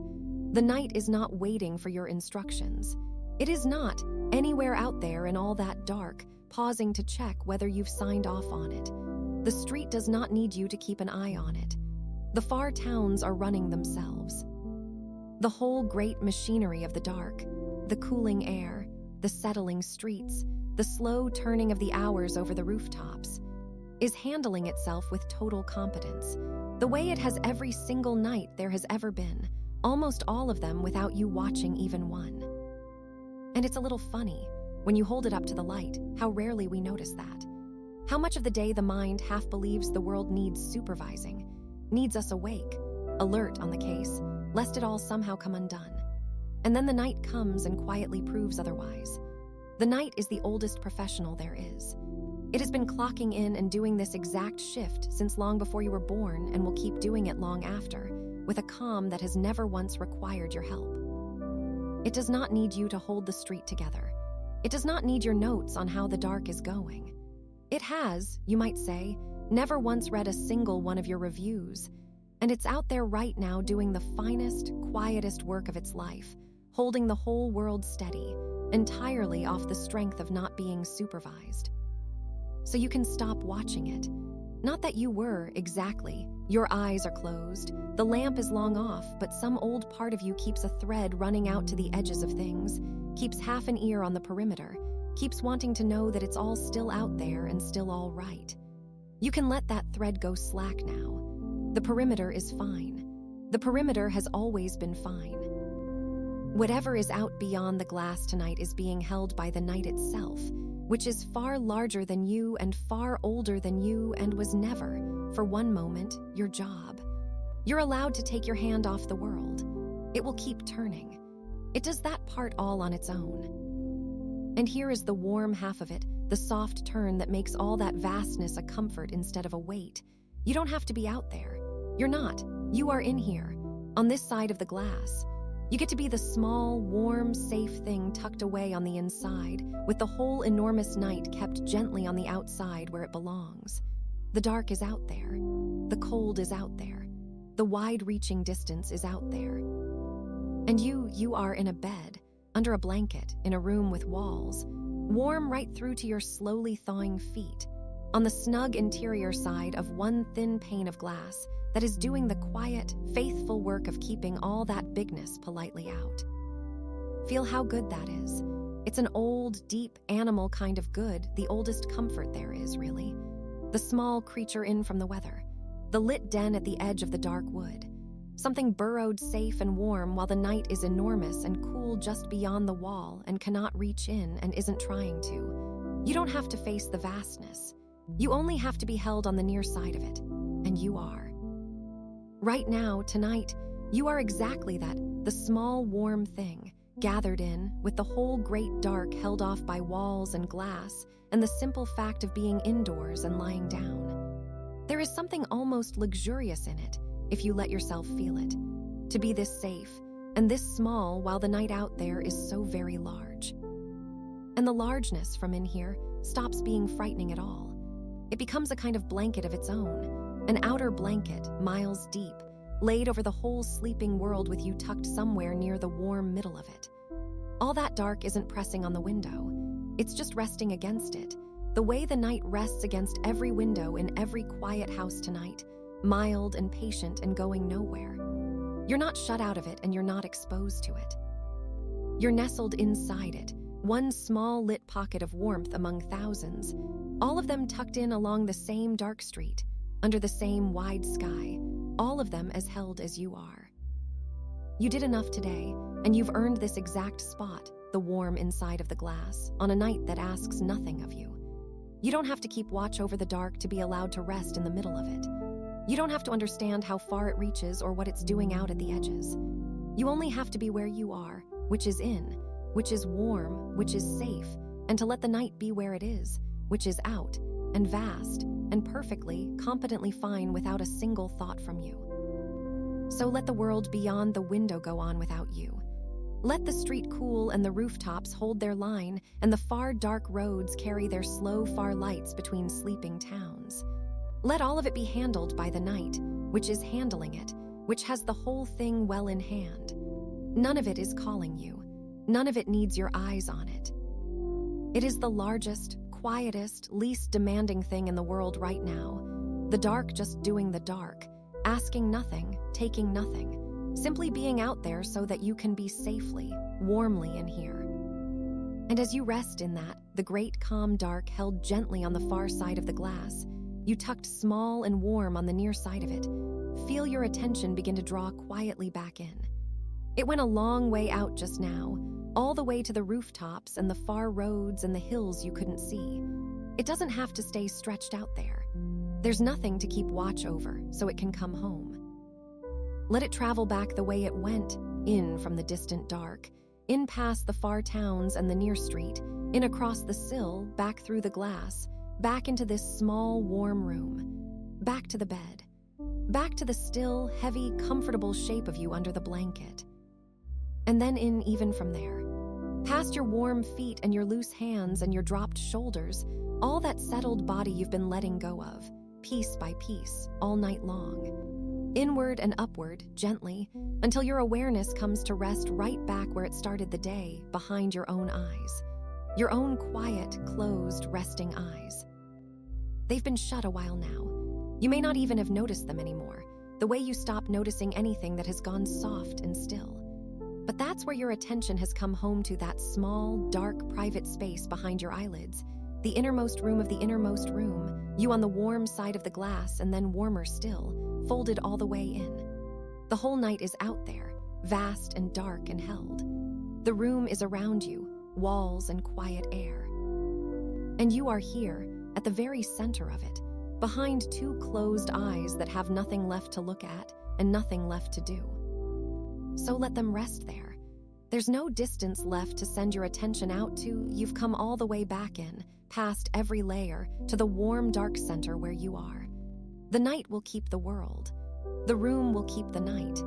And you only have to lie here, gathered behind your own eyes, with nothing out there needing you and nothing in here needing you either.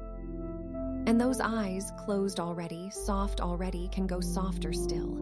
They've done so much looking today.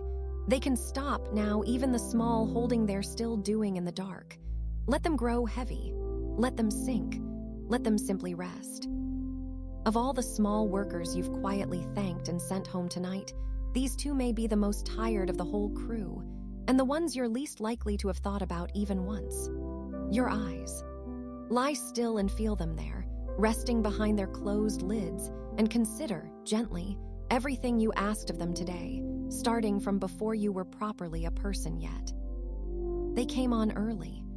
Earlier than the rest of you, really, blinking at the dim gray shape of the morning, while the chooser and the clerk and all the other little workers were still stirring and rubbing their eyes. And from that very first blink, your eyes began the only thing they know how to do, the one task they do not get to stop doing for as long as they are open. They looked. All day they looked. And it's worth sitting with how relentless that actually is, because it's the kind of work you never once notice while it's happening. Your hands got little rests between the things they held. Your feet got to sit down. Even your voice got long stretches of quiet. But the eyes, the moment they're open, they are working, and they were open almost the entire long day. There is no such thing for an eye as a lunch break. They're the one part of you that pulled a true double shift, start to finish, without ever once thinking to mention it. And the work itself never held still for a second. All day they scanned, flicking from this to that to the next thing, a dozen tiny jumps a second, far too quick for you to feel them, sweeping every room you walked into to find where things were and where you were headed and what was coming. They read, and didn't they read everything? Signs and labels and the time. The same short message twice over, just to be certain you'd taken it in right. Words on paper, words on glass, and that long glowing column of them scrolling up beneath your thumb. Your eyes chasing each line down to the bottom, only to be flung straight back to the top of the next. On and on. A small, tireless creature running down a ladder that kept sprouting fresh, rungs the moment it neared the floor. And they searched. That's the part that costs the most, though it never once sends you the bill. All day, your eyes were a kind of lookout, searching faces for the weather moving behind them, reading the fine print of an expression to know whether things were all right, scanning ahead down the street, and the schedule and the hours for whatever might be coming next. Always a half step out in front of the rest of you, slipping off to check the next thing before you'd even finished with this one. A little search party, sent out at first light, told to go and find what's coming, and kept marching, dutifully, dawn to dark. And here's the soft, almost funny truth tucked inside all that searching, the thing worth a quiet smile before you set it down. Most of what they were looking for never showed up. The lookout swept the whole horizon all day, braced and ready to spot the big thing, and the big thing, by and large, never came. The worst of it was a closed door, a message that didn't land, some small, ordinary thing gone slightly sideways. Your eyes ran a thorough, faithful, full-day search for 100 troubles that almost every one of them politely declined to arrive for. They did excellent work, They missed nothing. They were, it turns out, hunting all day for a great deal of nothing in particular. But here, feel where they are now, behind closed lids, in the warm dark. And notice the one thing that has changed, the thing that makes this hour different from every single hour that came before it today. There is nothing here to find. Sit in that for a moment, because it's a genuine mercy once you let yourself feel it. For the first time since the morning, your eyes have nothing whatsoever to do. No sign to read. No face to search. No glowing column to chase down. No next thing to dart ahead and check on. The lids are down, the room is dark, and behind that soft dark there is nothing waiting to be made out, no edges to sharpen, no shape to pull into focus, no detail tugging at them to be seen. The search has, very simply, run clean out of anything left to search for. And the lookout, finding the whole horizon gone dark and soft and empty, is finally allowed to stand down. Usually nothing to see sounds like a loss, like something missing. Here it's the exact opposite. Here it's the gift. All day, nothing to see would have meant keep looking, look harder, you must be missing it somewhere. Tonight it means rest. It means the long looking is over. It means the one job those eyes can never quite put down has, for these dark and quiet hours, simply nothing left inside it. And so, at last, they get to put it down after all. So let them go heavy. Feel those small muscles that aim your gaze all day long, the ones that point it, that hold it steady, that drag it from one thing to the next. Feel each of them quietly let go of its grip. There's nothing to aim at now, so they don't have to aim. There's nothing to hold, so they can stop holding. Let your eyes settle back, loose and unpointed, not searching anywhere, not bracing toward anything, just resting in the warm dark the way two small, smooth stones settle to the bottom of still water and go still. That's the feeling if you can find it.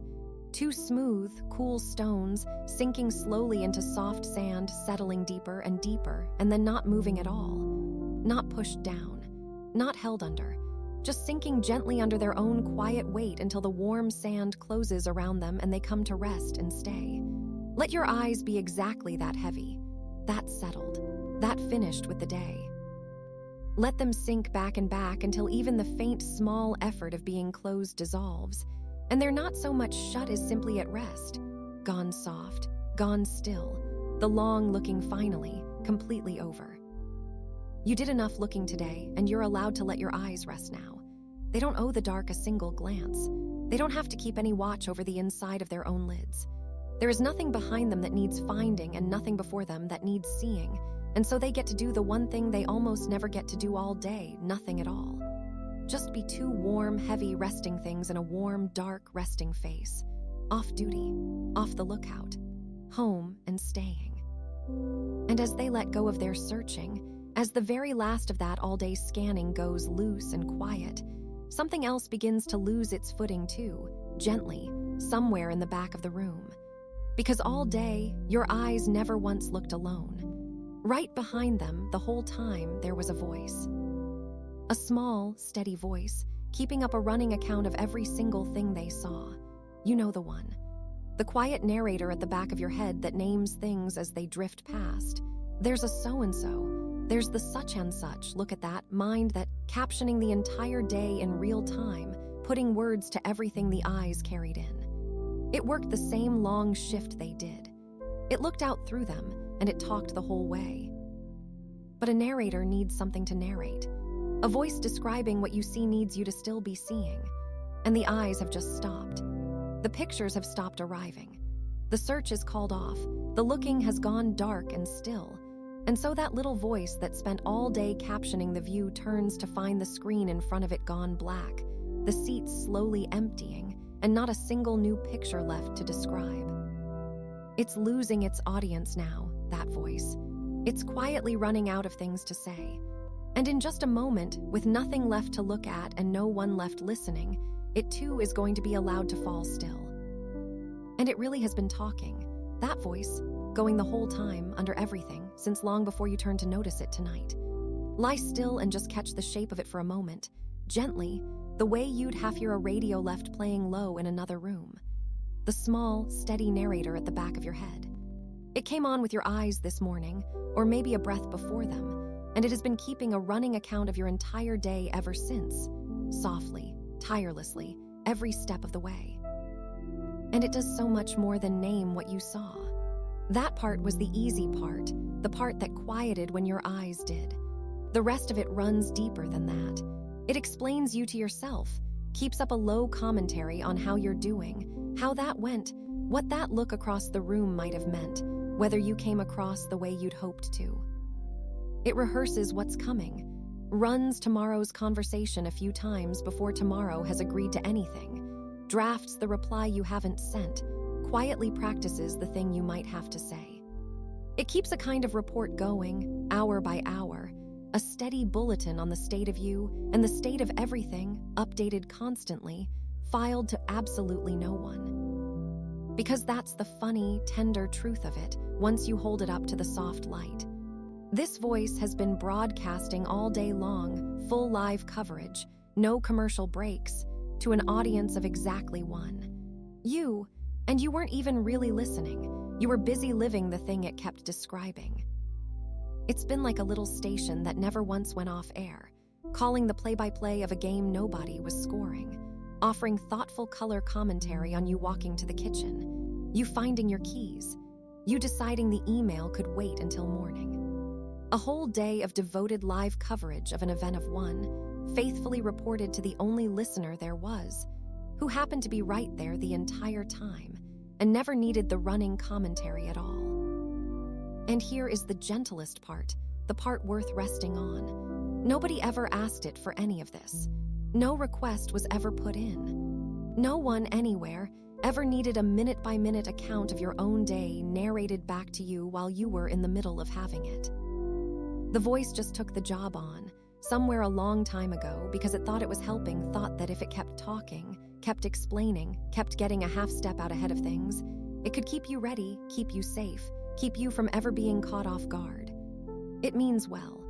It always means well. It has just been on shift for an extraordinarily long time, talking and talking, for a listener who never once needed it to. So here is what it's allowed to do now, this hour in this dark and quiet room. It's allowed to stop, not with a sign-off, not with a neat closing line, not even by finishing the thought it happens to be in the middle of, just to stop. To trail off gently partway through a sentence and simply not pick it back up again. Think how strange and lovely that is, because all day a sentence has to get finished. All day the thought has to land somewhere, resolve into something, hand itself off to the next thought in line. But not now. Now you can let the voice get halfway through, and tomorrow I should probably asterisk, and just let the rest of it come apart in the dark, unfinished, going nowhere, owed no ending at all. The should probably can hang there in the warm air and quietly dissolve. You don't owe that sentence its conclusion. You don't have to follow it down to find out where it was heading. You can let it go right where it stands. Let them all trail off wherever they like. Let I wonder if I go soft and lose its thread. Let I really need to remember to drift away with the thing still unremembered, because whatever it was will keep, and if it genuinely matters, it will come find you again in the morning, rested and ready to hear it. And if it doesn't come back, well, then it was never worth waking for in the first place. Every sentence that voice begins tonight is allowed to be a sentence it never ends. You can leave them all hanging, soft and incomplete and harmless, like a book laid face down mid-page, because sleep had quietly become the better idea. And as the sentences stop needing to finish, something begins to ease that you may have been chasing for years without ever knowing its name. The space between the thoughts starts to widen. The voice, with nothing left to complete and no one waiting on the report, begins to slow. The bulletins come further and further apart. A thought floats up, half forms, and instead of catching it and following it off down the hall, you just let it go by, and the next one is slower to arrive, and softer when it does, and easier still to let pass. There's a phrase for where this is quietly heading, and it's one of the kindest there is. No thoughts head empty. It sounds like a little joke, and it is a little bit of one, but tonight it's also exactly the place you're going, and it is completely allowed to be true. No thoughts. Head pleasantly, spaciously empty. Not blank in some effortful, white-knuckled, asterisk I'm trying not to think asterisk way. Just unoccupied. The way a room goes peaceful after the guests have all gone home, and the chairs are pushed back in, and the good quiet settles back down to stay. Nothing in here needs thinking tonight. There is, truly, not one single thought in this whole dark room that requires you to think it before morning. So let the broadcast fade. Not switched off with a hard click. Nothing in you needs to be snapped off tonight. Just turn down slowly, the way a station eases off when it's finally winding down for the night. The clear voice goes gentle. The gentle voice settles into a murmur, words you can no longer quite make out, a warm, low burble somewhere far at the back of the room. The murmur thins to a hum, wordless now, just the faint sense that something used to be playing there. And the hum goes lower and lower, and finally feathers out into the warm dark so gradually that you couldn't say, if anyone ever asked you, the exact moment it became quiet. It just did.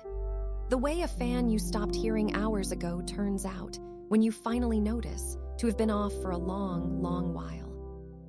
You did enough today, and you're allowed to rest now, and resting, the real kind, was always going to come to this.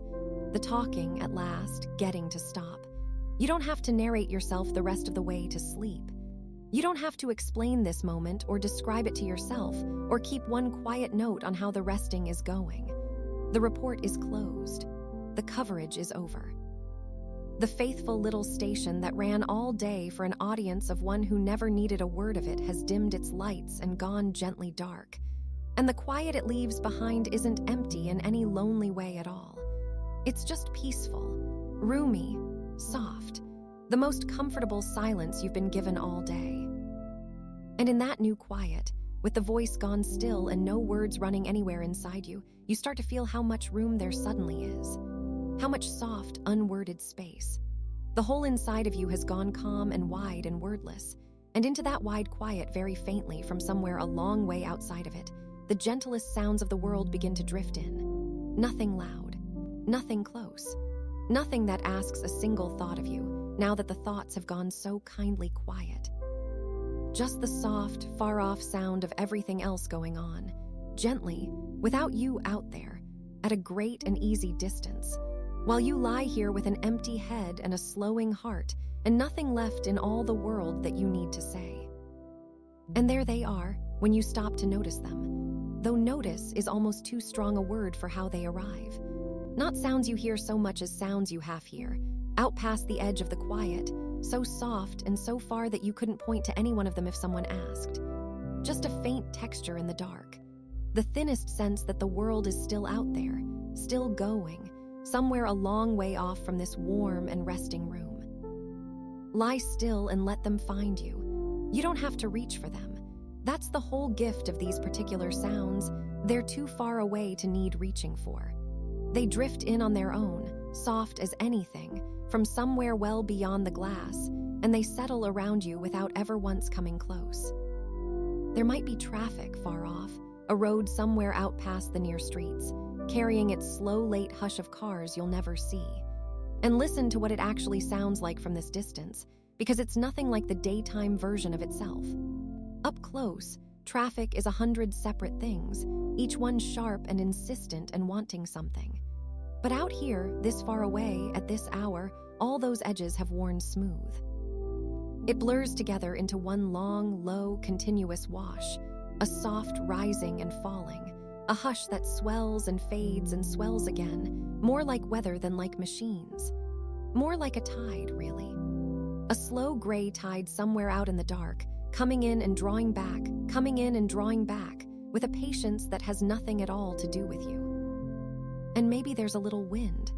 Not a storm, nothing that asks anything, nothing that rattles or worries, just air, moving the way air does at night, finding the corner of the building, sighing along the side of the house, stirring whatever's out there to be stirred. A branch shifting its weight. Something loose somewhere giving the softest tick against something else far off, and then going quiet. The long, thin sound of a little wind passing through, on its way to somewhere that isn't here, brushing past the place where you're lying without the faintest idea that you're lying here at all. And maybe if the night is being especially kind to you, there's rain. Not on you.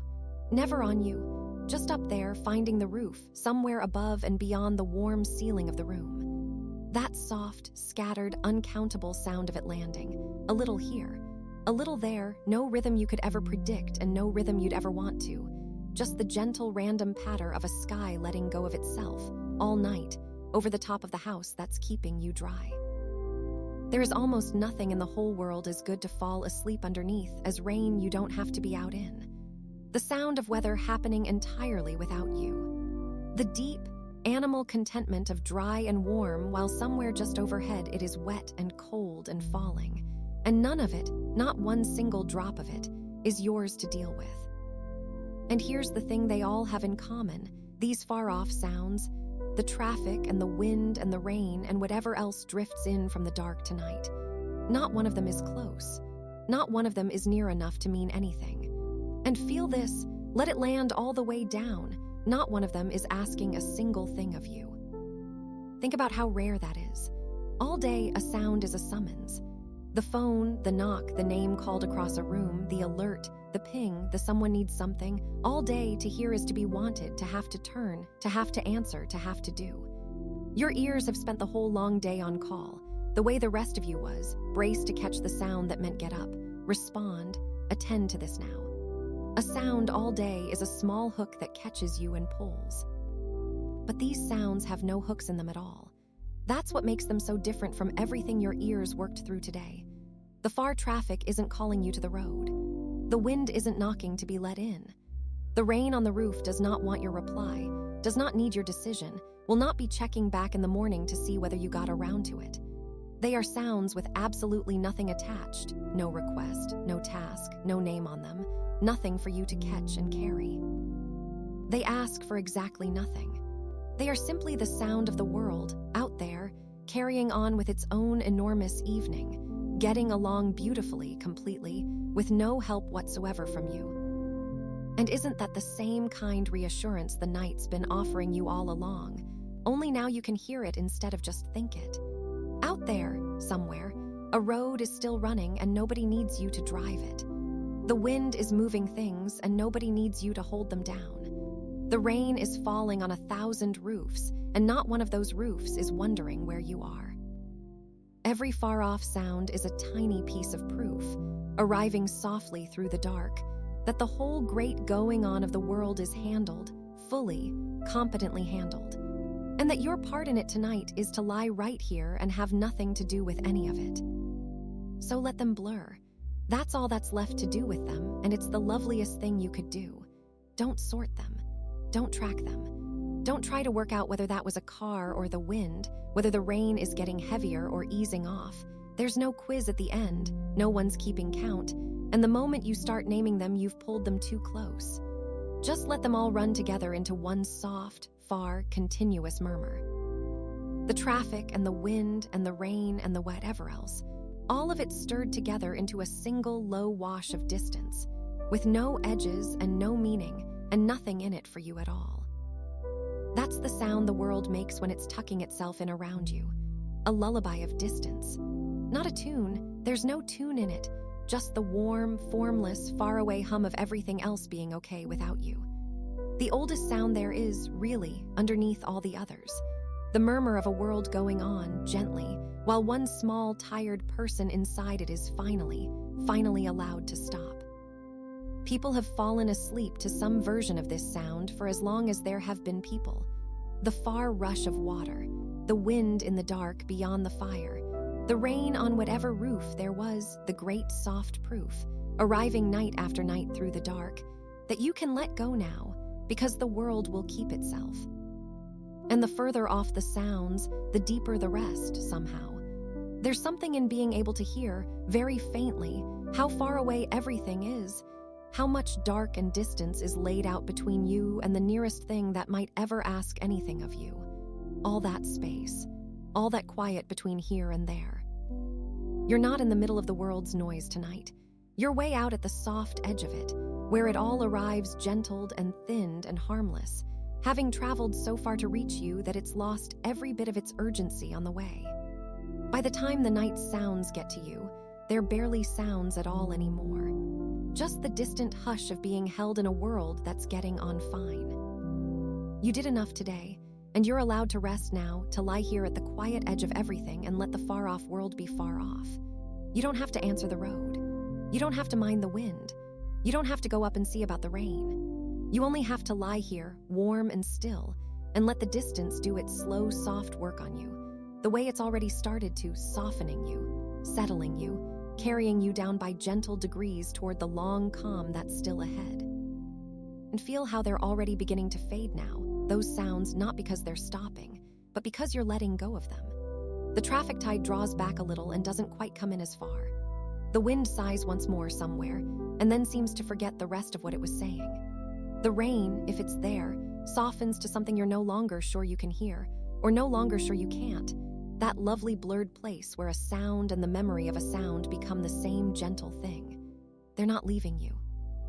They're just thinning, drawing off very slowly into the wide, soft quiet, the way everything else tonight has thinned and drawn off and let you sink a little lower. Let them go the way you've let everything go tonight, without holding on, without seeing them off, just loosening your grip and letting the distance take them back. The whole far murmur of the world, growing softer and softer at the edge of you, until it's less a sound now than a feeling. The warm, settled, bone-deep sense of a world going on gently in the dark, all around you, at a great and easy distance, while you stay exactly here, needing none of it, owing none of it, keeping watch over none of it. There's so much quiet underneath those fading sounds. You can feel it opening now, that quiet, wide and soft and deep, the still water that all those far ripples were only ever moving across. And as the last of the distance hushes down to almost nothing, you settle further into that stillness than you've been all night, down past the sounds, down past the listening itself, into the warm, wide calm where the world is only a faint, far murmur, and your own slow breath is the nearest thing to you. And in that deepening quiet, with the far-off world gone soft and the room gone still, you might begin to notice something even closer in, even gentler than your breath, something that has been quietly easing all this while, all on its own, with no help from you at all, down in the warm center of you, beginning, finally, to slow. Beginning, finally, to slow. There it is, down in the warm center of you, the oldest, steadiest, most faithful worker of them all, the one you've never once had to think about, quietly keeping its time. Your heart. You don't have to go looking for it. You don't have to lay a hand over it to check. Don't have to find the beat and count it out. Counting is the day's habit, and the day is over. Just let yourself know, softly, that it's there, doing what it has always done, keeping its patient time down in the dark of you while everything else lets go.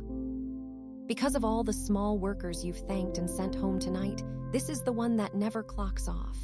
The eyes got to close. The hands got to open and empty. The voice, the chooser, the narrator at the back of your head, every one of them is allowed this hour to simply stop. But not this one. This one has never stopped, not for a single moment, not in your whole life. While you slept every night that ever was, it kept going. While you were too small to even have a name yet, it was already at it, keeping its quiet time in the warm dark, long before you arrived to notice.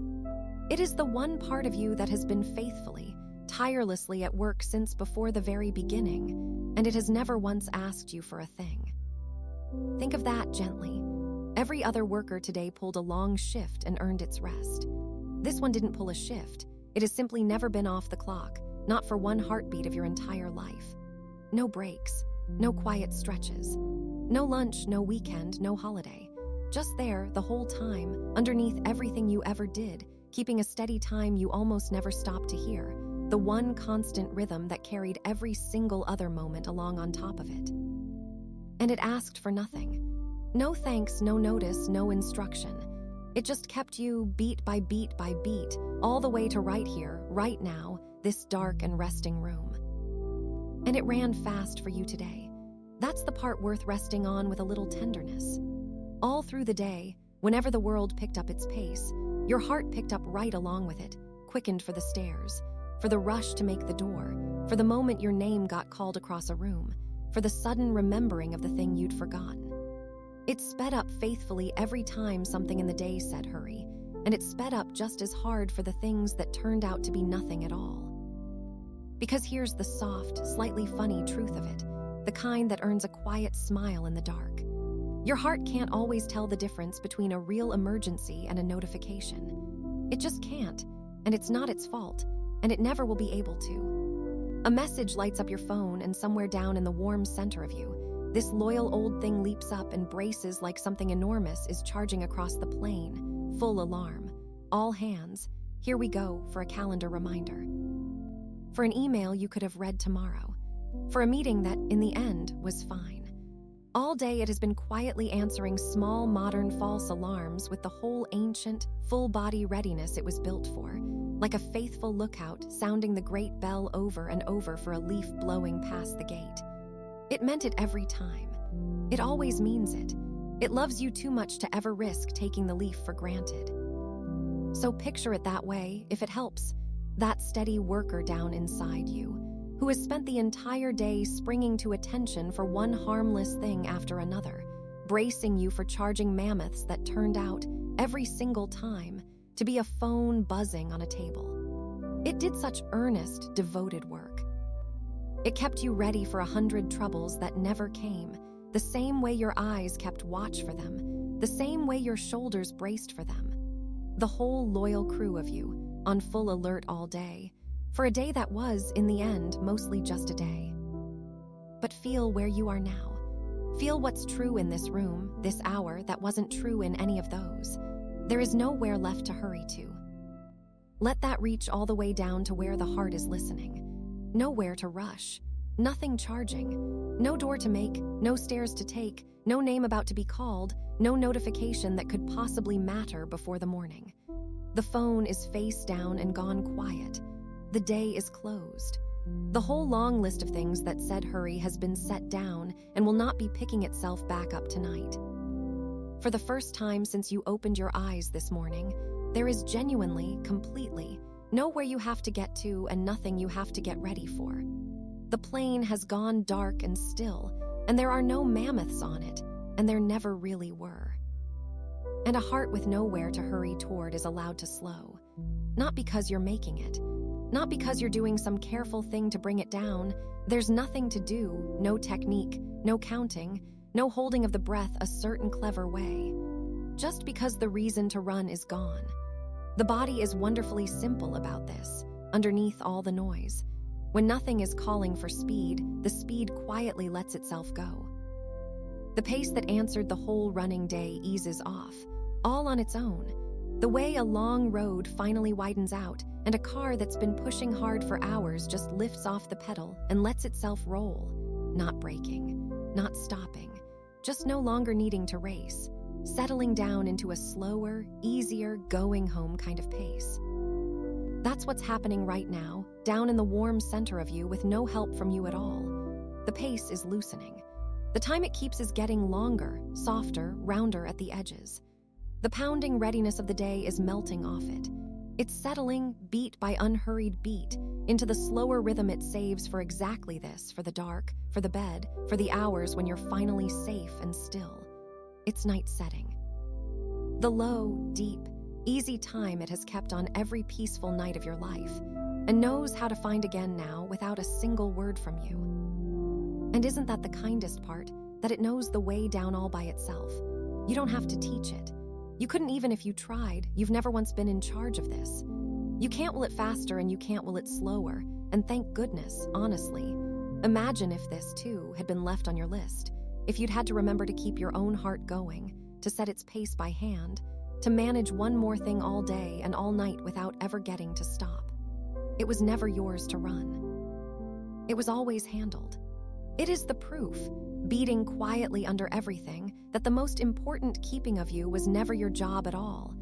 That something in you has been faithfully looking after the deepest part of staying alive this whole time, asking nothing, needing no instruction, carrying you while you got on with the small, bright business of being a person.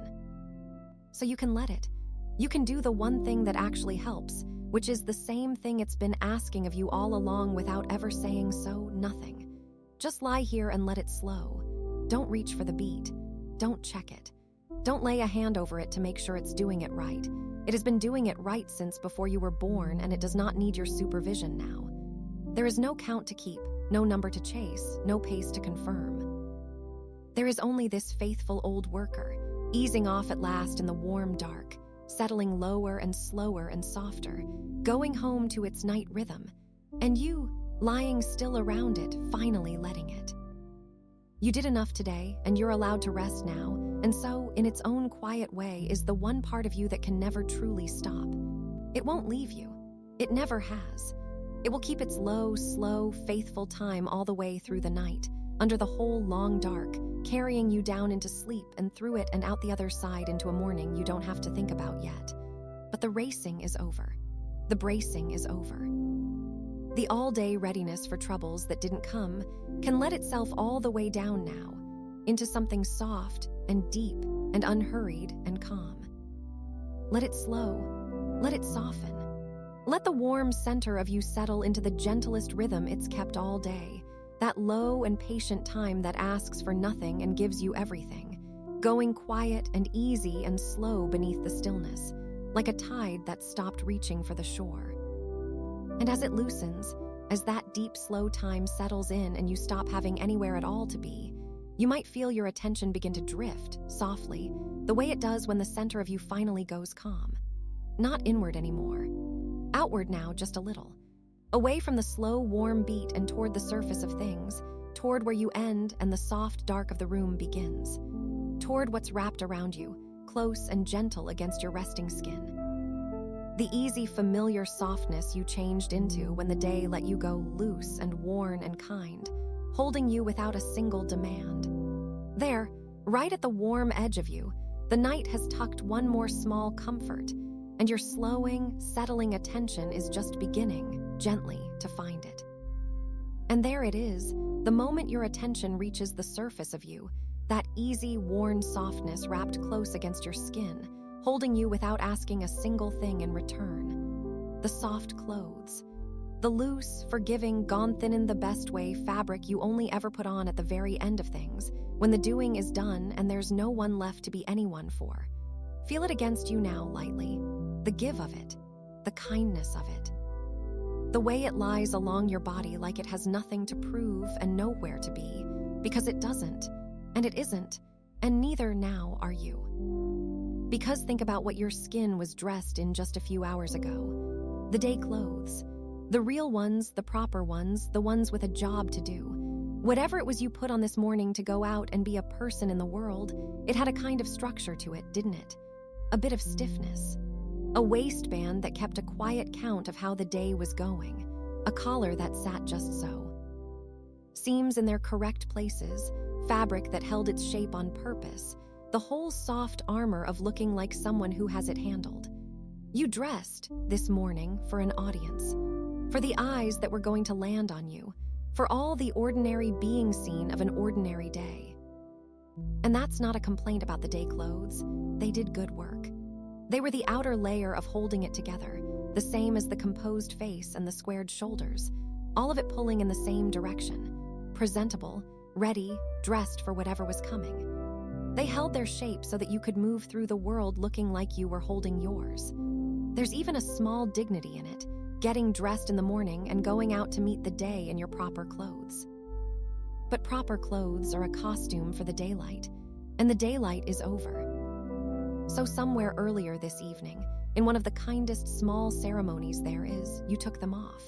You undressed out of the day, out of the structure and the waistband and the careful seams, out of the armor you'd been wearing since the morning, peeled it off, layer by layer, and set the whole performance down. And maybe you didn't even notice you were doing something tender for yourself. It just felt like getting changed, but it was more than that.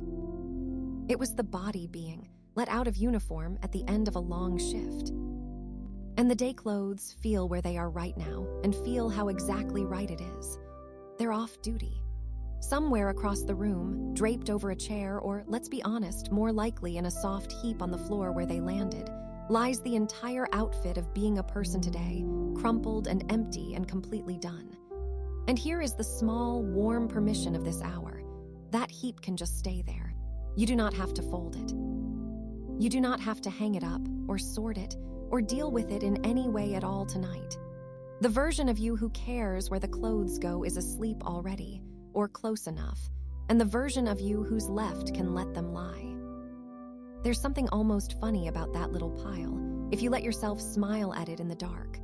All that careful structure, the collar, the seams, the whole architecture of presentable, collapsed into a shapeless, soft mound on the floor, holding the exact shape of nothing, holding the exact shape of off-duty. The armor with no one inside it. The costume with the show long over. It looks, lying there, precisely as relieved as you feel. Two of you clocked out tonight, the you in the bed, and the U-shaped heap on the floor that did all the standing and the seeming and the being seen so that you didn't have to do it bare. And let it lie. Truly. Whatever small voice wants to point out that it'll wrinkle, that it ought to be put away, that tomorrow, you would prefer to find it hung up, that voice can join the rest of them and trail off mid-sentence. The clothes are not going anywhere. They are not a task tonight. They are just a soft pile of finished day, resting on the floor exactly like you're resting on the bed, and the floor can hold them as easily as the bed is holding you. There is nothing in that heap that needs you before morning. Let it be the last unbothered thing in a long day of unbothered things you've set down. Because what matters now isn't what came off. It's what came on in its place, and what it means. You changed out of the clothes that were for everyone else and into the clothes that are only for you. The ones with no shape they're trying to keep. The ones gone soft and thin at the elbows and the knees from 100 nights exactly like this one. The ones with the give worn all the way into them, that don't sit a certain way or hold a certain line, that just drape. That just go where your body goes and ask for nothing. You didn't put these on to be seen. Nobody is going to see them. That's the whole point of them. These are the clothes you wear precisely because the seeing is over. And feel what that does all the way down. Your skin is no longer dressed for anyone. There's no fit to maintain, nothing to tuck or straighten or quietly adjust, nothing that pinches if you turn the wrong way, nothing keeping its count. The fabric on you right now has exactly one job, and it's the gentlest job there is, to be soft against you, not to shape you, not to present you, just to be warm and loose and kind everywhere it touches, and to let you forget completely that you're wearing anything at all. Because all day, your body was presentable. That was its assignment, underneath all the others, to look right, sit right, hold itself right, to be an acceptable thing for the world to glance at. And being presentable is a low, constant effort you stop even noticing you're making, the same as the held face and the braced shoulders, a small tax the body pays just for being out among the eyes. Sitting up that little bit straight, pulling the fabric smooth without thinking, keeping the shape that the daylight asked for. All day, in 1,000 tiny ways you never once chose on purpose, your body worked at being presentable. And now it doesn't have to be. Now feel this, let it land where the soft clothes are already lying. Now your body just gets to be comfortable. That's the whole of its job from here to morning. Not presentable, comfortable. Those two were quietly at war all day, comfortable and presentable won every single round because it had to, because that's what the daylight needed from you. But the daylight's gone, and the eyes have all closed, and in the dark there's no contest left at all. Comfortable wins now. Comfortable wins all night. Your body is finally, fully allowed to choose the soft thing over the right thing, and to keep choosing it with no one to answer to. And isn't that such a small, fully yours kindness, letting your own body be comfortable instead of presentable? It costs nothing. No one grants it but you. It's just the quiet choice made for the tired body you live in that tonight it doesn't have to look like anything or hold like anything or be acceptable to anyone. It only has to feel good and warm and loose and held. You spent the whole day making your body presentable for a world that was mostly too busy to even look. Now you get to make it comfortable for the one person who's actually here with it. You, the only audience left, and the easiest one there is to please. So let it be comfortable. Let the soft fabric lie however it's lying.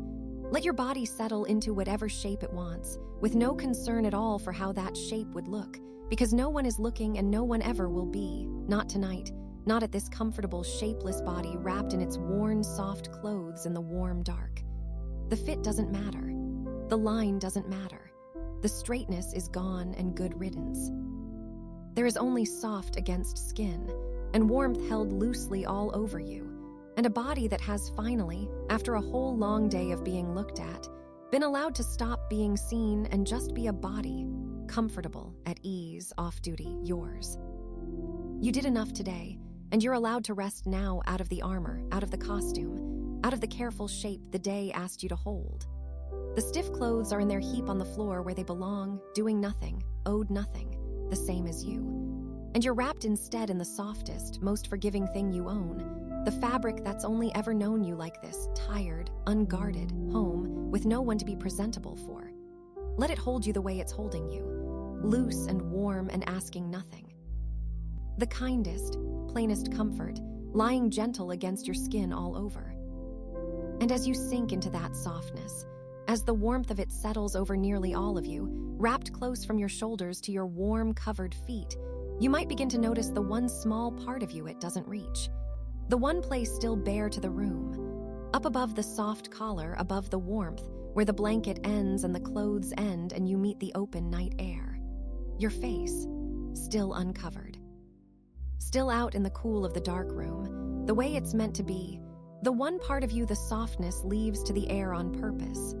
And the air it's resting in is cool and clean and gentle, and your warm, wrapped body is just beginning to feel, by contrast, how lovely that small coolness is against the only part of you still open to it. And there it is, that one small place the softness doesn't reach. Everywhere else you're wrapped, covered, held warm from the shoulders down, tucked into the worn, soft clothes and the weight of the blanket and the gathered heat of your own resting body. But up here, above the collar, above the edge of everything warm, your face, out in the open, bare to the room, the one part of you the night leaves uncovered, resting easy in the cool, clean air of the dark, and feel now how good that is. Because notice the contrast. That's the whole quiet pleasure of it, the line where the warm ends and the cool begins, right there at your jaw, at the soft edge of the collar, at the place where the blanket stops. Below it, everything is gathered and held and gently hot. Above it, your face meets the open air of the room, and the air is cool, and it rests against your skin without any weight at all. Two different worlds, meeting right there at the edge of you, and both of them exactly right. Let your attention rest on your face for a moment, not to do anything to it, just to feel it lying there in the cool. Feel the air against your cheek, the faint coolness across your forehead, the bridge of your nose, the temples, the soft skin under your eyes, all of it open to the room, all of it being touched very lightly by air that asks for nothing. It isn't cold. It's nothing like cold. It's just cool, that gentle, clean, neutral coolness of a dark room at night, moving so slowly you can barely call it moving, settling against your face the way still water settles against the shore. Cool above, warm below, and you lying right along the line between them, held on both sides at once. There's something so simple and so deeply good about that, and it goes back further than you do. A face likes a little cool air on it to sleep. It just does. There's no reason you'd ever have to learn. It's older than learning, older than reasons. The body that wants to be warm all over, that pulls the blanket up and tucks its feet in and gathers every bit of heat it can. That same body wants its face left out in the cool, every time, and reaches for it without ever once being told. Warm underneath, cool above. It's the oldest comfort there is. It's how a body has always wanted to sleep, on every dark night since the very first one, in every warm-bedded, cool-aired room there ever was. And here's the part worth resting on, the part that's quietly so kind. You didn't arrange any of this. You didn't work it out. Nobody sat down and did the math on how warm the blanket should be against how cool the room is. And thank goodness, honestly, because that's exactly the sort of fiddly calculation you'd have lain awake doing if it had ever been left to you. But it wasn't. While you weren't watching, while you were busy with the day, or busy letting the day go, or busy with nothing at all, your body went ahead and settled the whole thing on its own. It found this precise, perfect, effortless temperature. Warm where it wanted warm, cool where it wanted cool. The two balanced against each other so exactly that you don't even feel temperature anymore. You just feel right. Think about that gently. All day, getting comfortable was a project. Too warm, so you pushed the sleeves up. Too cool, so you reached for something to put on. A whole day of small adjustments, of never being quite settled, of the body forever a few degrees off from where it wanted to be, and you forever nudging it back. And now, with no adjusting left to do, with you not managing it at all, it's just right. The body found its own balance the moment you stopped trying to find it for it. It negotiated this perfect arrangement entirely without your help. The way it does so many things. The way it slowed your heart and lengthened your breath, quietly, competently, while the part of you that thinks it's in charge was looking the other way. That's such a relief when you really let it land. Comfort tonight is not one more thing on your list. You don't have to get comfortable, you already are, and you didn't even do it. It happened to you the way good things sometimes just happen to you when you finally hold still long enough to let them. The warmth gathered itself. The cool found your face. The balance arrived on its own. And all you had to do, the only part that was ever yours, was lie down and stop fixing and let the body take it from there. Which it did, which it always does, which it's doing right now. So let it. Let your face stay out in the cool where it wants to be. There's nothing to pull up, nothing to tuck, nothing to fix. And if some old daytime habit wants to reach for the blanket to gather it a little higher, you can let that impulse go too. Leave your face to the air. It knows what it's doing up there. It likes the cool. It's resting in exactly the air it was hoping for, and the rest of you is gathered warm below, and the whole arrangement is perfect, and not one bit of it needs your attention anymore.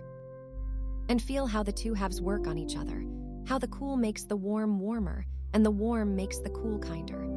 If you were cool all over, you might shiver. If you were warm all over, you might feel close, stifled, too much. But warm below and cool above, the two of them together, in balance, that's the thing. That's the secret the body has always known. The warmth feels twice as good for having a cool edge to set itself against.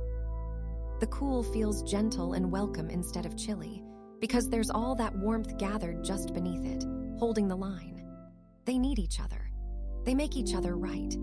And you get to lie here in the soft seam between them, gathered and open at once, warm and cool at once, held from below and breathed on from above, exactly the way a body has always wanted to be when it's finally allowed to sleep. There's a kind of animal contentment in it that goes underneath all your thinking. The plain, wordless, for-in-the-morning rightness of a creature that has gotten itself warm in the right places and cool in the right places, and has, at last, nothing left to adjust. It's the contentment of every sleeping thing that ever found a good spot and settled into it. No idea of temperature, no opinion about it, no checking. Just the deep, simple, bodily sense of this is good, this is right, I can stay here now. That's what your body is feeling, down underneath you, all on its own. And you can borrow it. You can let that wordless rightness rise up through you and become the whole of what you feel. Warm, cool, balanced, settled right. You did enough today, and you're allowed to rest now, to lie here in this perfect temperature you didn't even have to make, and simply receive it. The warmth is handled. The cool is handled. The balance between them is handled beautifully by a body that has been quietly looking after you this whole time and asks only that you let it. There is nothing to fix and nothing to fetch and nothing to get a few degrees more correct. There is only your warm, gathered body and your cool, resting face and the soft line between them where you're held on both sides at once.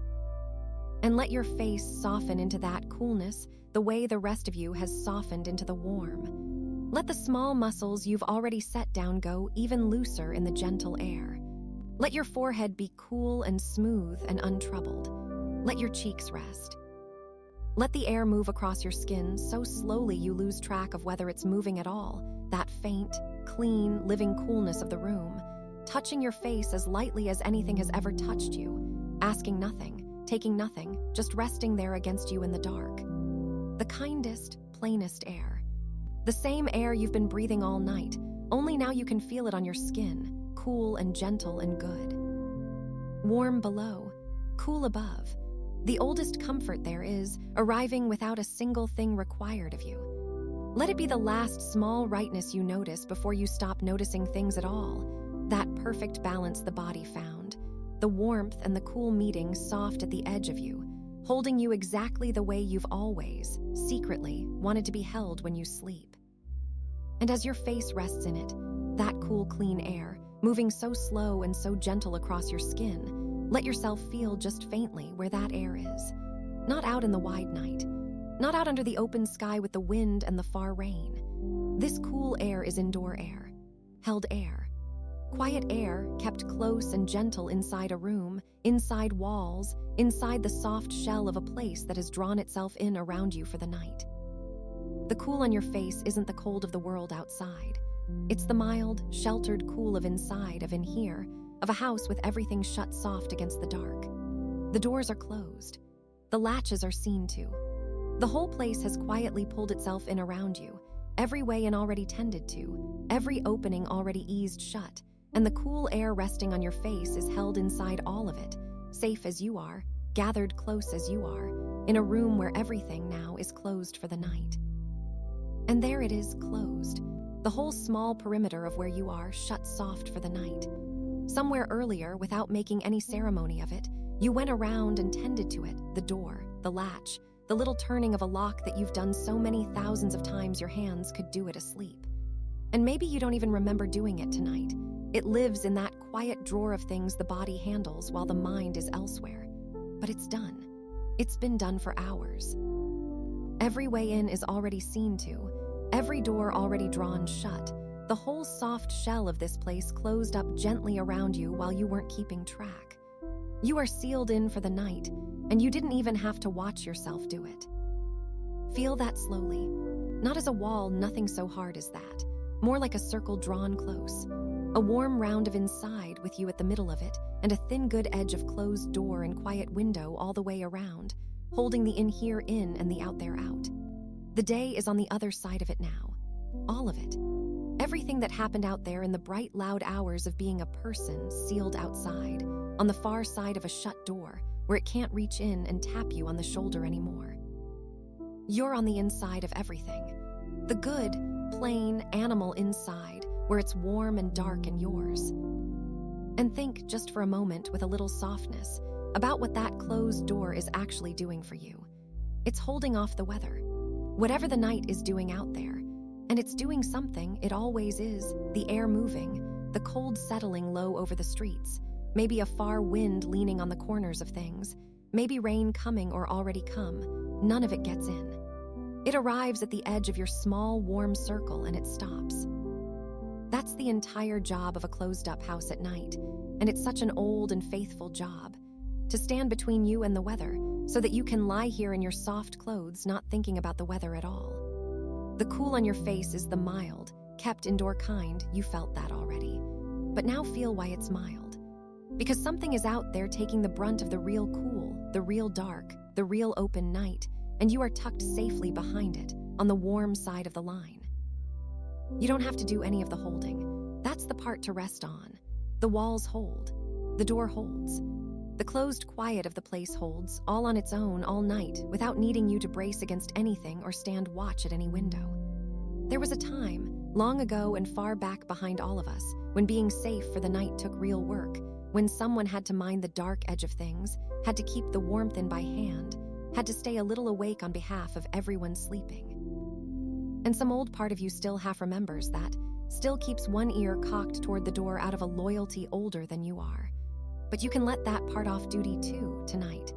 The keeping safe is built into the place now. It's in the walls. It's in the shut door and the still latch. It happens whether you attend to it or not, and it will keep happening all night long, steady and uncomplaining, while you do the one thing the whole arrangement was ever for sleep. And here's the quietly funny mercy of it, the kind you can smile at without opening your eyes. The world out there does not actually need your supervision to keep running. It's a little humbling and a lot relieving, both at once. All those enormous goings-on past your door, the night doing its long, slow business over the whole sleeping town, the traffic finding its late, thin rhythm, the things being decided and undecided and rescheduled out in the wide dark. Every bit of it is carrying on perfectly well right now without a single thought from you. It managed before you were awake this morning. It'll manage while you're under tonight. The grand machinery of out there has never once checked whether you were watching, and it isn't going to start at this hour. You can close your door on all of it, and all of it will simply, graciously continue. So let the world keep happening past the door. There's a kind of permission in that worth lying still inside of, that things can go on without you, that you are allowed to be one small, warm, shut-in creature who has, for tonight, opted out of the running of everything. The streets can hold their own dark. The night can mind itself. Whatever's still unfolding out there past the latch, let it unfold.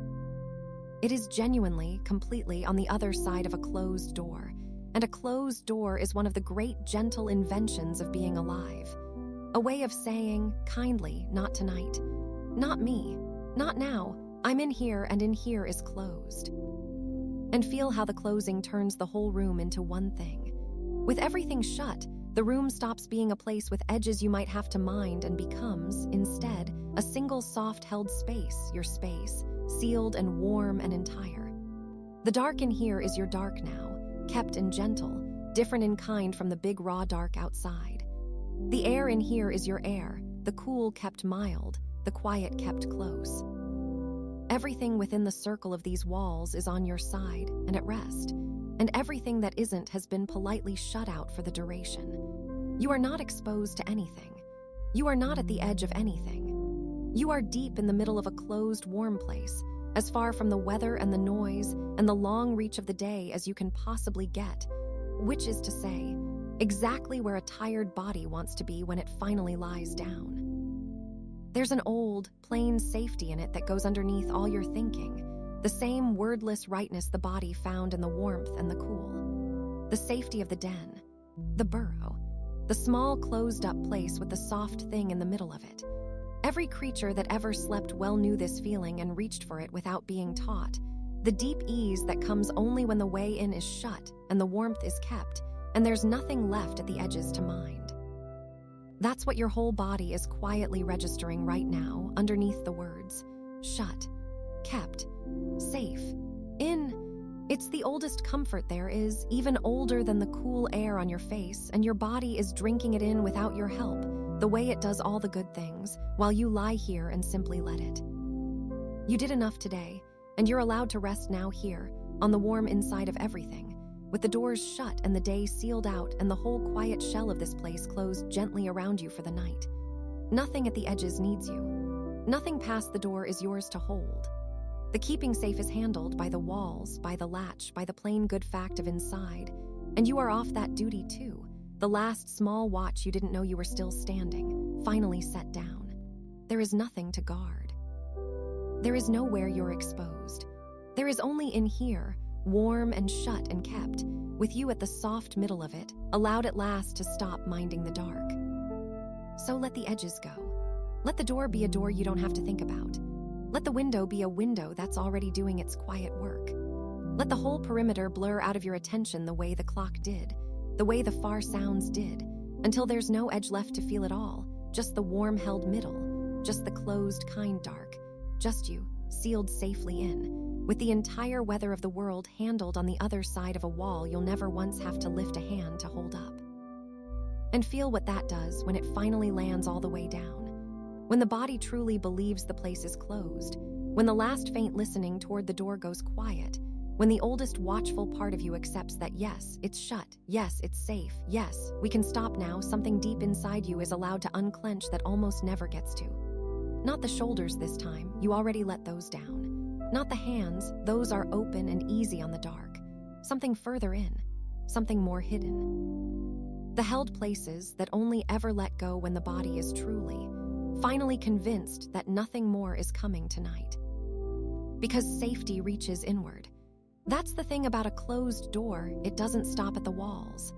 Once the body knows the perimeter is kept, the knowing travels in, deeper and deeper, loosening things on its way that have been quietly braced since long before you lay down. And the deepest of those, the one that holds on the hardest and lets go the last, lives low in the soft middle of you. That gathered, guarded, all-day clenched center that keeps a tight, quiet hold on you through every hour you're out among the world, and only ever truly softens when you're sealed somewhere safe and warm and closed. It's beginning to feel it now. The closed door, the kept warmth, the safety arriving from the edges all the way to the core. Down in the soft middle of you, in the part that's been holding on without your ever asking it to, something is just beginning to ease to sense that the place is shut, that the night is handled, that there is truly nothing left out there to brace for. The breath you've been breathing all night is about to be able to go lower, fuller, looser than it has all day, down past the chest and into that long-guarded center. And the soft middle of you, feeling at last how safely closed, in you are, is getting ready gently to let go. And so it begins to. Down in the soft middle of you, the deep center that's been quietly braced since long before you lay down, since long before tonight, if you're honest, something is finally starting to come undone. You don't have to reach for it or work at it. You only have to stop holding, and the holding, it turns out, was the only thing keeping it held. Let it go now. Let the middle of you let go. Because feel, just for a moment, how much holding has been going on down there under everything all this time. Your core, the center of you. All day it kept a small tightness, a quiet readiness, a low pull held in against what exactly it could never quite have said. Just against. Braced. Drawn in and clenched a little, the way a body holds itself when it's half expecting to be surprised, half ready to react, keeping its center tight so it can move fast if it has to. And it held that, faithfully, hour after hour, while you got on with your day and never once felt it doing the work. And here's the gently funny part, the part you can smile at in the dark. Nothing ever actually came. That whole readiness, that all-day bracing of the center, it was waiting for an impact that never once arrived. The body kept its guard up as if at any moment something might come barreling in. And the most dramatic thing the entire day actually held was maybe a message that sat there a beat too long, or a meeting that ran past where it should have, or a small awkward pause you replayed once and then mercifully forgot.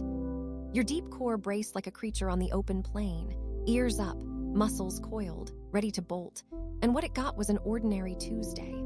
A few emails, a line at the counter. The slow, normal weather of a normal day. It guarded you so hard against a danger that was never coming. And that's not the body being foolish. That's the body being loyal.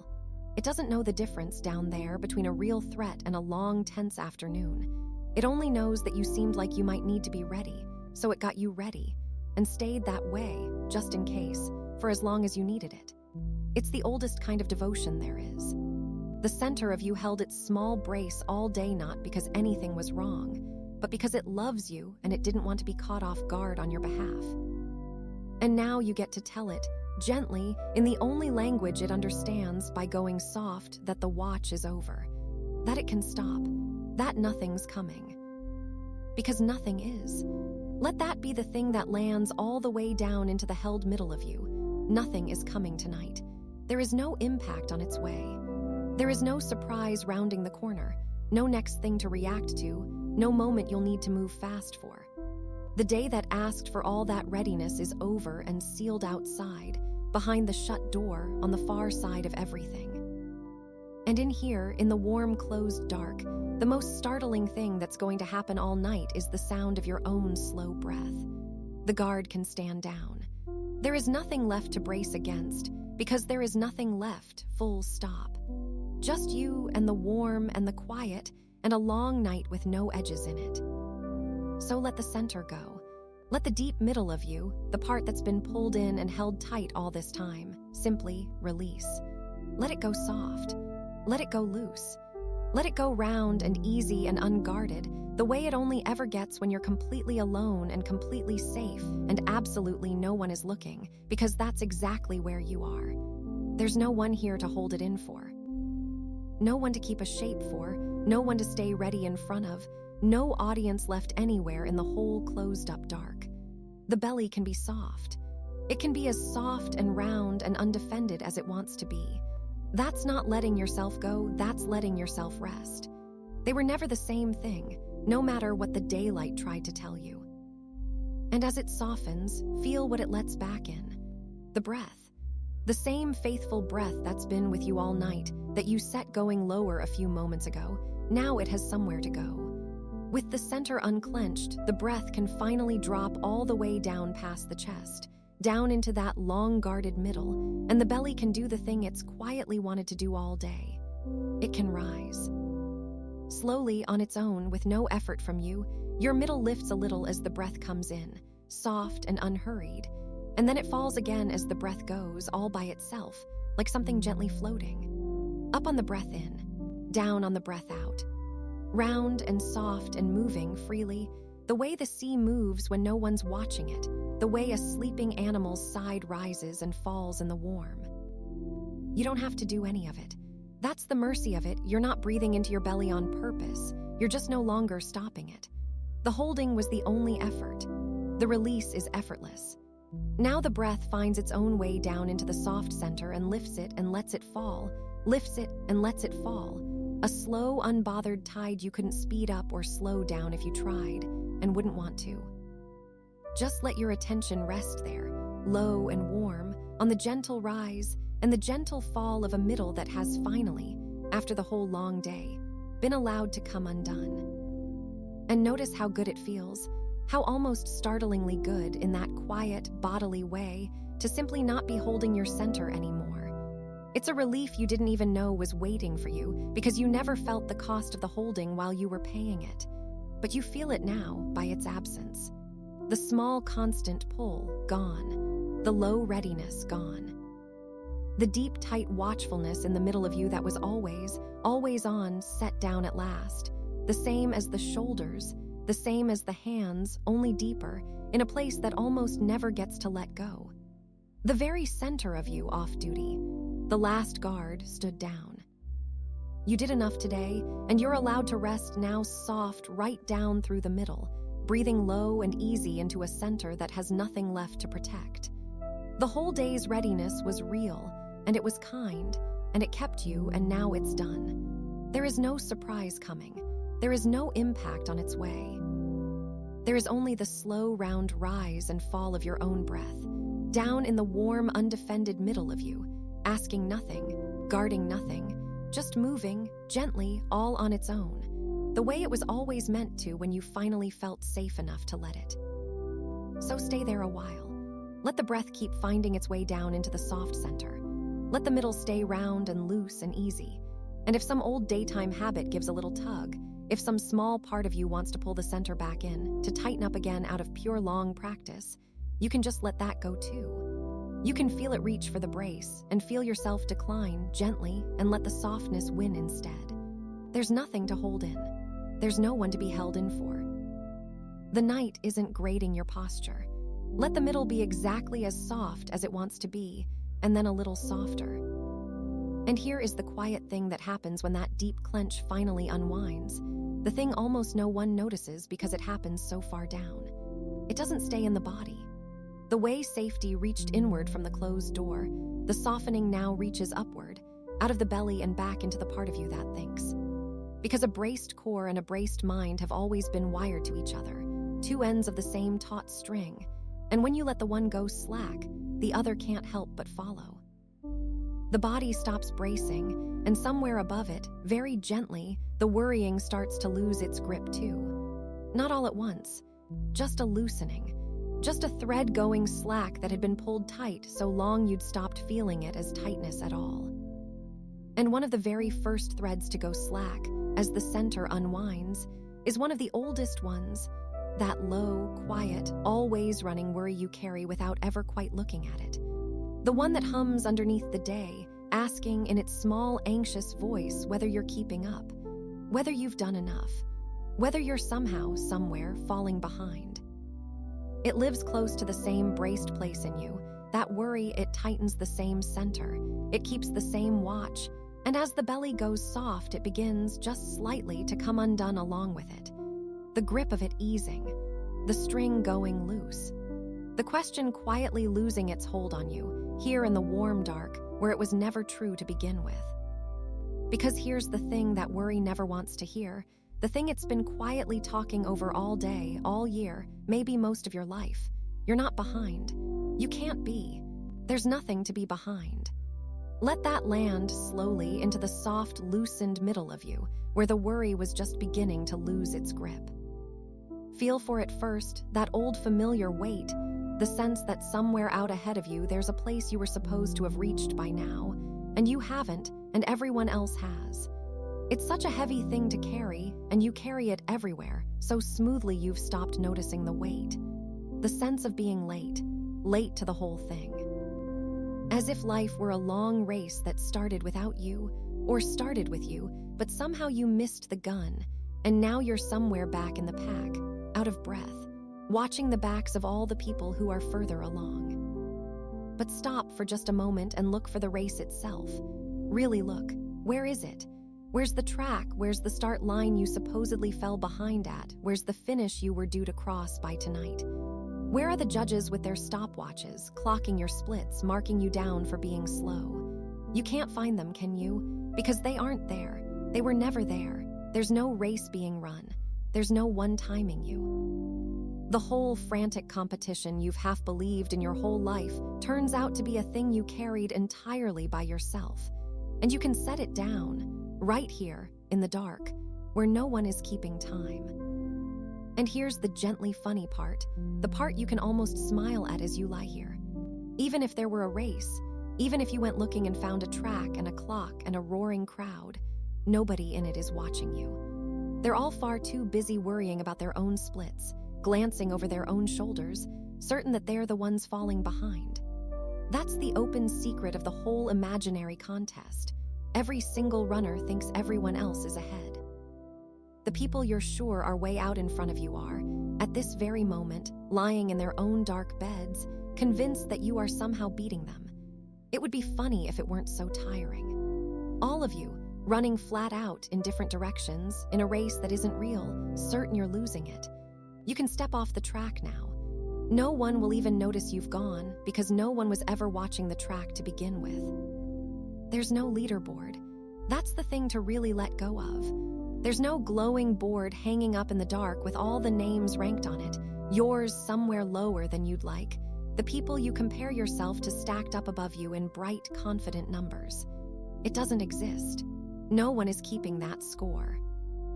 No one is standing somewhere with a clipboard, tallying who has what by what age, who's ahead and who's slipping, marking the milestones off against some master schedule that you, specifically, are failing to keep.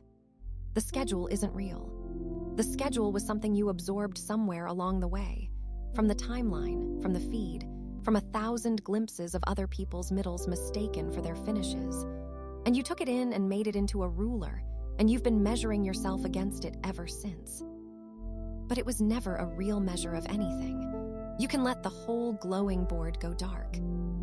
Because the timeline lies, gently and constantly, in the way it's built to. It only ever shows you the arrivals. The announcement, the milestone, the good news, the thing finally achieved. Never the long, ordinary years of nothing much that came before each one. Never the waiting, never the false starts, never the parts that looked exactly as unfinished as your life looks to you right now. So you compare the slow, full, unedited middle of your own life, every messy in-between moment of it, because you're living inside all of it, to a thin highlight reel of everyone else's best mornings. And of course, you come up feeling behind. But you were never seeing the whole of anyone. You were seeing their arrivals stacked end to end with no gaps, and mistaking it for a pace you were supposed to keep. No one lives at the speed of their own highlight reel. Not one person. Not even the people whose reels you envy. So let the comparison go quiet, the way the narrator went quiet, the way the worry in your soft middle is going quiet. There's nobody to keep up with. There's no pace being set somewhere out ahead that you're meant to match. The only person whose life you're actually living is yours, and yours doesn't move at anyone else's speed. It moves at its own. It always has. It loads at its own quiet rate, opening one thing at a time, in its own order, and it cannot be hurried by your lying here worrying about it, any more than you can make a slow morning come faster by checking the time. Your life is exactly as far along as it is. Not late, Not early, just here. Just where it actually is tonight, which is the only place it could possibly be. And feel how that's not a failure, it's just a fact, soft and neutral and oddly freeing. You're not behind where you should be. There is no should be. There's only where you are, and where you are is allowed. It's allowed to be slower than you pictured at some younger, more anxious hour. It's allowed to have taken the long way, the scenic route, the route with the detours and the wrong turns and the stretches where nothing seemed to happen at all. It's allowed to look nothing like the schedule you were handed. Your life is allowed to unfold at the speed your life unfolds, because that speed, it turns out, is simply yours. The right speed for the one life that's actually living it, which is the only kind of right there ever was. And tonight, especially, the pace is allowed to be exactly this slow. Because look at the pace tonight. Tonight you are lying still in the warm dark, doing nothing, going nowhere, achieving not a single measurable thing, and that is not you falling further behind. That is you resting, which is part of the pace, a real part, the part the timeline never shows. No one ever posts the night they finally slept well. But the rest is in there, woven through every life that ever grew anything good, the long, quiet fallow stretches where it only looked like nothing was happening. You are allowed to have a night that adds nothing to any total. You're allowed to lose no ground and gain no ground and simply lie here, off the track, off the board, off the clock, while your life waits patiently for you, exactly where you left it, in no hurry at all. You did enough today, and you're allowed to rest now, not because you earned a place on some leaderboard, but because there is no leaderboard and there never was, and the whole exhausting math of ahead and behind can finally go quiet in the dark. You are not late. You have not missed it. There is no it to miss. There is only your own life, moving at its own gentle speed, and you, tonight, allowed to be exactly as far along as you are, which is enough, which has always been enough, which is allowed. So let the racing go. Let the comparing go. Let the long-running tally of how you measure up go slack, the way your shoulders went, the way your hands went, the way the soft middle of you is still letting go right now. There's no one ahead of you to chase. There's no one behind you to outrun. There's no finish anywhere you were ever truly meant to reach by some particular nightfall. There's just this, the warm dark, your slow breath, your own unhurried life keeping its own unhurried time, and not one bit of it needing you to push. And as that enormous, invisible weight lifts off you, the weight of late, the weight of behind, the weight of everyone else's further along, feel how much lighter you are without it. You've been carrying it so long you mistook it for part of yourself. But it was never you. It was just something heavy you'd been holding, and now you've set it down here, where no clock runs and no one's keeping score, and your arms are empty of it at last. But notice, as it goes, that there's one more weight underneath it, quieter, more stubborn, harder to see precisely because it's been there the longest. Because even now, even as you let go of being behind, some small, careful part of you might still be wondering whether you've done enough to deserve this, whether you've earned the right to lie here and rest, as if rest were a wage that has to be worked for first. As if you had to make the case, file the paperwork, prove the day was productive enough to justify lying down in the dark. And that one's about to loosen too, the way all the others have, one soft thread at a time. Because the rest you're lying in right now isn't a reward you have to qualify for. It isn't payment for a day well spent. It was never something you had to earn, and the long, quiet night ahead is about to show you, gently, that it's already yours, given freely, with no invoice, no conditions, nothing owed in return, and always, always was. Hear that and let it land soft and final, nothing owed. Not for the rest, not for the warmth, not for the dark, not for 1 minute of this long night. You don't have to buy your way into any of it. And yet, feel for it gently, there may still be a small, dutiful part of you running the numbers anyway, quietly totting up the day to see whether you did enough to be allowed to lie here. As if rest were something you had to qualify for. As if there were a bar to clear first, a quota to hit, some proof of a day well spent that you'd have to show at the door before they'd let you in. So let's set that down too, before it keeps you up. Rest is not a prize. It isn't a medal they hang on the people who were productive enough that day and withhold from the ones who weren't. It isn't wages for hours worked, paid out only if you logged enough of them. The rest you're lying in right this moment doesn't care, even a little, what you got done before you got here. It would hold you exactly the same on the day you moved a mountain and on the day you barely moved at all. It isn't keeping count. It was never keeping count. It's just here, the way the dark is here, the way the warm is here, given to you freely, the moment you lie down, with no ledger and no conditions and no one at the gate. And here's the quietly funny part, the one you can let yourself smile at without opening your eyes. There is no committee. There's no panel that convenes somewhere at the end of each day to review your output and rule on whether you've earned your pillow. No one is sitting up tonight with your name on a clipboard, deciding whether the day was impressive enough to merit 8 hours of sleep, or whether, given your performance, you'll have to make do with 5. It sounds absurd when you say it plainly, and it is absurd. That's the relief of it, but some tired part of you has been half living as if that panel were real your whole life, as if rest had to be justified to someone. It doesn't. There's no one to justify it to. The hearing was never scheduled because the hearing was never going to happen. So you can stop making the case. You can stop right now, quietly building the small defense you build most nights without noticing. Well, I did do this and I did get to that, so I suppose it's all right for me to stop now. You don't have to suppose anything. You don't have to assemble the evidence. There's no one to convince, and there's nothing to convince them of, and the verdict, rest, yes, freely, now, was handed down before you ever spoke a word in your own defense. You're acquitted of the whole day. You always were. The case is closed, and you can put your papers down.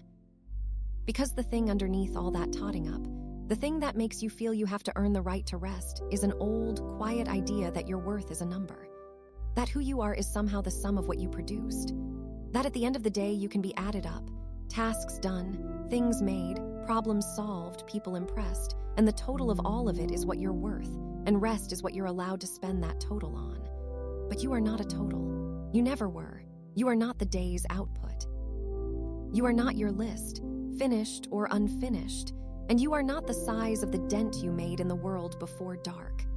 The arithmetic was always wrong, all the way down, because it was trying to measure a thing that isn't measured that way at all.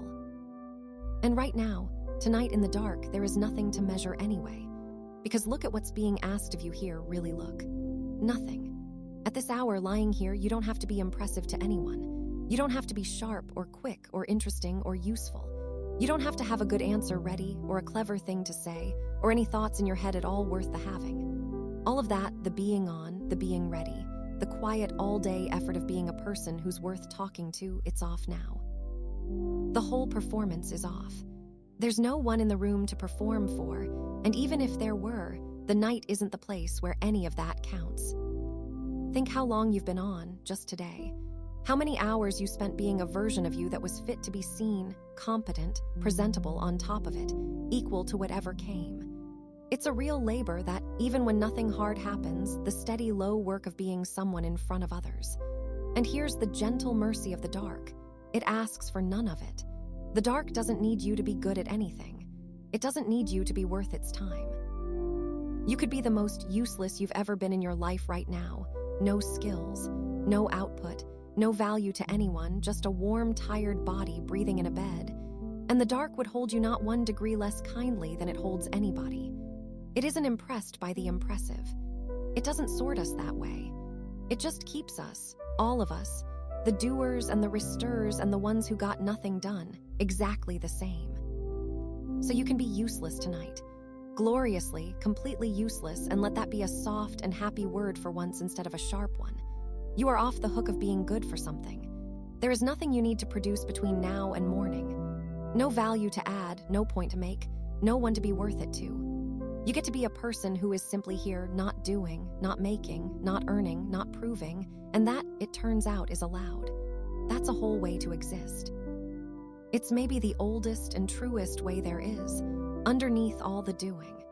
Just to be here, quiet and breathing, taking up your small, warm space in the dark, and asking nothing and owing nothing and being no one in particular at all. And feel how much there is in that, how it isn't empty, the way you half feared it might be.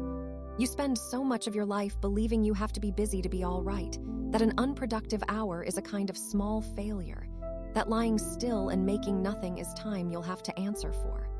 But this lying here, quiet and unhurried, accomplishing not one measurable thing, this is not nothing. This is not you failing to be useful.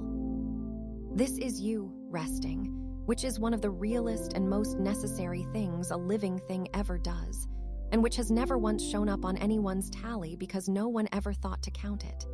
The good in it is real even though it leaves no mark. You won't have anything to show for tonight, and that's not a problem to solve. That's the entire point. Some of the best things you'll ever do leave nothing behind to show.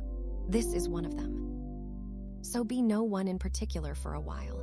Let go of the whole project of being someone worth being. You don't have to be the friend who's got it together, or the one who's interesting, or the one who's doing well, or the one who's keeping up. You don't have to be anyone's anything right now.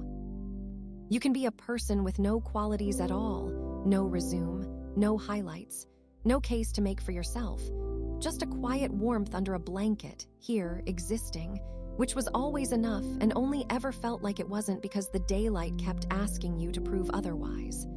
The daylight isn't asking anymore. The dark never asked at all. You did enough today, and you're allowed to rest now, not because you earned it, but because it was never the kind of thing you earn. It was always just yours. You don't have to be impressive to deserve it. You don't have to be useful to deserve it. You don't have to deserve it at all, because it isn't a wage and you aren't being paid, and there is no one keeping the books on whether your day was worth a night's rest. There's just you here, allowed, fully, freely, finally allowed, to stop being anything for anyone, and simply lie still in the warm and breathe. So let the proving go, all of it, the way the racing went and the comparing went and the soft middle of you went loose. Let go of the sums. Let go of the case for the defense. Let go of the long, quiet effort of justifying your own existence by the size of what you did with it today. There's nothing to prove tonight. There's no one to prove it to. There never was, not really.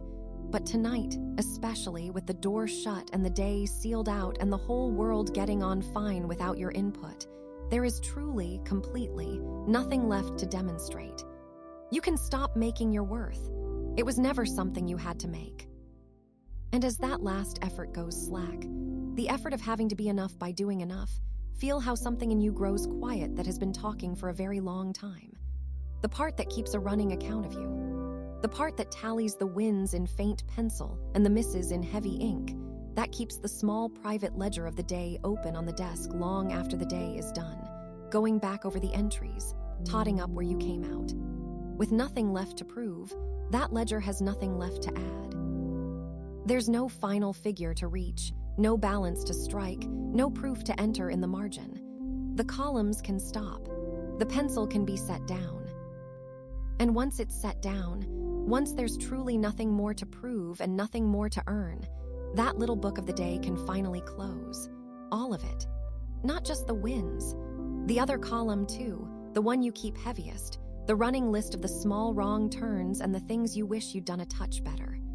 With no case left to argue and no worth left to defend, even those entries lose their weight. The ledger drifts shut on its own in the warm dark, every line of it quietly forgiven, and the day, the whole imperfect, ordinary, finished day, is let go at last. And let it stay let go, because there's a particular softness in that closing of the book, gentler than simply setting something down, and it's the one thing the whole day has quietly been waiting for since it ended. Not just to be over, to be forgiven. There's a difference, and you can feel it, lying here, the difference between a day that's finished and a day that's actually been let off the hook. So let's do that part now, slowly, because it's the kindest thing left to do tonight, and it's entirely yours to give. Let the day be forgiven, all of it. Especially the small rough parts, the little places where you snagged, the moments you've been quietly carrying like pebbles in a pocket without quite noticing the weight of them. Because there were some, weren't there? There always are. The sentence that came out clumsy, the thing you meant warmly that landed a little sideways, and you felt it the second it left you, that tiny inward wince. The name you blanked on. The thing you meant to do and forgot, the reply you left unsent, the small task that slipped clean through the day like it was never there. The moment you were a touch shorter with someone than they deserved, or quieter, or further away behind your own eyes. Because you were tired, because you were stretched, because you only had so much of yourself to go around, and you'd already given most of it out by then. None of it was anything. You know that somewhere. But the tired mind at this hour likes to gather the day's little fumbles up and lay them out in a row, and look at them, and feel vaguely that there's something to answer for. As if you'd been called in. As if, somewhere, you were in a bit of trouble, and any moment now you'd be asked to explain yourself. So let's just say it plainly, into the dark, so the small, worried part of you can finally hear it. You're not in trouble. There's no one waiting to have a word with you about today. No one is going to sit you down. The clumsy sentence has already dissolved into the air it was spoken into. The person you said it to forgot it roughly 4 seconds later. The way you forget the small fumbles other people make, instantly and completely, because you were never really keeping track of those either. None of it is on trial tonight. There's no trial. The day isn't a case to be answered. It's just a day, an ordinary one already gone, and you came through it, and that was always going to be enough. And here's the part the worry never believes until you say it slowly. No one is keeping a record. There is no quiet file somewhere with your name on it, where today's small misses get written down in permanent ink and held against you. The thing you forgot wasn't logged. The moment you were less than your best wasn't entered anywhere. The world doesn't keep that kind of book on you. It's far too busy, and far too forgetful, and far kinder in its forgetting than you tend to be. The only place any record of today's small stumbles still exists is right here, in your own tired head, kept by the one person in the whole world unwilling to let them go. And even that record, you'll notice, is allowed to close. You're the one holding the pen. You always were. So put it down. You can. It's one of those small, fully yours things, maybe the most fully yours thing there is, this one. No one can forgive your day for you. No one can reach in and lift the small weight of it off your chest. But you can. It's right there, the power to do it, sitting quietly in your own hands, the way the lamp switch was, the way the choice to rest was. The whole day's worth of little snags, and the say over whether they get to follow you into the night, that's yours. Completely. And you can choose, right now, to let them stay behind in the day where they happened. And here's the gentlest way to do it, the way that actually works when the bare instruction to forgive yourself just bounces off, the way it always does. Don't try to forgive yourself in the abstract.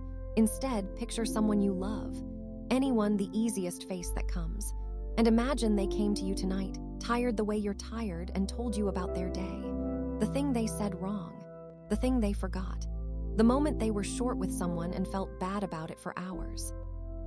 Imagine them laying it all out, small and worried, half-braced to be told they'd done badly. You know exactly what you'd do. You wouldn't even have to think. You'd wave the whole thing away before they'd finished. Oh, that's nothing, you'd say. That's not even a thing. Everyone does that. You're so tired, of course, that happened, it doesn't mean anything. You'd forgive them so fast, and so completely it wouldn't even feel like forgiving. It'd just feel like the obvious truth, plain as anything, that a person you love had a long day and a couple of small human moments in it, and is, in every way that matters, completely fine. You wouldn't hold a single one of those little stumbles against them. The thought wouldn't even occur to you. You'd be gentle with them without trying, the way water finds the low ground. So here's the only thing being asked of you tonight, and it's a small thing, and it's yours to give. Turn that exact gentleness around. Aim it the other way. Offer yourself the same easy, instant, no questions forgiveness you'd hand to anyone you love without a second thought. The forgiveness you give so freely to everyone except, somehow, the one person living inside your own tired skin. You are just as allowed to receive it as they are. You did not earn a harsher standard. There's no good reason the kindness that flows out of you so easily for the people you love should hit a wall the moment it tries to come home. Let it come home tonight. Let it reach you too. Because you'd never talk to someone you love the way the tired mind talks to you at this hour. You'd never lay their small day out in a row and make them look at it. You'd never call them in. You'd never keep the record. And you, lying here, breathing slow in the dark, you are someone worth that same softness. You're allowed to be on your own side at the end of the day, not as a reward, not because the day went well enough to deserve it. Just because that's how you treat anyone you cared about, and you are allowed, finally, to be someone you care about too. So forgive the clumsy sentence. Forgive the thing you forgot. Forgive the moment you were tired and human and a little less than the version of you that lives in your imagination, the one who never snags on anything. That version isn't real, and you don't have to be them, and the day never required it. You were a real person, doing a real day with a finite amount of yourself to spend, and you spent it, and some of it came out a little uneven, and that is completely, ordinarily, forgivably fine. Everyone's does.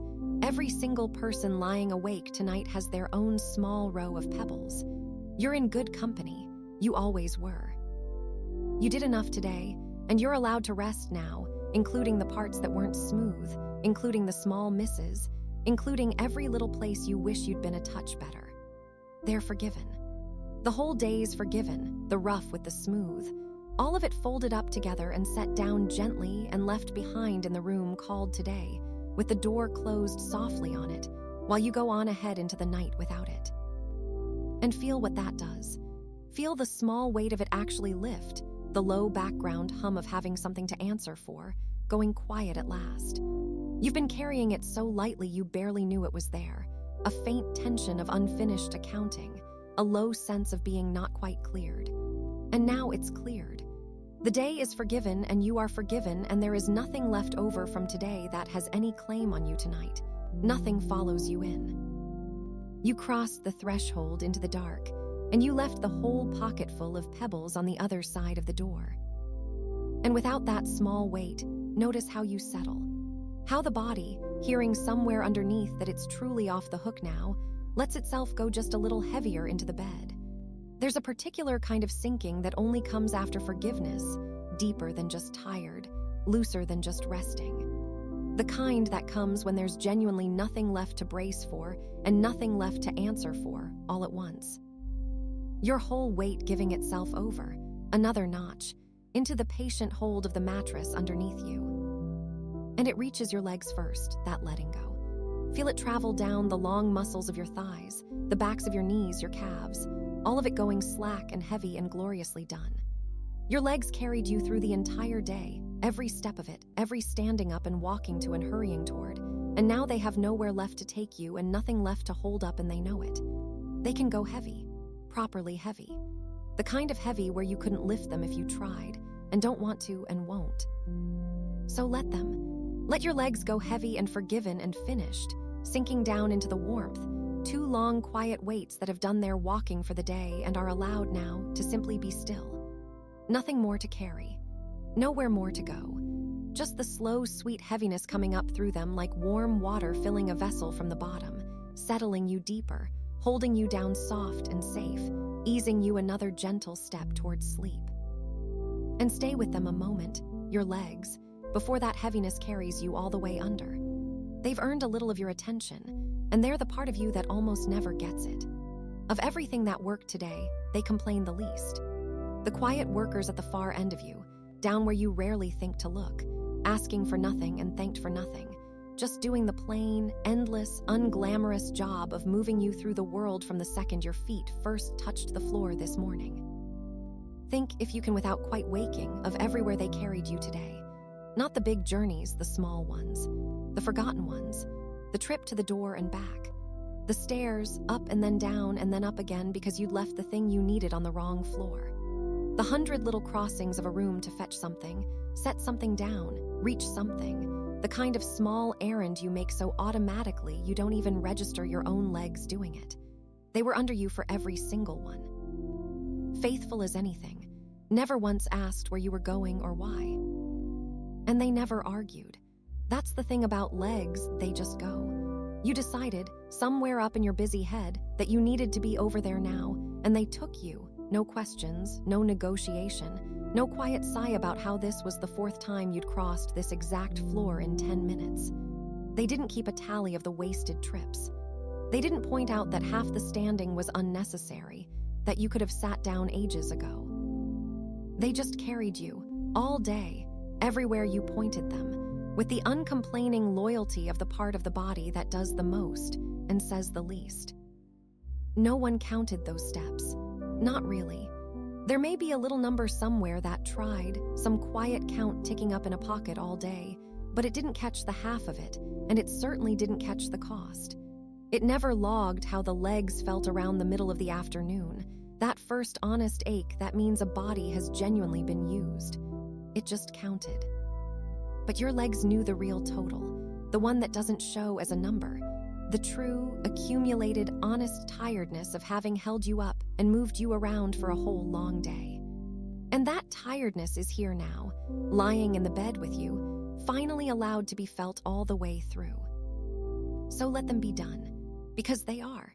Done walking, there is nowhere left to walk to tonight, not one more crossing, not one more trip up the stairs for the thing you forgot.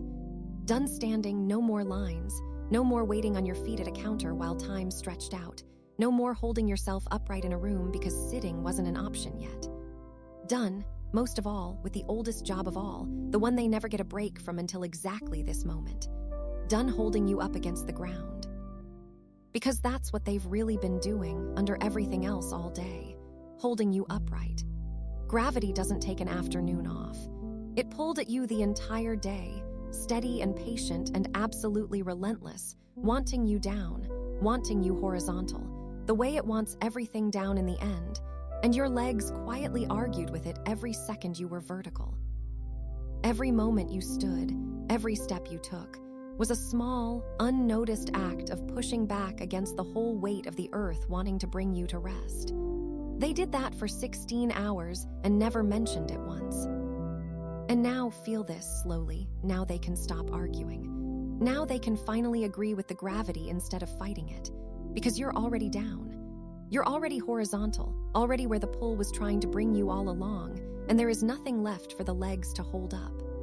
The long contest with the ground is over for the night, and your legs lost it in the best possible way, the way that feels like winning, by lying down. They get to surrender. They get to go limp and let the earth have its way at last, because its way right now is exactly the same as yours. So let them sink. Feel the heaviness that's been gathering in them all evening finally have somewhere to go. Your thighs, the long, strong muscles that did most of the lifting, going slack and dense and beautifully tired into the mattress. The backs of your knees softening, unlocking, the small tension there that you never even knew you held all day quietly letting itself out. Your calves, which carried every step and every stair, going loose and heavy and still. Down and down, the letting go traveling the length of you, until even your ankles forget to hold any shape at all. There's a particular kind of heavy that only legs do, and you're feeling it now, a deep, contented, fully earned weight, the heaviness of a thing that worked hard and is allowed at last to be set completely down. Not the heavy of being burdened. The other heavy, the good one. The heavy of a tool laid down after honest use, of a load finally lowered, of something carried a long way and gently put on the ground and released. Your legs are that, set down at last after carrying the whole of you all day, and the relief of it spreads through them like a long, slow exhale you can feel in the muscle. And here's the soft, sweet part of it. As they go heavy, they begin to disappear. You can feel it happening, that pleasant blurring at the edges, the exact place where your legs end and the warm bed begins is getting harder and harder to find. Down at the bottom of you, where the blanket gathers and the warmth pools and the mattress holds them up, your legs are quietly dissolving into the comfort, losing their outline, melting into the soft, dark warmth until you almost couldn't say, if someone asked, where you stop and the bed starts. You don't have to know. That not knowing is sleep beginning, coming up from the feet, rising slowly the way warmth rises. Let them go. There is nothing your legs need to do between now and morning. No more carrying, no more standing, no more holding you against anything. They have done their entire day's work and done it well, every uncounted step of it, and they are allowed now to be two long, warm, heavy, contented weights, still at last, sinking, with nowhere left to take you and no part of you left to hold up. You did enough today, and you're allowed to rest now, and your tired legs of all of you know it best. They felt the whole day in a way your busy mind never quite did, step by honest step, and they're the part of you least able to pretend you didn't do enough. They carried the proof. They were there for all of it, every small loyal trip you've already forgotten, and they are not asking whether it counted. They're just glad to be still. They're just glad, finally, to lie down. Let them be your evidence, down there in the warm dark, that the day was real and the work was real, and the rest is real and earned and yours. So thank them, if you like, in the soft, wordless way you can thank a part of your own body, not out loud, not even quite as a thought, just a small warmth turned toward your own tired legs for getting you everywhere you needed to go today and never once making a fuss about it. And then let even the thanking go quiet, and let them go heavier still, past where you're tracking them, down into a stillness so complete it stops being something you're doing and becomes something that's simply happening to you. Because that's how it goes now. The heaviness in your legs isn't waiting for your permission anymore. It's spreading on its own, the way warmth moves through a thing left in the sun, climbing slowly up from where your feet have already vanished into the bed, up through the long-gone weight of your calves and your loosened knees and your heavy, sinking thighs, rising the way water rises in still ground, unhurried, finding its own level, asking nothing of you at all. And as it climbs, it takes the rest of you with it. Feel it reach up past your legs now and begin to gather the whole of your weight, everything you've spent the last while setting down, the shoulders that came down, the hands that opened, the soft middle that let go, the forgiven day, all of it pooling now into one single, settled, sinking heaviness that the bed takes completely. You're not holding any of yourself up anymore, not 1 ounce. The last small effort of being a body that braces, a body that keeps some part of itself ready, it's going. It's nearly gone, it's gone. There's a moment, right at the bottom of all that letting go, where your weight finally finishes its long surrender to the bed, where the last held thing lets loose and you become, all the way through, simply heavy and warm and still. And you're close to it now. You can feel yourself arriving at it, that floor beneath the tiredness, that place where there's nothing left to release because it's all already released, your whole self handed over, carried now by the bed the way your legs once carried you. And as that last of your weight lets go, as the heaviness finishes spreading, and there is nothing left in you that's holding on, feel how the room itself seems to draw in a little closer around you. The warmth, the quiet, the soft dark, all of it gathering near, the way covers gather, the way the night settles over a thing that's finally fully at rest. You're not pushing anything away anymore, and nothing is pushing toward you. There's just you, set down at last, and the dark coming in close around you, soft and kind and in no hurry, folding gently over the warm, heavy, finished weight of you like it has been waiting all night to do exactly this. And let it come. That dark settling over you now, feel for what it actually is, because the tired mind at the end of the day has a habit of getting it wrong. It tends to think of dark as a taking away. The light goes, and so the dark must be what's left when something's gone, an emptiness, a nothing, the plain absence of the day. But lie here a moment longer and feel it more honestly, and you'll notice it isn't an absence at all. It's a presence. Something arrived when the light left. The dark came in, the way warmth comes into a cold room, the way quiet comes into a house when the noise finally stops. Not a hole where something used to be, but a soft, whole thing of its own, here now, all around you, real as the blanket. And it's a gentle thing. That's what the day never lets you notice about it. The dark has the softest manner of anything you'll meet all night. It doesn't arrive with any demands. It doesn't want a single thing from you.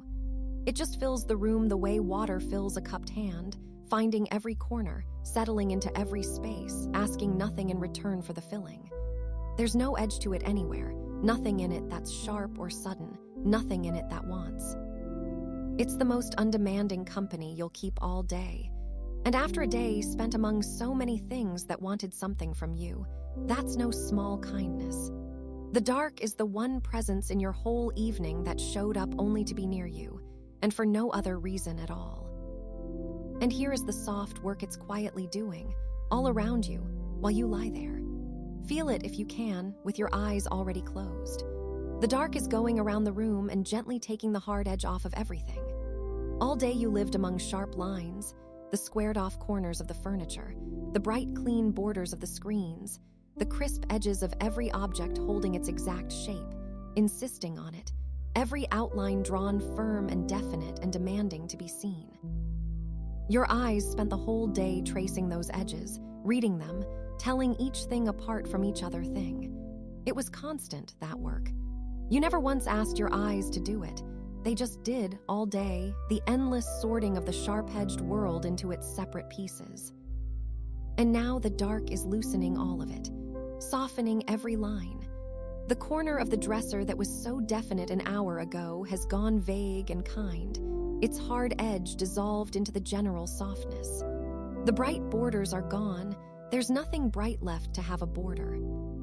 The room, which spent all day being a collection of distinct, sharp-cornered things, is becoming one single soft thing, all its pieces blurring gently into one another, the whole space going from 100 hard outlines to one low, undivided, shapeless dark. And your eyes, behind their closed lids, can feel the difference even without seeing it. They can feel that there's nothing left out there to trace. Nothing's holding its sharp shape and asking to be read. The whole effort of telling things apart is over for the night. That's the dark's gentlest gift, and it gives it freely. It asks nothing of your eyes. All day your eyes worked the sharp-edged world without a break, and the dark is the thing that finally lets them stop. Not by force, not by closing them, just by quietly removing everything there was to look at. There's nothing out there now to focus on, nothing to find, nothing to keep in view. The dark has tidied away the whole visible world and left, in its place, a soft and even nothing that your eyes can simply rest against, the way you'd rest your back against a wide, warm wall. They don't have to do anything anymore. There's nothing left for them to do. The dark did them the great kindness of giving them nothing to see. And it's on your side in this. That's the part worth feeling. The dark isn't hiding things from you, the way the worried mind sometimes fears, peopling the dark with whatever it can't see. It isn't concealing anything. It's just being gentle with your tired eyes, the way you dim a lamp for someone falling asleep, the way you'd lower your voice in a room where someone's resting. The dark is doing for the whole room what you do, instinctively, for anyone you were caring for at the end of a long day, turning everything down, taking the glare off, making it soft enough to rest in. It's not against you. It was never against you. It's the most on-your-side thing in the house tonight. And here's the way to feel it that makes the whole night easier, the small turn that changes everything about how the dark sits on you. Don't think of it as the empty space the light left behind. Think of it as a covering, because that's what it's doing, really, if you feel it honestly. The dark has been drawn up over the room the way a blanket is drawn up over a body. Up over the windows, over the furniture, over the floor and the far walls and the whole quiet space you're lying in. One enormous, soft, dark covering, pulled gently up over the entire room while you weren't watching, tucking the whole of it in for the night. You already have one blanket. You felt its weight settle over you a while ago, the near one, the small one, the one gathered warm at your ankles and resting close against your skin. And now feel the larger one, the second one, the one the whole room is lying under. The dark is that, a blanket the size of the whole space, pulled up over everything, over the bed and over you and over the small near blanket too, layer over layer over layer, the warm one close against you and the wide dark one drawn up over the entire room, all of it covering you at once. You're not lying in an empty dark room. You're lying under two blankets at the end of the day, the little warm one, and the great soft dark one spread over the whole of where you are. And the room beneath that covering goes the way you go beneath yours, still and soft and tucked in and quiet. The whole room is being put to bed along with you. Everything in it is under the same dark blanket, settling the same way you're settling, going soft at the edges the same way your own edges have gone soft. You're not the only thing being tucked in tonight. The whole room is. The dark came up over all of it at once, and now the room and you are resting under the same wide cover, two warm things and one great dark blanket, all of it gone quiet together. There's an old, deep comfort in that, older than anything the day could teach you, the comfort of being covered, of having something soft drawn up over you against the night. A body knows it before it knows anything else, the feeling of being tucked under, the feeling of a covering coming up and over and saying, without a word, you can stop now, you're held, you can sleep. And the dark says exactly that, in exactly that wordless way, pulled up over the whole room around you. You're covered, twice over.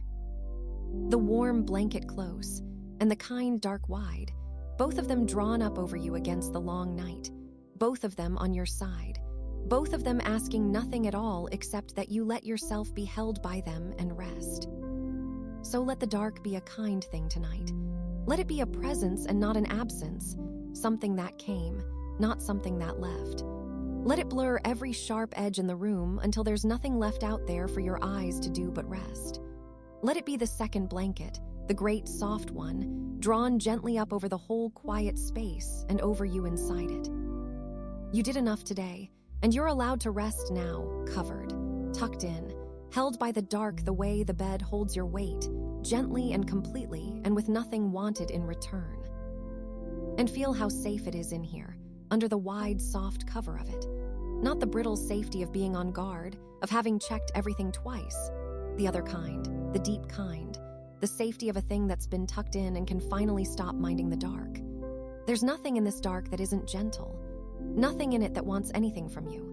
It's just the kind quiet of a room put to bed, drawn up close around the warm, heavy, finished weight of you, holding the whole of you soft against the night. And held like that, covered all the way, the room gone soft and shapeless and still around you, the dark a gentle presence with its arm laid over the whole of where you are, you can let yourself stop bracing against the night the way you maybe always have, just a little somewhere underneath. There's nothing in it to brace against. It's a kind dark. It came to keep you, not to take anything. It's been waiting all day, behind the bright hours, to do exactly this, to draw itself up over the room and go quiet and hold you through to morning. And held in that gentle dark, you can let yourself trust the simplest thing of all, that on its far side, a quiet morning is already waiting. And it is. That's the part to let yourself rest your weight against now, even half asleep, even with no proof in front of you but the dark, that on the far side of all these hours, past the whole long, unhurried length of the night, a morning is already on its way to you. Not a hope you have to hold up, not a maybe. A plain, settled fact as sure as anything you know. The morning is coming. It's coming the way it always has, the way it has every single time without one exception in the whole of your life. And it is making its way toward you right now, while you lie here doing nothing at all. And here is the loveliest thing about that morning, the thing worth feeling slowly before you go under. It's clean. It hasn't been touched yet. Out there ahead of you, past the dark, there's an hour that is completely fresh and entirely empty, no words said in it yet, no choices made, nothing spilled, nothing fumbled, nothing owed. Not one thing has happened in tomorrow morning. It's the most uncrowded place in your whole life right now, that first quiet hour, and it's waiting for you with all its rooms still in it. None of it used up, none of it spent. Think how rare that is, a thing with nothing in it yet. The day you just sat down was so full by the end, so crowded with everything that landed in it, the messages and the tasks and the 100 small demands, packed in tight until there was barely space to breathe. But the morning isn't like that yet. It's the opposite of that. It's wide and soft and empty, a clean page nobody's written on, a quiet room nobody's walked into. And the worried mind likes to rush ahead and start filling it in the dark, scheduling it, dreading it, loading tomorrow up with things before tomorrow's even arrived, but you don't have to let it. You can leave the morning empty for now. It's allowed to stay clean a few hours more. And you don't have to do a single thing to bring it. That's the part the tired mind never quite trusts, and it's the truest part of all. You don't have to stay awake to make sure the morning comes. You don't have to keep one eye open, keep watch, keep some small part of yourself on duty through the night, in case the light needs help finding its way back. It doesn't. It never has. The morning is not waiting on you. It isn't checking whether you stayed up to receive it. It comes on its own, entirely on its own, with no effort from you whatsoever. And the more completely you let go and sleep, the more faithfully it arrives. In fact, sleeping is the whole of your part in it. That's the gentle joke of the thing, if you want one. The only job you have in making tomorrow come is to lie here and do absolutely nothing. To go under. To stop. The morning handles its own arrival. It has for billions of years. It has a very long and unbroken track record. It does not require your supervision and frankly never has. You're off that particular hook too. The light will come up over everything out there, whether you witness the moment or not, and you are allowed to miss it, allowed to sleep clean through the edge of it, and find it already arrived when you open your eyes. So you can set down the last small thing you might still be holding, that faint, low watchfulness, that sense that the night needs minding, that if you fully let go something might not get done. Nothing needs minding. The night runs itself. The morning keeps its own appointment, and it has never once been late, and it will not be late tonight. You can hand the whole matter over. You can trust the morning the way you trust the floor to be there when you put your foot down, without thinking about it, without checking, just resting your weight on the fact of it and walking on. And here is the part that lets you go all the way under without a thread of worry trailing behind you. None of tonight gets carried across. None of it. The tiredness you're feeling right now, this heavy, end-of-the-day weariness that's gathered in your legs and behind your eyes and all through the long muscles of you, it does not make the crossing into morning. It stays here in tonight where it belongs. The dark takes it. The night is where the day's tiredness gets set down and left, and you cross over to the other side without it. That's what the night is for, underneath everything. It's the place the tiredness gets unloaded. You're not carrying this weariness toward tomorrow like a bag you'll still be holding when the light comes up. You're handing it over right now to the dark, a little more with every breath. The heaviness in your legs, the ache of the long day, the worn thin feeling at the very center of you, all of it gets to stay behind in tonight, dissolved into the hours of sleep, gone by the time you wake. You don't drag today into tomorrow. The night won't let you. It quietly empties your hands while you rest, so that you arrive at the morning light and not heavy. Picture it if you can, without quite waking enough to think. The version of you that opens their eyes in that clean morning hour is not this tired. They've been given back something while you slept. The night will have done its slow, patient work on you, the work it does on everyone, every night, the oldest repair there is. And the you that meets the morning will be lighter than the you lying here now, restored a little, smoothed a little, handed back to the day with more in you than you have left at this moment. You don't have to understand how. You just have to let it happen, which means letting go. And whatever today held that felt too heavy, the things that pressed on you, the worries that wouldn't quite quiet, even those look different from the far side of a night's sleep. Not because they've changed, because you'll have changed a little in the simplest way. You'll be rested. The same thing weighs less in a rested hand. The morning doesn't fix what's hard, and it doesn't pretend to, but it hands you back to it with steadier footing, in better light, with a fresh and uncrowded hour to meet it in. That's not nothing. That's quietly almost everything. And it's coming all on its own while you do nothing but sleep. So there's truly nothing left for you to reach for. The morning is handled. The tiredness is staying here, set down in the dark where it belongs. The clean, fresh hour is on its way and needs no help from you to arrive. Every last thing is taken care of the night ahead, the light beyond it, the rested self waiting to be handed back to you on the other side, all of it arranged, all of it running smoothly, all of it without 1 ounce of effort from you. You've never had so little to do. There has never been less asked of you than there is in this exact moment. You did enough today, and you're allowed to rest now, and you can rest all the way down with no thread left out because tomorrow is already covered. It doesn't need you tonight. It's keeping its own appointment, somewhere out past the dark, getting quietly ready to arrive the way it always does, soft and ordinary and clean and certain. You can let it. You can let the morning be the morning's job, and let tonight be only this: the warm, heavy, finished weight of you, held in the dark, with nothing left to carry across. And the moment you stop reaching for tomorrow, the moment you let it keep its own appointment without you, feel how that frees the night to do its own gentle work on you. Because the night isn't only a thing to get through on the way to the light. It's something that wants you. It has its own soft pull, a slow current running underneath all this stillness. And the second you stop holding yourself up out of it, it takes you, the way water takes a thing that finally stops swimming. You can feel it beginning now, that pull very faint, very gentle, nothing that hurries you. Just a slow drawing down, a soft weight at the back of everything, the night easing you toward itself the way the tide eases a boat off the sand without the boat doing anything at all. You don't have to go toward it.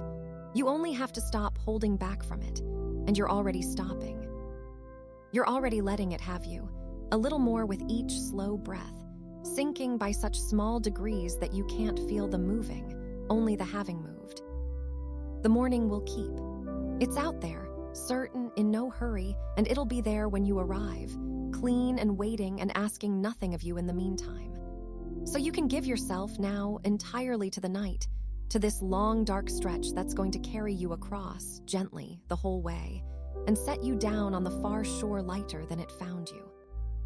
And the night, feeling you finally let go, begins to draw you down toward it, slow and sure, and soft as anything, into the deep middle of itself, where sleep is already waiting, and the long, kind dark folds quietly closer around you. And there it is, feel it if you can, without doing anything about it. A new kind of heaviness, different from all the ones that came before. Not the heaviness of your legs, not the weight of your whole self handed over to the bed. This one is higher up, and finer, and softer than all of those. It's behind your eyes.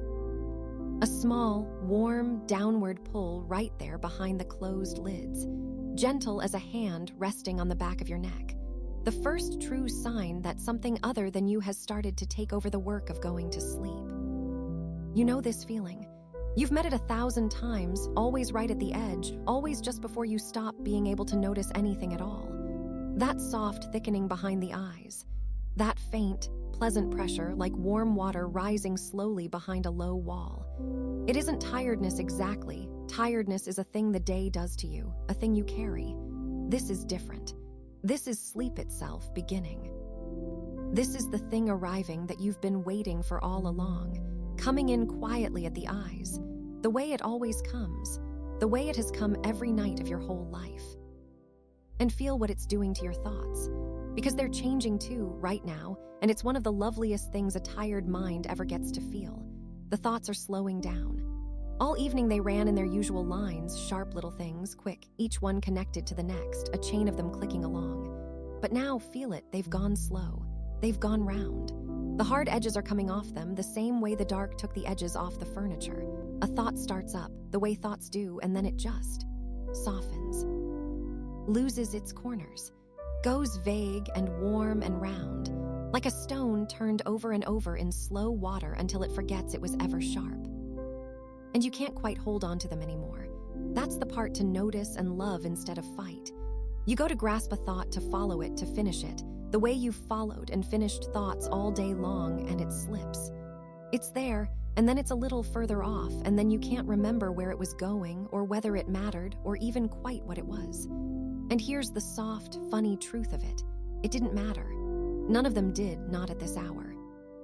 The mind is finally clocking out without filing any of the paperwork, leaving thoughts unfinished all over the place, and not one of them will be missed. Let them slip.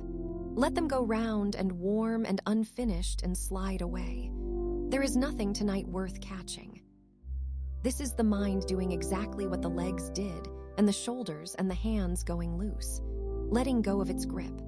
All day it held on so tightly, kept every thought in line, didn't drop a single thread it was supposed to carry.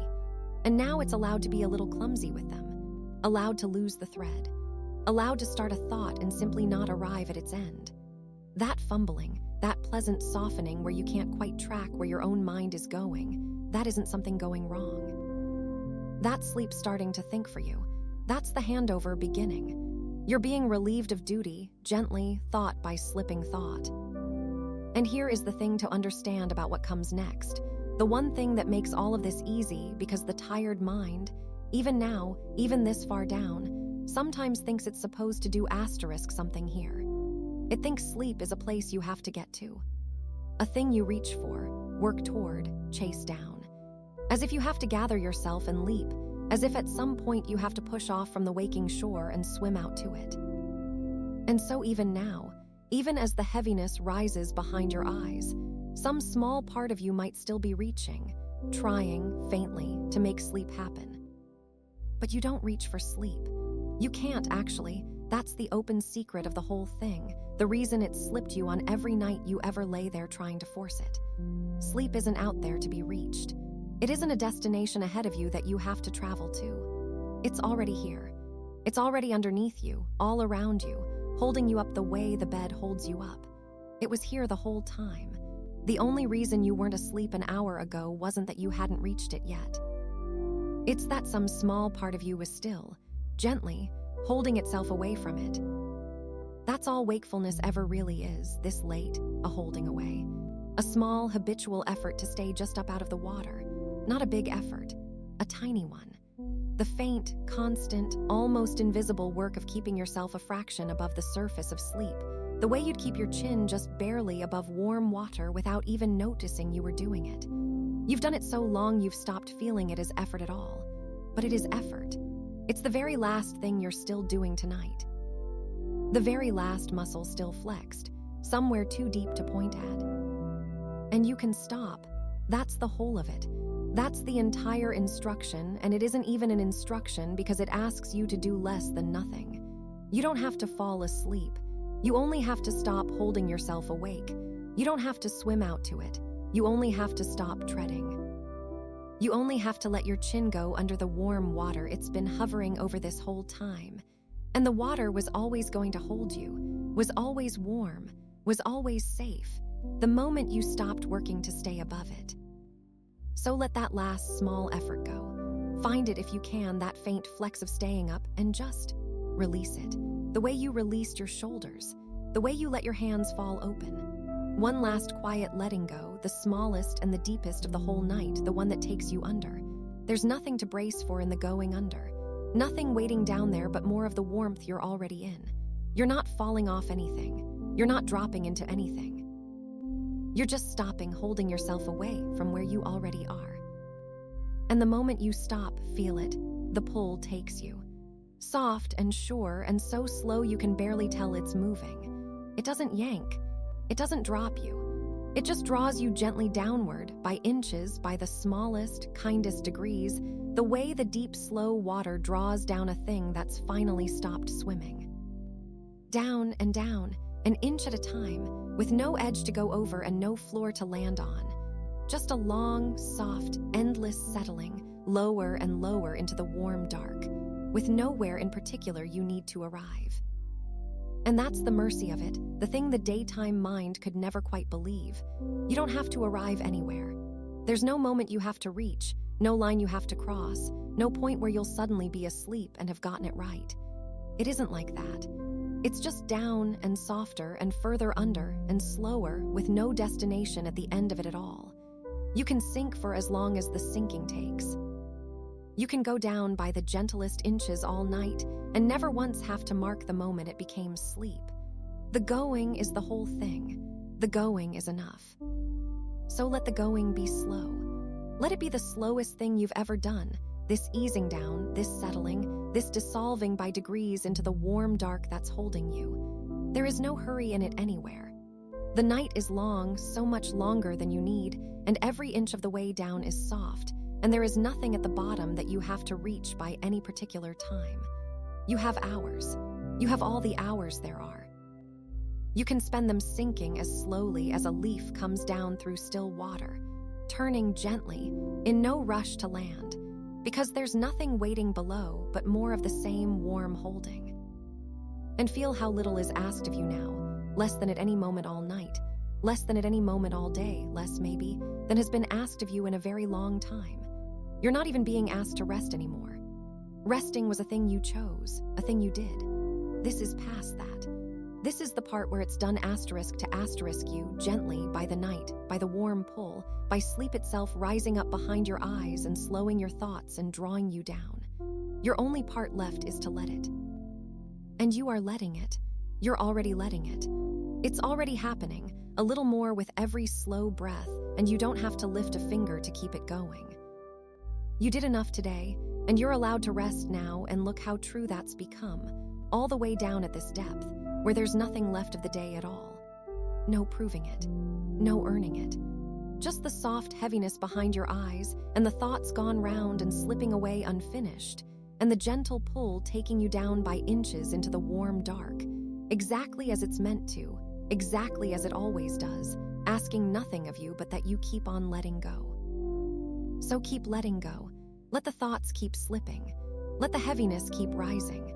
Let the pull keep drawing you down, soft and slow and sure, with no floor to reach and no moment to mark and nowhere you have to be. You're being carried now. You can feel it. The long current of the night has you, and it's gentle, and it knows the way, and it has all the time in the world to take you there. And you let it carry you a little lower, past the edge of where you can still feel yourself thinking, past the last of the slipping thoughts, down into the warm and patient dark, and a little lower still, into the long, soft hours that are only just beginning to unfold, quietly, ahead of you. And as you settle into those hours, let your attention drift up, gently, with no effort, to the very top of you, to your head. Because there's one more weight tonight that hasn't fully been set down, and it's the heaviest one of all, though you'd never guess it to look at it. It's been the last thing still doing a little work, even now, even this far under. Your head, the part of you that ran the entire day. Think for just a slow moment of everything it did. Every thought you had today happened in there. Every decision, every word you searched for, every face you read, every plan you made and unmade and remade, all of it in that one small space at the top of you. It did the worrying. It did the remembering. It held the running list, ran the quiet narration, kept track of the time, rehearsed the things you might have to say. It never once stopped, not from the moment you opened your eyes this morning to the moment you closed them tonight. It was the busiest room in the whole house of you, lit up and working long after everything else had gone quiet. And it's heavy, genuinely, physically heavy, heavier than it has any right to be, this small round thing you carry around at the top of you all day without ever once thinking about the carrying. All day you held it up, held it level, held it steady, held it turned toward whatever needed looking at, on top of your neck, on top of your shoulders, balanced there through every hour, a quiet weight your body managed so faithfully you never felt it as a weight at all. Your neck held it. Your shoulders held it. Some small set of muscles you can't even name held your head up over the world all day long and never asked for a word of thanks. And now they can stop. That's the thing to feel now, slowly. Right now, this very moment, you are not holding your head up. You don't have to. The pillow is doing it. For the first time in the whole long day, the weight of your head is not yours to carry. It's been handed completely to the soft thing beneath it, and the soft thing has taken all of it without the slightest complaint. Feel that. Feel where the back of your skull rests into the pillow, and feel how it's being held there, not balanced, not perched, but cradled, taken up from underneath, supported all along its curve by something soft that rose up to meet it. You're not setting your head down onto the pillow so much as letting the pillow come up and hold it. The whole weight of it, the whole heavy, round, busy weight of it, given over, sunk in, cradled from beneath the way a hand cups something precious it doesn't want to drop. Your head isn't resting on the pillow. The pillow is holding your head. There's a difference, and your tired neck knows it exactly. And let your neck feel that difference all the way down. Because your neck has been on duty as long as your head has, longer maybe, since it did the holding while your head did the thinking. The little muscles all up the back of it, the ones that kept your head upright and level and aimed at the world from morning till night, they can let go now. There's nothing left for them to hold up. The job's been taken from them. Let them go soft, all up the back of your neck, one by one, until your head isn't being held by you at all anymore, until it's just resting there, given over, fully and finally the pillow's job and not yours. This is the same letting go you've done all night. You'll notice the shoulders, the hands, the legs, all of it the same gentle handover of a weight you were tired of carrying. But this is the last and the deepest of them, because this is the one at the very top, the one you'd been holding up over all the others. When the head goes down, truly down, cradled and given over, there's nothing left of you still standing watch. The whole tower of you has been lowered, story by story, all the way down to the ground, and the top floor, the one with all the lights on, the one that did all the thinking, is dark now too, and resting and held. And here's the part that's softer than all of it, the part to let sink in slow. It isn't only the weight of your head that gets to rest now. It's the thinking, too, all of it. The whole busy operation that ran inside there all day, it's allowed to stop. Not just the muscle that held the skull up, but the work that went on inside the skull, the endless turning over of things, the planning and the sorting and the quiet low worry that hummed under everything. That gets to set down too. The body found its rest a while ago. Now the thinker finds it. The last light in the house gets to go out. Because that's the thing the tired mind forgets, that it's allowed to rest, the same as the rest of you. You'd never ask your legs to keep walking all night. You wouldn't dream of asking your shoulders to stay braced till morning. And yet some part of you, even now, even sinking, half believes the thinking has to keep going, that you have to stay in there, minding things, running the quiet commentary, keeping some small machinery turning over in the dark. You don't. The thinking is as tired as the legs are. It walked just as far today, and it's allowed to lie down now, exactly the same way, and be just as done. So let the thinking lie down. Let the part of you that worried all day and decided all day and narrated all day finally rest its own weight, the way your head is resting its weight in the pillow, given over, held from beneath, no longer yours to hold up. There is nothing left for it to think tonight. Every thought worth thinking today has been thought. The rest can wait for a head that's had its sleep. You can let the thinker sleep first, before the thoughts are even finished, and trust that the unfinished ones will keep. Feel how much lighter you are with it down. The heaviest thing you carry isn't your legs or your shoulders or even the whole long weight of your body.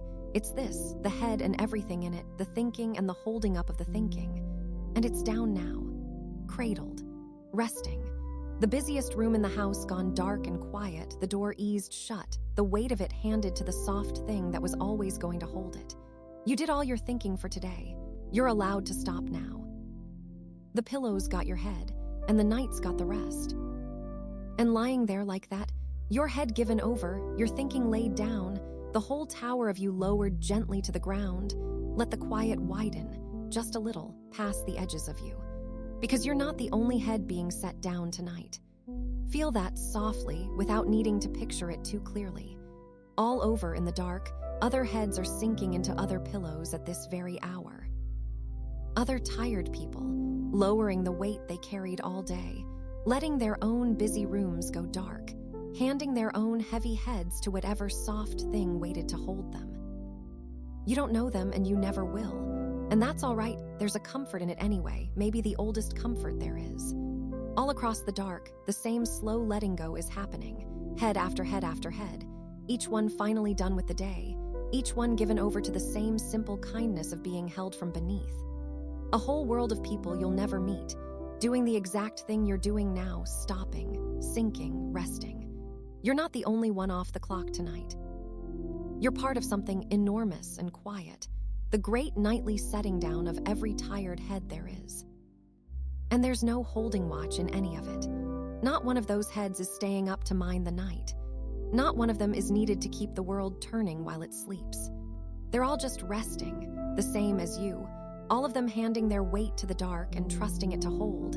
And it does. It holds every one of them, the way it's holding you, gently and completely and without ever once growing tired of the holding.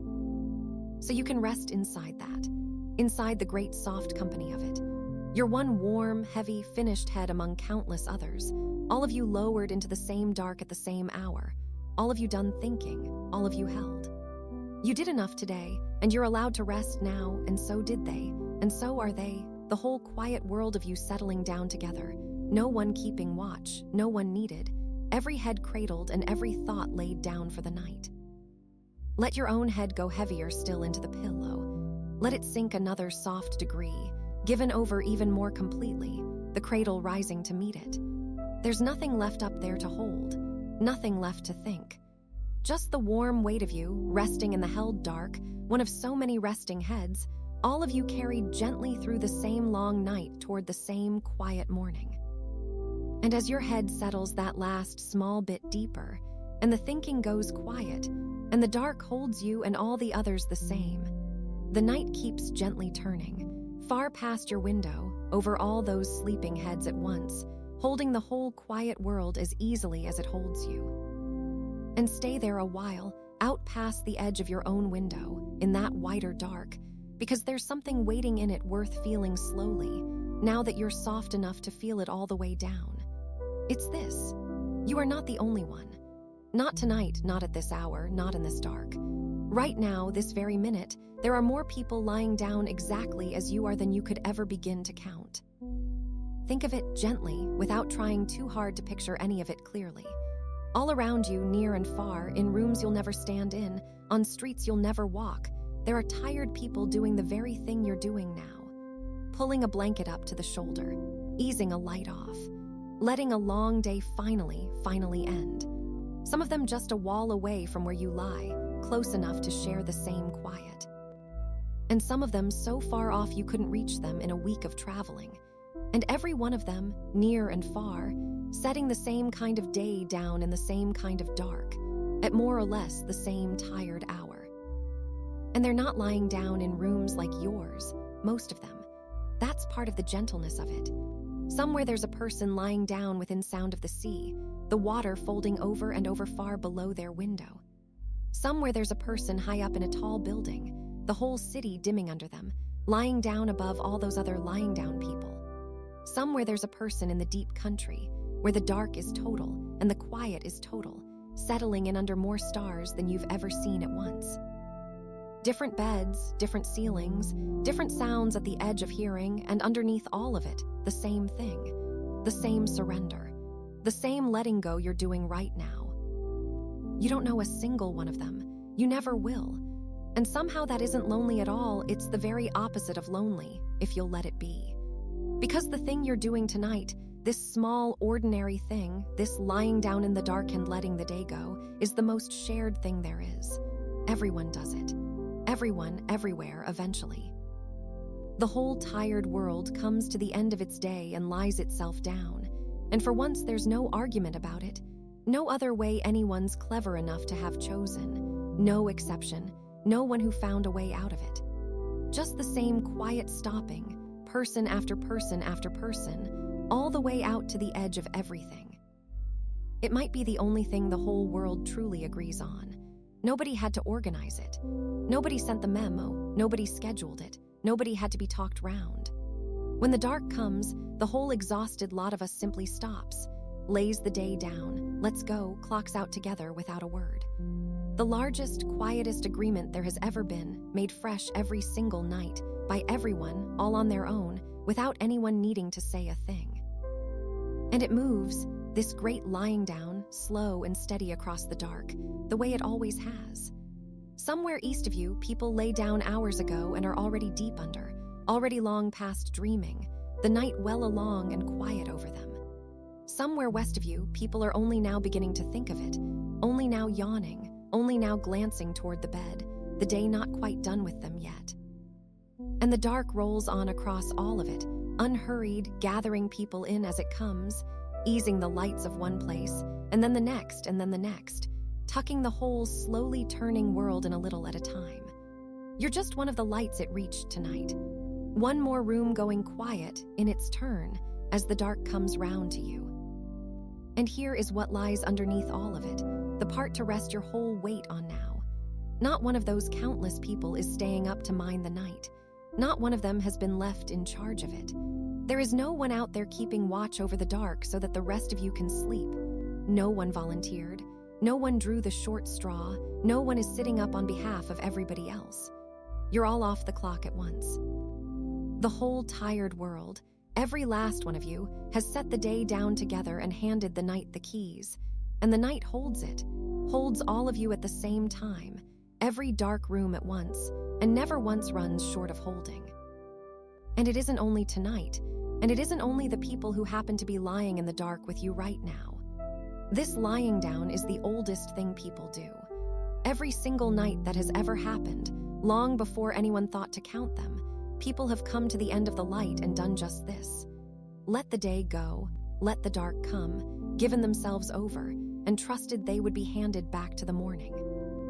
Every tired person who has ever lived has lain down in the dark like this and let it take them. You're not starting something tonight.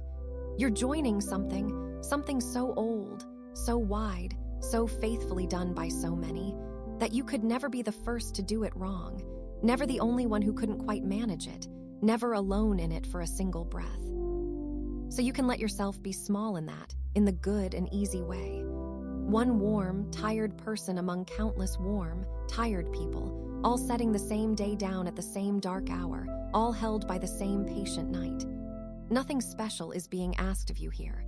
You don't have to be the one who does it best, or does it right, or stays a little awake making sure the rest of it goes smoothly.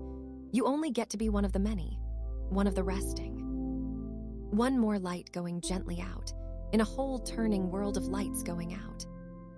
There is such deep rest in not being the only one. All day, the day asked you to be singular, to be the one who handled it, the one who showed up, the one with your own particular name on all of it. But the night doesn't ask that of you. The night folds you back in with everyone else, with all the tired people everywhere, and quietly lets you stop being the one that anything depends on. You can dissolve into the company of it. You can be no one in particular tonight, just another sleeper among the great soft crowd of sleepers. And that is exactly, completely, more than enough.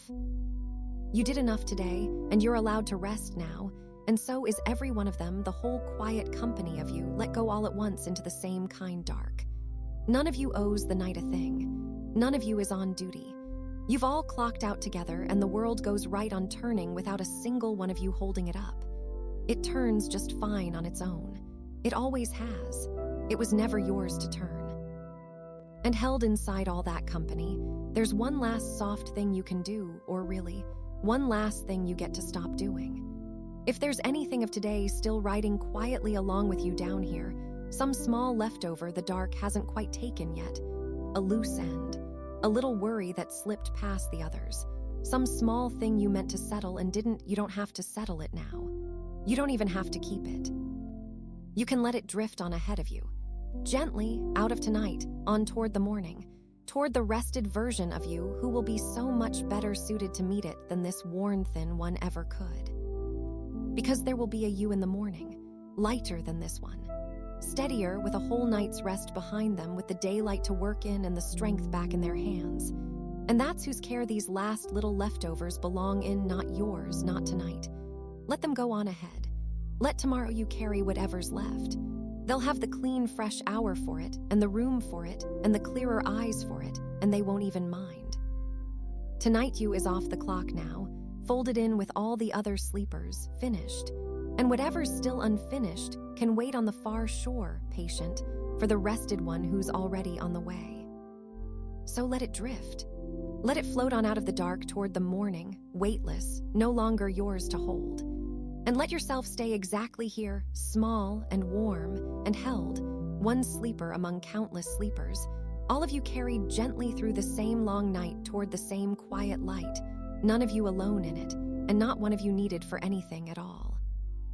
And feel how easily it went, that letting go of the leftover thing, how it drifted off ahead of you without a fight, without needing one more look.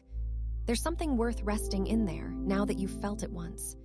Because that one small worry you just sent on toward the morning, you didn't actually solve it. You didn't finish it. You just handed it forward. And nothing went wrong. The world didn't tilt. The thing simply went on ahead of you, into the dark, toward whoever's going to be awake to meet it, and that whoever is you. That's the quiet truth tonight, and it's a kinder one than the tired mind tends to believe. Everything still undone from today, every loose thread, every half thing and not yet thing, none of it has to be solved by you. Not by this you. Not the worn-thin one lying here at the bottom of a long day, running on the last of everything with the lights already going down behind your eyes.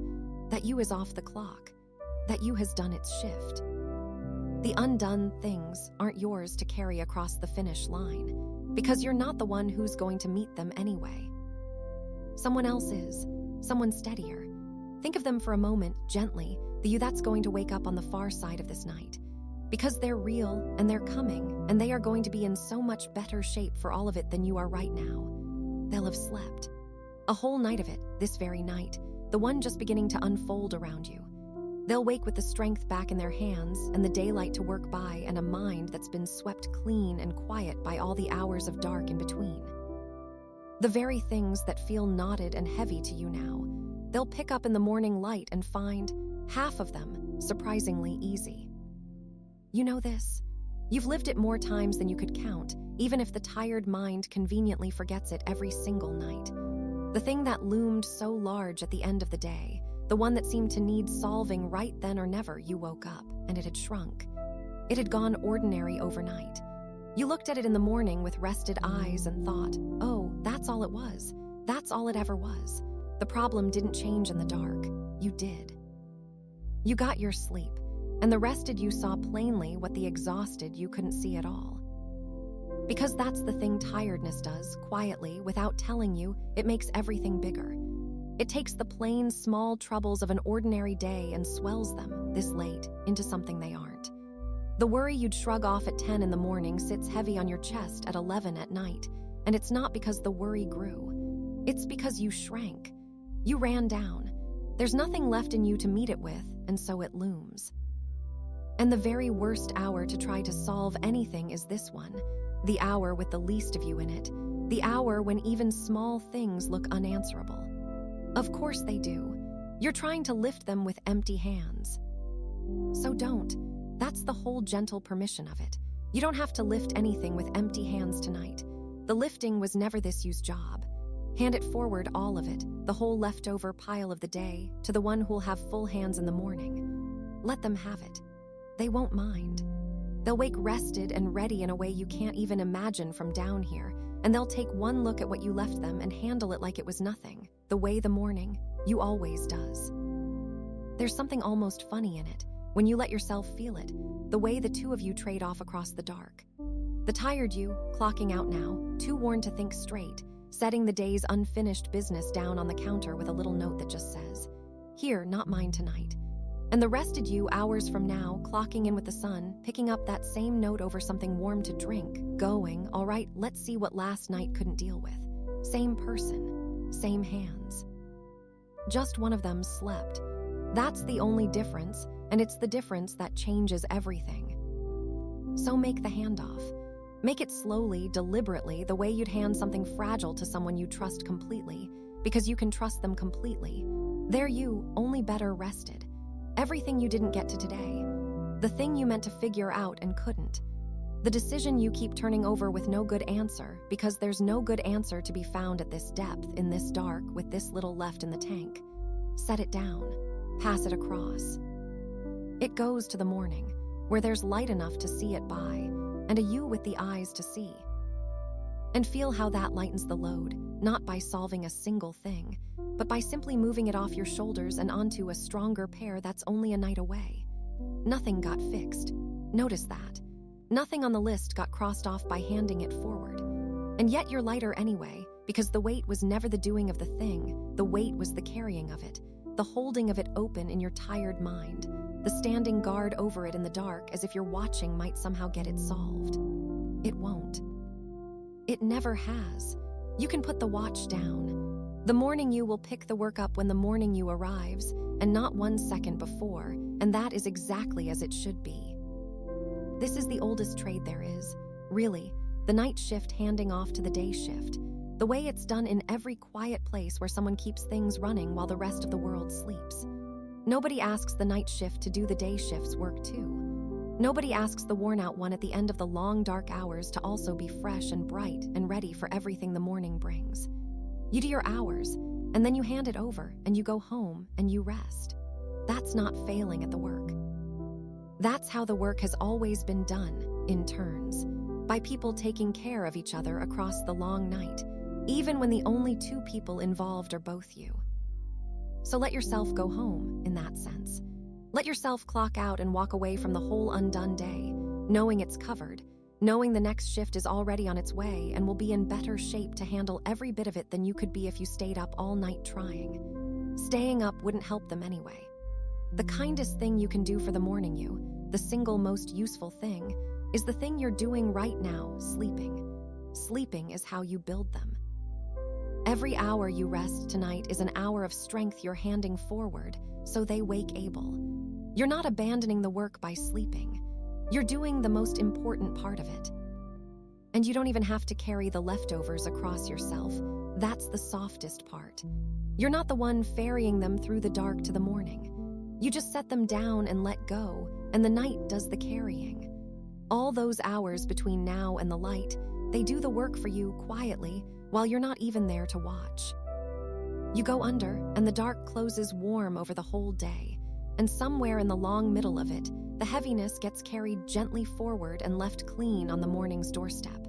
And you wake, and there it is, lighter, waiting, with no memory of having carried it a single step. And here's the turn worth feeling slowly, before the night takes you any deeper. You just did something kind. You felt it maybe, without naming it, that easing in your chest when the load lifted. You took a tired, struggling version of someone, and instead of demanding they push through, instead of standing over them insisting they fix it all right now, you said, "Not tonight. Rest. I'll make sure you're looked after." You handed the hard things to a stronger day and let the weak hour off the hook entirely. That is a deeply kind thing to do for a person.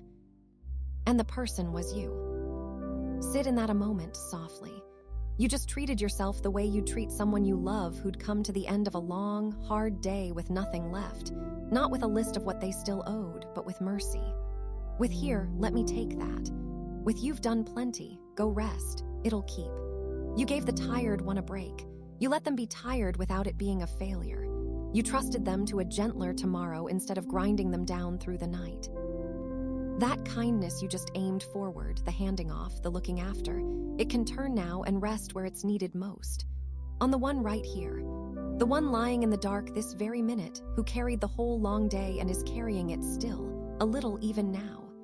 That one has earned some of the same gentleness. Not later. Not once everything's finally done. Now, exactly as you are, unfinished and worn and enough. Because the warmth you keep extending toward the rested you, the patience, the trust, the willingness to let the work wait for a better hour, none of it has to be saved for tomorrow. You can turn it inward here in the dark and offer it to yourself tonight. The same softness, the same mercy, the same quiet, certain kindness you'd give without a second thought to anyone else you found lying here this tired. You did enough today, and you're allowed to rest now, and the one who needs to hear that most isn't the morning you, strong and slept and ready. It's this one, the one still here in the dark. So let the kindness come home to you and stay a while and settle in close. So let it come home, and let me show you how, though the strange thing, the almost funny thing, is that you already know exactly how. You've done it 100 times today. You've just never once turned it on yourself. Think for a slow moment of someone you love. Someone who comes to you at the end of a day that went badly, tired down to the bone, sure they handled it all wrong, certain they're not doing enough, not being enough, falling behind. Picture them in front of you, worn thin, waiting to hear what you think. And notice you don't even have to reach for it. You already know what you'd say. It rises in you without effort, the gentle thing, the true thing, the thing you'd say without a second's hesitation. You wouldn't read them their list of corrections. You wouldn't go down the day pointing out where they slipped, what they forgot, how they might have done it better if only they'd tried a little harder. Of course you wouldn't. The thought is almost absurd, leaning towards someone you love at their lowest and saying, "Well, let's go through everything you got wrong." You'd say the soft thing. You did so much today. You're exhausted, and no wonder. You're being too hard on yourself. It's all right. You're all right. Come here. Rest. You know those words. They live right there in you, ready, warm, completely sincere. A whole gentle vocabulary you keep on hand for the people you love. And here is the quiet thing to feel tonight, the thing the tired mind has somehow never quite allowed. Those words were always meant for you too, every one of them. They fit you exactly as well as they fit anyone you'd offer them to. You're just as tired as the person you'd say them to. You had just as long a day. You deserve the soft voice just as plainly. And you're the one person, the whole day through, you somehow never thought to use it on. So use it now. Say the kind thing inward in the dark the way you'd say it to someone whose hand you were holding. You did enough today. Not as a slogan, not as something to get through, as the simple true thing it is, said gently to the tired one lying right here. You're doing better than you think. You carried a lot. It's no wonder you're worn out. You're allowed to be worn out. None of it makes you any less. Say it the way you'd mean it for anyone you loved, because every soft word of it is just as true aimed here, at you, tonight. And notice who has to step aside for those words to be heard. There's another voice in there, isn't there? You know the one. The one that's been on shift all day. The one that kept the running tally, that noticed every fumble, that leaned in after each small thing to murmur what you could have done better. The inner critic, the quiet auditor, the one narrating your shortcomings in a tone it probably thinks is helpful. It's been working overtime. It clocked in before you were even fully awake this morning, and it has not taken a single break since. And here's the gentle truth about that voice. It can clock off now. Its shift is over. Whatever it thinks it's protecting you from, whatever disaster it believes its constant correcting holds at bay, none of that is happening at this hour in this dark, with you lying still and the day already gone. There is nothing left for it to catch tonight. Nothing left to fix, nothing left to flag, no mistake it could possibly head off by staying on duty one more minute. It can hang up its little clipboard and go home, the same as every other tired part of you already has. You don't even have to argue with it. That's the part worth resting in. You don't have to win some long debate against the critical voice, prove it wrong point by point, defend yourself through the night. You can just let it step down. Let it go quiet the way you dim a light you don't need on anymore. It got loud today because the day was loud, because there was so much to manage and it thought managing was its job. But the managing is done. You can thank it even, if you like, the way you'd thank someone who worked hard and can finally rest, all right. That's enough. You can stop now too, and let it set the clipboard down. Because the voice doesn't only have the one setting. That's the thing the long, hard days make you forget. The same inner voice that ran the tally can also be the one that says, come here, rest, you're all right. It's the very same voice. It's only ever been a matter of which job you give it. All day you had it on watch, on alert, on correction duty. And it can do the other work just as well, the kinder work, the holding work, if you simply ask it to. The gentle voice and the harsh one aren't two different people in there. They're one voice, and tonight you get to choose its tone. So choose the soft one. Set it to the setting you'd use for someone you love. And let that settle into the simplest thing of all, the thing underneath all of it. Tonight, you get to be on your own side. Just that. Quietly, completely, with nothing to prove and no one to convince on your own side. It sounds like such a small thing, and it's enormous because the truth is most days you're not.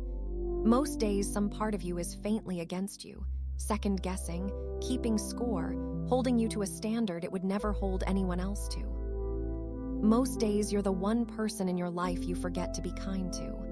And tonight, here, in the dark, you can just stop being against yourself. You can come over to your own side and stay there. Imagine what that's like for the tired one lying here, to have you, finally, on their side. To not have to defend themselves to themselves. To have the one voice that's been needling them all day go soft and come round and sit down next to them instead of across from them. That's all being on your own side is. It's not pride. It's not letting yourself off easy. It's not pretending the day was perfect. It's just deciding, gently, that the person who got through today deserves your warmth and not your judgment, and the person who got through today is you. You're allowed to root for yourself in the quiet. You're allowed to be glad it's you lying here, and to wish yourself well, and to mean it. You'd be on anyone else's side without a second thought. If you knew someone had had the day you had, carried what you carried, you'd be squarely in their corner before they finished the first sentence. You'd want good things for them. You'd want them to rest, to be easy on themselves, to feel even for one night, that they were enough exactly as they were. There's no reason on earth that the kindness should run out right at your own door. No reason you of all people should be the exception to the gentleness you give so freely to everyone else. Let it reach you too. Let yourself, just this once, be inside the circle of your own care. And feel how the whole inner weather changes when the harsh voice goes quiet and the kind one takes its place. How much softer the dark gets. How much lighter you are, not having to brace against yourself anymore, not having to listen to the low-running commentary of all the ways you fell short. It's a tension you carry so constantly you stop feeling it as tension. The quiet work of being your own critic, all day, every day. And when it stops, when the voice goes gentle, something in your chest you didn't know was clenched just lets go. You can rest in a way you simply can't while some part of you is still keeping watch over your failings.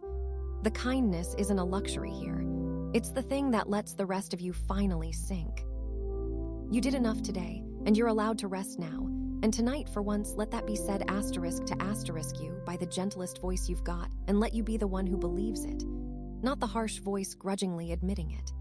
The kind one saying it plainly the way it would to anyone it loved. You did enough. You are enough. You can stop now. I've got you. And let that voice be yours, turned home at last, on your side in the dark, asking nothing, only keeping you soft company while you let go. And here's what happens, quietly, once that voice goes gentle, once it's no longer busy listing what went wrong. Something it had been crowding out gets room to rise. Because all day the critic was so loud, so quick to point out the gaps, that it drowned out the other things entirely. The small good things, the quiet ones, the moments that actually went right and never got noticed because the noticing voice was busy elsewhere. They were there the whole time. They just couldn't be heard over the tally. But the tally's done now. The harsh voice has clocked off, the kind one has the floor, and in the soft quiet it leaves behind, the good small things of the day can finally drift up on their own. Not the failures, the little mercies, the tiny moments that were better than you gave them credit for, that slipped past unthanked in the rush of being hard on yourself. They'll come up gently, one at a time, the way things rise to the surface of still water once you stop stirring it, and you won't even have to reach for them. With nothing left in you fighting against you, with the whole inner room gone warm and on your side, the good of the day starts quietly floating back up to you, all on its own. And when they come, let them come slowly, one at a time, the way you'd let warmth come back into cold hands, no rush, no reaching, no trying to round them all up at once. This isn't a task. Nobody's handing you a form to fill out, no little box that says list 3 things you were grateful for today. You can let that go right now if it ever made you tired. This is gentler than that and quieter, and it asks nothing of you. It's just the day, finally getting to show you the parts of it you ran straight past. Because you did run past them, not out of carelessness, out of busyness, out of having 40 things to hold and only 2 hands to hold them with. The day was moving and you were moving with it, and the good little moments don't shout. They don't grab your sleeve and demand to be noticed. They just happen, softly, in the corners of an ordinary hour, and then they're gone, and you were 3 tasks down the road before they even registered. They never stood a chance against the noise, but they were there. They were always there. So let one surface. Maybe it's a warm mug in your hands, somewhere back in the day that first held heat of it, the curl of steam, the few seconds where you weren't doing anything but holding something warm and letting it be warm. You probably didn't stop for it. You drank it half-cooled while doing 4 other things, the way it usually goes. But your hands remember the warmth of it even if your mind never paused to thank it. That happened today.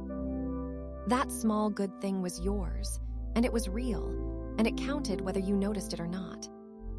Let another drift up, maybe a patch of light somewhere across the floor, along a wall, through a window you happen to pass at the right minute. The way light falls in a room in the late part of an afternoon, warm and slow and laid down soft over everything it touches, asking nothing, just there, just lovely, just briefly. You might have walked right through it without looking down. Most of us do. Light like that doesn't bill you for ignoring it. But it was there, and it was beautiful for a moment in a day you'd mostly filed under hard. And that's worth something. That the same day that wore you out also had light like that in it, free, for anyone who happened to glance. And maybe an easy moment with someone.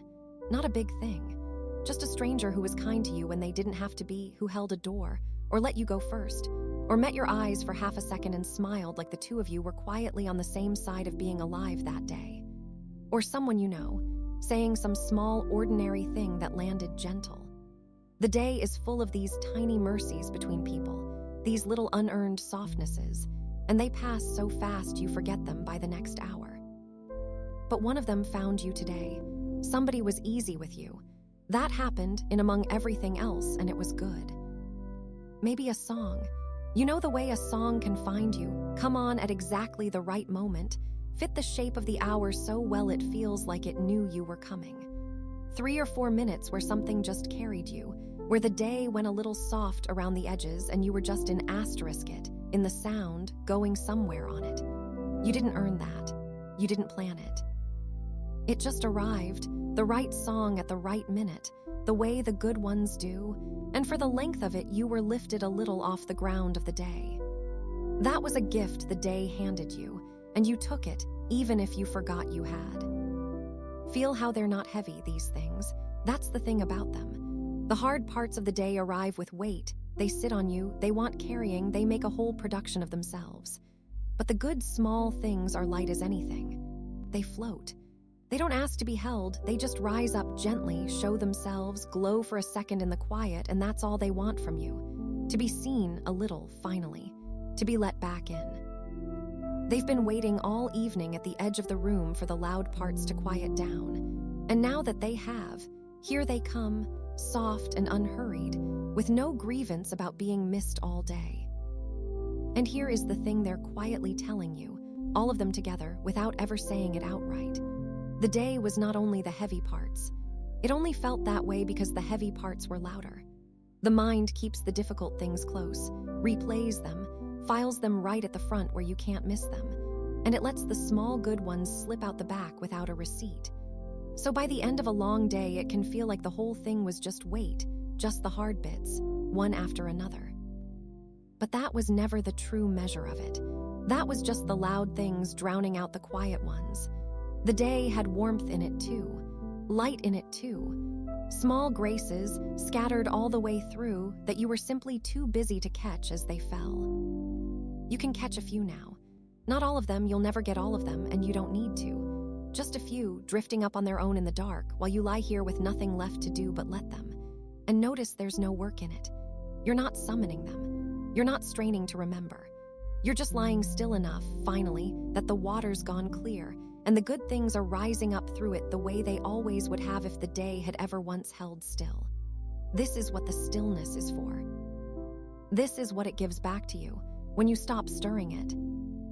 And maybe when you'd forgotten entirely comes up, something so small you'd never have thought to keep it. The exact way the air felt when you first stepped outside. A thing that made you laugh for a second, really laugh, before the day swept on. A quiet stretch of a few minutes where nothing was wrong and you didn't even notice nothing was wrong because you were just living it. These are in there too. Whole little pockets of okay, tucked all through the hardest day, that you walked past on your way to the next thing. They were real. You don't have to have noticed them then for them to have been real then. They were yours the whole time. So let the day be more than you've been giving it credit for. Not perfect, nobody's asking you to pretend it was perfect. And it wouldn't be true. And the truth is what soothes here, not the pretending. Just asterisk more than only hard. A long, mixed, ordinary day with weight in it, yes, and also warmth, and also light, and also a few small kindnesses and a good song and a held mug and a patch of sun on a floor, all of it together, all of it true at once. That's a softer thing to lie down with than today was hard. It's the same day. You're just seeing the whole of it now, in the quiet, with kind eyes, instead of only the parts that shouted. And here's the gentlest turn of all, the one to let carry you on from here. You don't have to hold on to any of them either. That's the loveliest part. You let the heavy things go a while ago, sent them on ahead to the morning, and these light ones, you don't have to grip them either, don't have to file them away, don't have to make sure you remember them tomorrow. They're not homework. They already did their one small job, which was just to remind you, softly, that the day was kinder than it seemed.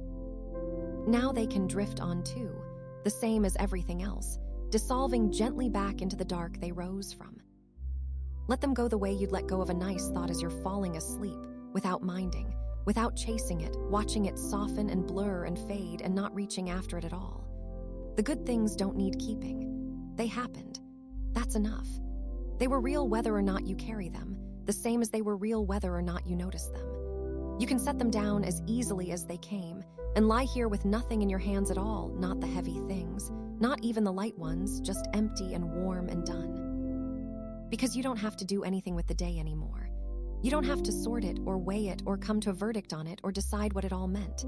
It's over. It was what it was, some hard, some good, more good than you'd thought, and now it's behind you, and not one piece of it needs holding through the night. You can let the whole day go, the heavy and the light together, and let it close softly over like water closing over a stone, smooth again, still again, dark again. And you'll find the letting go doesn't even need you to manage it. That's where this is carrying you now.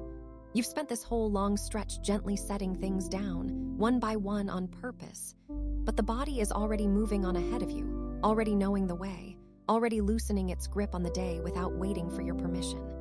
You don't have to keep deciding to let go. Something older and quieter than your deciding has taken it over. It knows how to do this. It has always known how to do this. It was finding its way down towards sleep long before you ever learned a single word for any of it. So you can stop steering now, even gently. You can stop tending the letting go. The good things have surfaced and drifted off. The hard things went on ahead hours ago. Your hands are empty and your mind is quiet and warm. And underneath all of it, the body has quietly taken the wheels, sinking, softening, breathing you down towards sleep on its own, the way it knows how, the way it always has. You don't have to find the way from here. It already knows the way. And isn't that a strange relief to land on, that it knows the way and you don't? Not really, not in any way you could explain. Because if someone stopped you in the bright middle of the day and asked you how, exactly, you fall asleep, what the steps are, what you actually do to cross from awake to gone, you'd have nothing for them. You'd open your mouth and find there's no answer in there. You do it every single night of your life and you could not tell a soul how it's done. That's not a gap in you. That's the whole quiet point.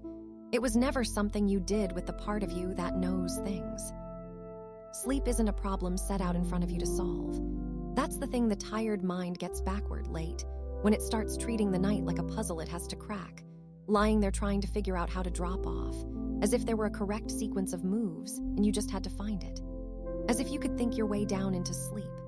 But you can't think your way there any more than you could think your way into digesting a meal, or growing your hair, or healing a small cut on your hand. It happens to you. It happens through *you. It belongs to the older, quieter machinery that has been running you faithfully your whole life without ever once asking your opinion on how. And that machinery knows this route in the dark. It has walked it more times than you could ever count. Think of it, every night you have ever lived has ended this same way, with the body folding itself down into rest. Thousands of them now. Thousands of nights, one after another, all the way back to before you can remember, before you had a single word for any of it, before you knew what sleep even was. You were doing this perfectly then. A small new thing that couldn't do anything yet, couldn't speak, couldn't walk, couldn't hold its own head up, and even then it could do this. It knew how to let go and sink and be carried off into the dark. This is one of the very first things you ever knew how to do, and you have never once forgotten it. So it needs nothing from you now. No instructions, no help. Nowhere is the body waiting for you to tell it what comes next, when to slow the breath, when to let the limbs go heavy, when to let the mind come unmoored and start to drift. It has all of that handled, the whole long sequence of it, every step in its right order, and it has had it handled since long before you arrived with your worrying and your planning and your urge to be in charge of everything. The most over-prepared part of you can take the night off entirely. There's nothing here that wants its supervision. You can hand in the clipboard on this one too. There's something almost funny in it, when you let yourself feel it gently. The way the anxious mind shows up at the door of sleep offering to manage a process that has been running flawlessly without it since the very first night. Like turning up to help with something the experts have done 10,000 times, rolling up your sleeves, asking where you should stand. And the body just smiles and says softly, kindly, it's all right. I've got this one. I've always had this one. You go ahead and rest. You're not needed on this shift. You get to be the one who's looked after, for once, instead of the one doing the looking after. So you can stop steering. That's the gift waiting in all of this. You can take your hands off the wheel of the night because there's a part of you that has been quietly driving this road every night of your life and knows every turn of it by heart, in the pitch dark, with the headlights off. You don't have to navigate. You don't have to watch for the next thing. You don't have to do the one thing the worried mind keeps trying to do, which is to catch the moment of falling asleep, to stay awake just enough to feel yourself go under, to be present for the handover. You can't be. Nobody can. You're not meant to witness it. You're meant to be carried through it, asleep before you ever feel the crossing, the way you have been every night you've ever lived. And feel how much lighter that makes you, to have nothing to do here. Not do this small thing and not do that one nothing. The letting go isn't even yours to perform anymore. It's already underway without you. The way your breath has been going this whole time without a single decision from you. The way your heart has kept its patient beat through every word of this. The same deep, faithful, unbothered part of you that runs all of that is the part that runs this. And it is already, quietly, beginning. You don't start it. You just stop standing in its way. So let it. Let the oldest, most practiced part of you simply take over the whole operation now. The part that learned this before you had language, before you had memory, before you had a single worry to your name. It is so much better at this than the thinking part. It never doubts. It never lies awake wondering if it's doing it right. It just does what it has always done, the way water knows how to find the lowest place and settle there. No effort in it, no figuring. Only the long, sure, downward ease of something following the path it was made to follow. And here is the kindest part of trusting it. You don't have to believe it'll work for it to work. The body doesn't need your faith in it. It'll do this whether you trust it or not, but oh, it's so much gentler when you do. When you stop bracing against the dark, stop checking whether sleep is coming yet, stop standing guard over your own descent, and just lean back into the hands that have caught you every night of your life. They're under you now. They've been under you the whole time. They will not drop you. They never once have. So trust it. Trust the body. Let the trusting be the very last small thing you do tonight, the final loosening of the final grip, and feel what happens the moment you do. Feel how the instant you stop holding yourself up against the night, you begin very gently to sink. Not a falling, nothing that fast, nothing with any edge to it. A settling. A slow, heavy downward ease, like something soft being lowered on a long rope, an inch at a time into warm water. Feel the weight of you begin to gather and go down. Lower, deeper into the bed than you were a moment ago. The mattress rising up to meet more of you, taking more of you, as more of you finally agrees to be taken. You're heavier now than when you lay down, not tired heavy, not the aching kind, but the good heavy, the loose heavy, the heaviness of something that has completely stopped holding itself and let gravity have it at last. And gravity is so gentle about it. It only ever wanted to bring you down here, to the bottom, to the rest. It's been patiently pulling all your life, and now, finally, you're letting it win. Down a little further. You can feel it if you let yourself, the slow sink of the body settling lower into the warmth, the way the surface of you presses a little deeper, a little wider, into everything holding you. There's nothing to do to make it happen. It's happening on its own, the way it was always going to, the body lowering itself toward sleep the way it has lowered itself 10,000 nights before this one, sure-footed in the dark, needing nothing from you but your willingness to come along. So come along, sink with it. Let yourself go lower and heavier and further down past the surface of the day, down past the last of the thinking, down into the deep, warm quiet where the body has been heading all along, going on ahead of you, sure of the way, carrying you softly down with it into the dark. And there's no bottom to rush toward. That's the first soft thing to feel. You're sinking, yes, but not toward anything you have to reach. There's no floor down there waiting, no moment you have to land at, no arrival you'd know by its sound. It's only down and warm and slow. So you can let the sinking be the whole of it. Not a falling to, just a falling. Just the long, easy giving over of your weight to something patient enough to take it an inch at a time, for as long as it takes, all night if that's how long it takes. And it really is an inch at a time. Feel that. You don't go down all at once. Nothing in you drops like a stone, nothing lurches. It's gentler and stranger than that. You settle the way snow settles on a roof through a long, still night.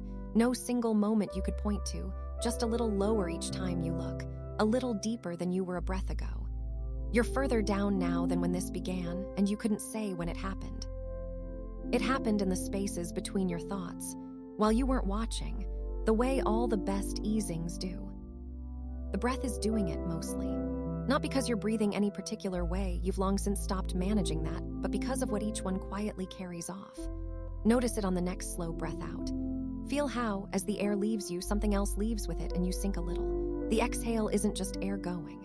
It's a small letting down of the whole body, a half inch of give, the muscles agreeing one more time to stop holding. Breathe in and you're held.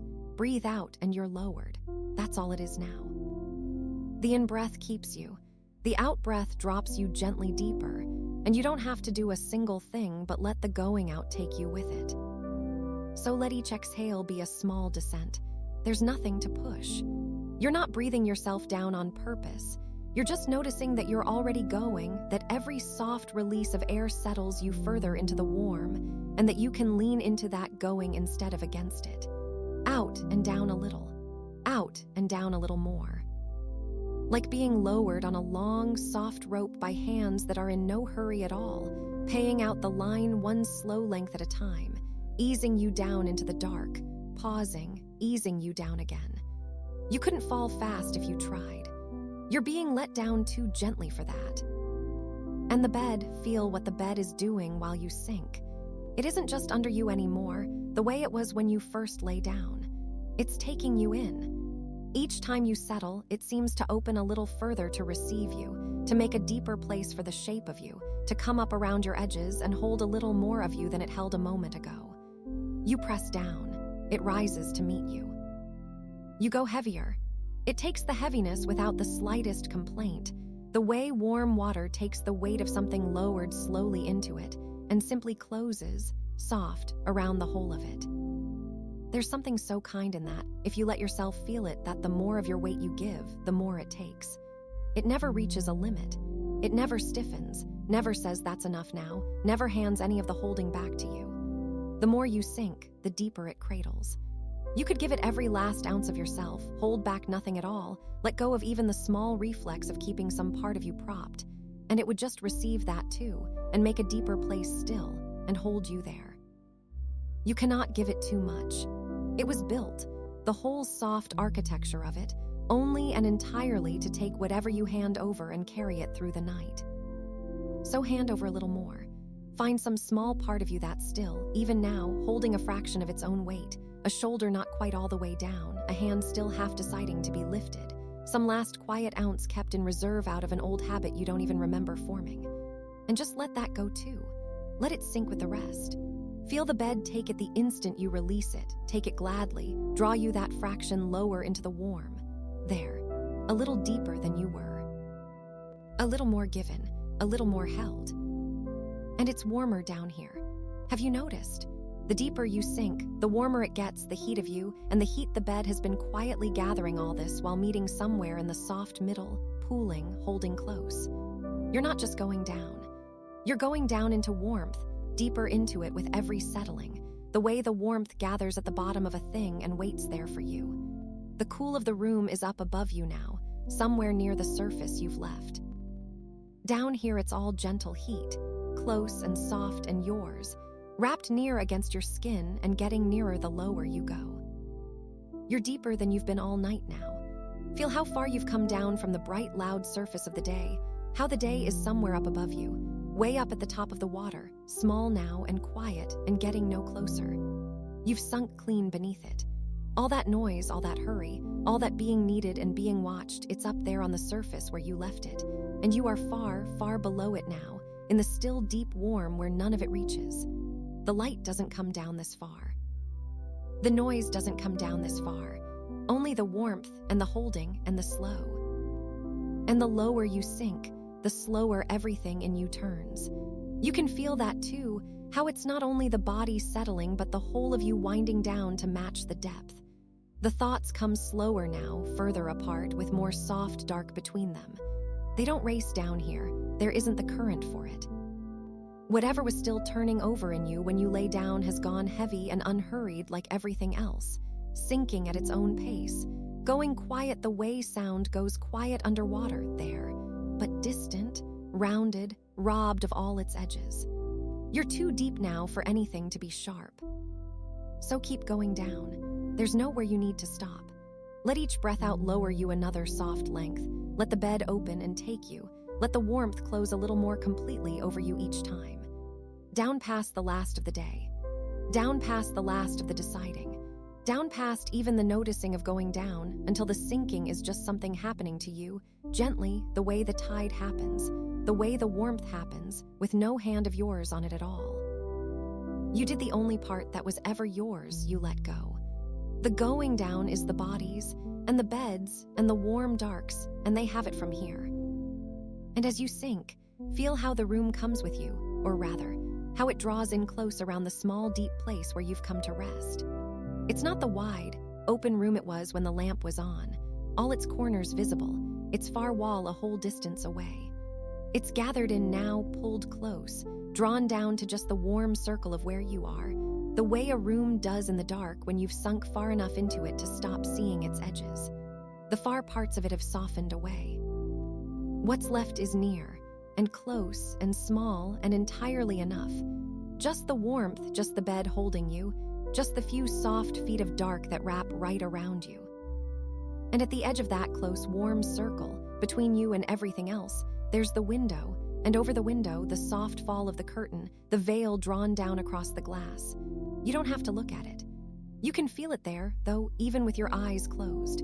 That gentle, hanging softness standing quietly between the deep, warm place where you've come to rest and the whole wide night on the other side. It's not much, a thin, soft veil of cloth, and it's everything. It's the quiet wall that says the outside stays outside tonight. The far off, the cold, the wide, dark world going about its business. All of it on the other side of that soft veil, and you on this side, sunk down deep in the warm, behind the curtain held. So let it be a wall, that soft, thin thing. Let it close you in. You've sunk down below the day, down into the warmth, down into the small, near circle of the room, and at the last soft edge of you, the curtain is drawn, the veil is down, and everything that isn't this warm, held place is held gently away from you on the far side of it. Nothing crosses it tonight. Nothing has to. You can let it be the quiet boundary of your whole world right now. This side warm and deep and yours. That side far away and getting no nearer and not your concern at all. You did enough today, and you're allowed to rest now, allowed to have sunk this far down, this deep into the warm, with the curtain drawn between you and all of it. There's nothing on the other side of that soft veil that needs you. There's nothing up at the bright surface you have to swim back toward. There's only down, and warm, and held, and the slow, soft pull still easing you deeper with every breath that leaves you. So stay down here. Keep sinking, gently as you like, into the warm, close dark behind the drawn curtain. The room has gathered in around you. The veil hangs soft at the window, a quiet wall between you and the whole wide night. And on this side of it, sunk deep and held and warm, there's nothing left for you to do but let yourself settle a little lower still, into the close and waiting dark. And think for a moment about how little it actually is, that curtain, a length of cloth. A soft thing hung over a square of glass, light enough that a breath of air could stir it, thin enough that the gray of morning will come straight through it when morning comes. You could hold the whole of it in 2 hands. It couldn't stop anything, not really. And yet it does the one thing that matters tonight, the only thing you need it to do. It draws a line. It says quietly, asterisk inside on one side of it, and outside on the other. And you are on the inside. That's all it has to do, and it does it perfectly just by hanging there. It's a strange and lovely kind of wall, that a wall made of almost nothing, that keeps almost nothing out and yet keeps out exactly the right thing. Not the cold, the window does that. Not the dark, you've made friends with the dark already. What the curtain keeps out is the asterisk looking. The sense of being open to the night, exposed to all that wide dark space beyond the glass, the feeling of a window standing there uncovered like an eye that doesn't close. The curtain closes it, softly, completely.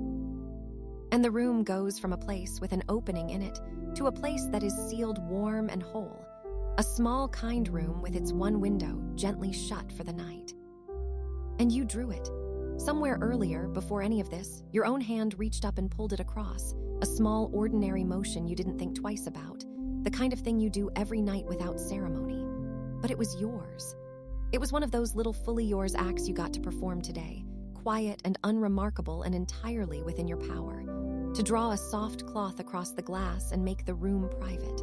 The whole rest of the day may have been out of your hands. This was in them. This one small kindness you did for yourself with your own arm, and now you get to lie inside the result of it, sealed in soft, exactly because you reached up and chose it. So feel what you've made in here, because that's what it is. You've made something. Not a big thing. A small thing, the smallest thing, but real. A little private dark, walled off by a breath of cloth, that belongs to no one in the whole world but you. Out there, the night is enormous and shared, spread over everyone, belonging to nobody. In here, it's just yours.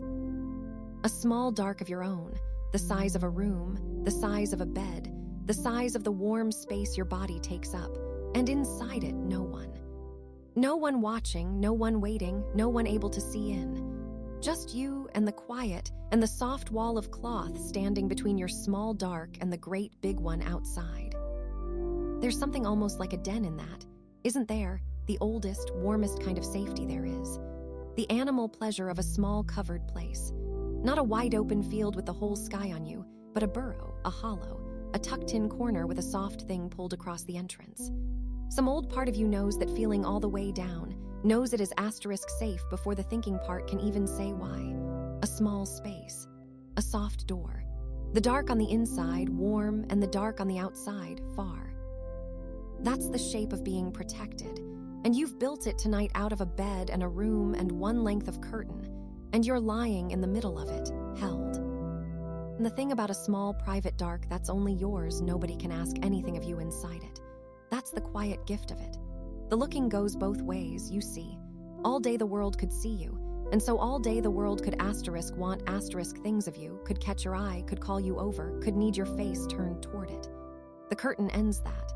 Behind it, you can't be seen, and so you can't be summoned. You've stepped out of view of the whole night. You've gone somewhere it can't find you to ask. And for the length of this dark, you are gently, completely unreachable in the best possible way. So let the outside asterisk be asterisk outside. That's the next soft thing to let go of the small habit of keeping half an eye on the world beyond the glass, because you don't have to watch it anymore. Whatever is out there past the curtain, the street, the dark gardens, the far windows with their own small lights, the whole wide carrying on of the night, it does not need you watching it to keep happening correctly. It will go on perfectly well unobserved. The dark out there will hold itself together without your supervision. It always has. You were never the one keeping it in place by looking. Think how much out there is going on fine without a single glance from you right now. The wind finding its way around corners. The far-off going and coming of the night. A cat somewhere crossing a wall, sure-footed, needing no one to see it do it. The slow turning of the whole dark world, which has never once required an audience and is not about to start tonight. You can let all of it carry on out there, beyond the glass, beyond the cloth, unwatched and entirely fine, while you stay in here doing the one thing that is asterisk yours to do, which is rest. It's a little funny, when you hold it gently, the small pull we feel to keep watch on a world that has never once needed it. As if the night might forget how to be the night if we stopped checking on it. As if the dark out there were waiting on our attention to behave itself. It isn't. It's the most self-sufficient thing there is. It will manage the entire enormous business of being the night without 1 ounce of help from you, and it would honestly be a little surprised to learn you'd ever felt responsible for it at all. You're off that duty. You were never really on it. You can let the great dark mind itself. And the curtain makes that easy. That's the kindness of it. You don't have to decide over and over not to watch. You don't have to keep choosing to look away. The cloth has done it for you. It's drawn the line so you don't have to keep redrawing it, sealed the view so you don't have to keep refusing it. The choosing is over. There's nothing to keep an eye on because there's nothing to see. And there's nothing to see because, hours ago, with one small motion of your hand, you took the whole outside world out of the picture and hung a soft wall in its place. It's done. It stays done all night. You can stop standing guard at a window that's already gently closed. So let your attention come back and off the glass. Call it home. All night some thin thread of you may have still been reaching out there, out past the curtain, out into the dark, keeping faint track of the wide world the way we do. Let that thread go slack now. Let it come back in through the cloth, back into the small, warm dark, back to the bed, back to the few soft feet of room that are actually holding you. There's nowhere out there you need to be reaching tonight. Everything that's yours to be near is right here, on this side of the curtain, close enough to touch. And feel how complete it is in here once you do. How whole, how enough. This small dark room with its drawn curtain isn't a lesser place than the wide world outside, not tonight. Tonight it's the better place, the whole place, the only place you need. Everything that matters for the next long while is already inside it. Your body, warm and heavy and held. The bed beneath you taking your weight. The quiet, the dark, the soft wall at the window keeping it all gently in. You're not missing anything by not being out there. You're exactly where the warmth is. You're on the right side of the glass. So be sealed in. Let that be the feeling, not shut out, never shut out, but shut in, tucked in, sealed kindly inside your own small dark with the world left softly on the far side of a curtain. It's such a safe word, sealed, when it's done with kindness, sealed the way a warm letter is, the way a snug house is in the deep of winter, the way the inside of something cared for is sealed against the weather. That's you, sealed in warm.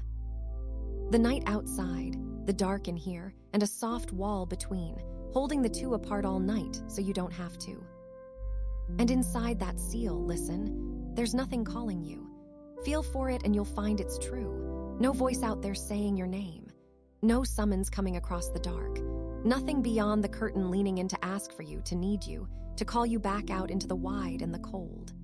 The line is drawn and the looking is over and the world has, very gently, let go of its hold on your attention for the night. You've slipped out of reach of all of it. Every summons the day kept sending you has gone quiet at the curtain and turned back, and not one of them is coming through. So there's nowhere you have to go, nothing out there pulling at you, no far-off thing with any claim on you tonight. You've made your small private dark and drawn the soft wall closed and stepped fully inside it, and inside it you are unreached, unasked, unsummoned, and free. The whole reaching, calling, wanting world is on the other side of a length of cloth, and it has stopped calling, and it can stay exactly where it is. Just stay here then, on this warm side of the soft wall, with nothing out there asking for you and nothing in here for you to do. Sealed in, held in, let go of by the whole wide night. There's nothing calling you now, nothing at all, and you can feel that quiet settle over you like one more soft layer drawn gently across the dark. And it's worth staying inside that a moment longer, because it's wider and softer than it first sounds. Nothing is calling you. Not just the curtain holding the wide world off, but the deeper quiet running underneath it. That right now, at this hour, in the whole turning night, there is nobody anywhere with a need shaped exactly like you. No one waiting on a word from you. No one half turned toward where you are, drawing breath to ask. The night has gone quiet of you, and you of it. And for these few hours, the long, old habit of being needed has simply, gently, set itself down. Think of your own name for a moment. Only think of it lightly, the way you touch something to see if it's still warm. All day long, it's a small bell, isn't it? A bell hung where any hand can find it. Someone says it across a room, and you turn before you've decided to. It arrives somewhere, and some part of you sits up and answers. It's the sound that lifts you out of wherever you drifted off to and points you, again, at whatever's wanted. All day that bell is live, and all day you keep one ear half-cocked for it without ever once choosing to. And right now, listen, no one is ringing it. It's just hanging there in the dark, still, the rope let go, no hand reaching. Your name is off the hook tonight, the same as the rest of you. And what a strange, deep rest that is, to have your name go quiet. Because being reachable is a kind of work, one of those kinds nobody ever names, that doesn't show up on any list, that you'd never think to count as tired making, and yet there it is, costing you all day long. The low background hum of being available. The small part of you always left on, always facing outward, always ready to be turned toward and asked. You carry it so constantly you stop feeling its weight, the way you stop feeling your own clothes. Until a night like this, when it lifts, and you notice the lightness, and you realize how much of you had been quietly standing by all this time, waiting to be needed. So let it lift the rest of the way. There's no one on the other end of you tonight. No one is going to call, in any of the ways calling happens. No voice rising somewhere with your name in it. No quiet expectation leaning your way.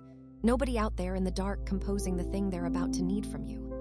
The whole apparatus of being summonable, the thing that's run warm under your skin since you got up this morning, can power all the way down. You are not on call. There is no shift you're covering. If something in the wide world wants a person tonight, it will have to want a different one. Because you, for these few hours, are gloriously, completely off the roster. It's a little funny, when you turn it over gently, how much of being a person is just being asterisk findable. Being a known location the world can route things to. All day you're a small lit address with the porch light on, and things arrive. The asks, the needs, the little tugs of attention, each one trusting you'll be home.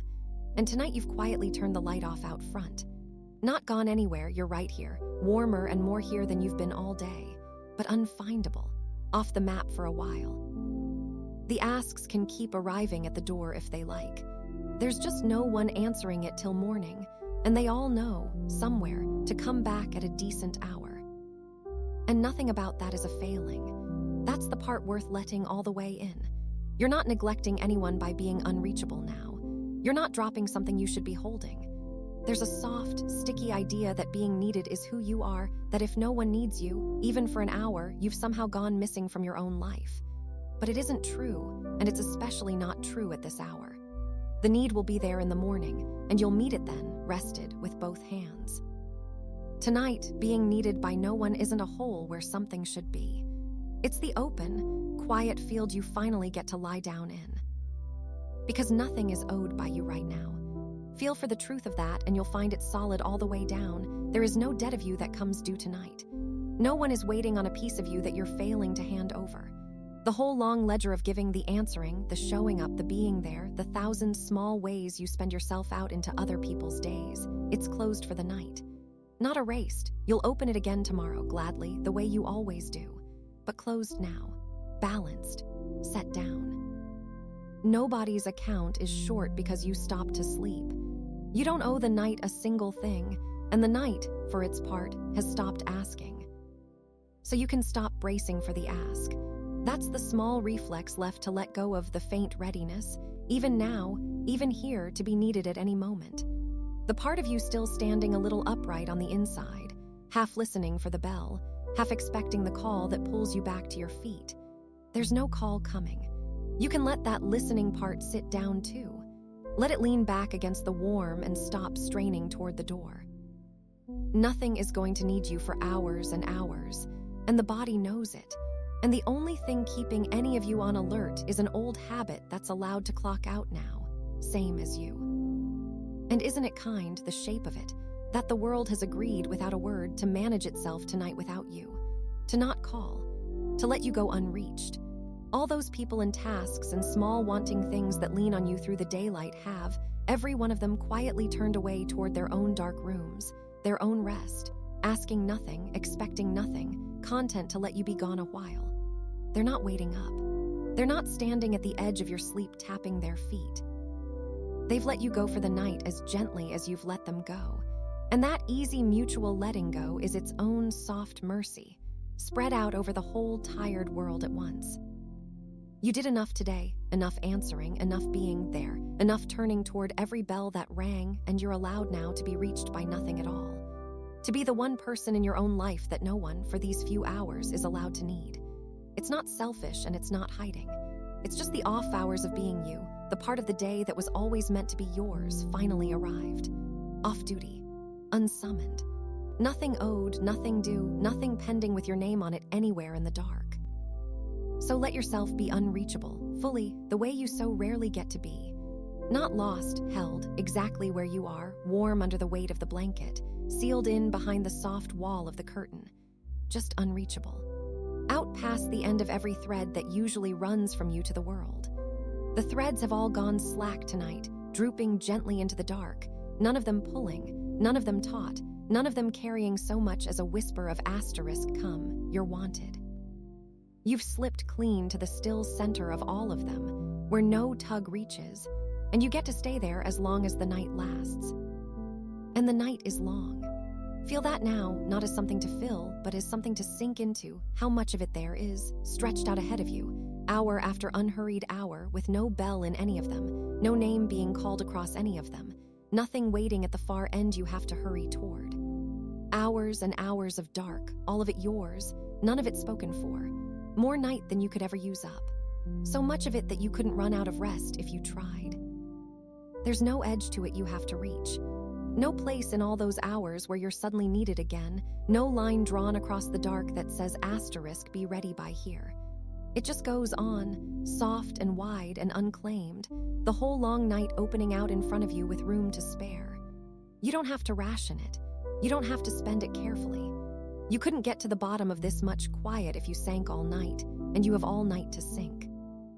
So let the long night hold the way it is, enormous and gentle, and entirely without a single thing in it that's calling for you.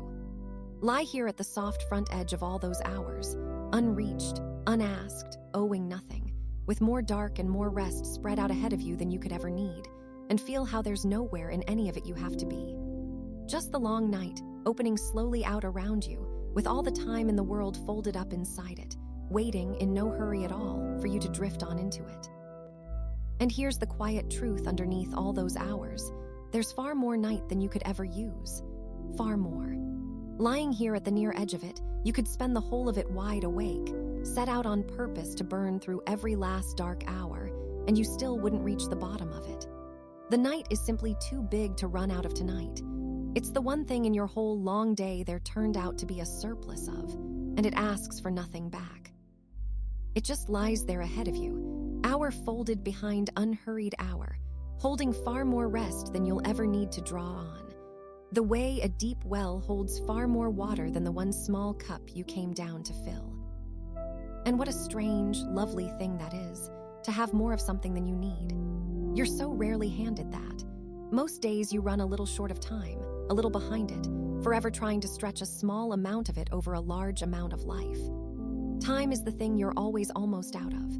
And here, tonight, for once, you've got more of it than you'd know what to do with, a great soft heap of hours, and very nearly nothing you're required to spend them on. It's a little like turning up somewhere far too early and finding the whole place still quiet, the chairs all empty, nothing due to start for ages yet. Except there's no platform to pace here, nothing you're waiting on. Just the spare, easy time and you with no need to fill it.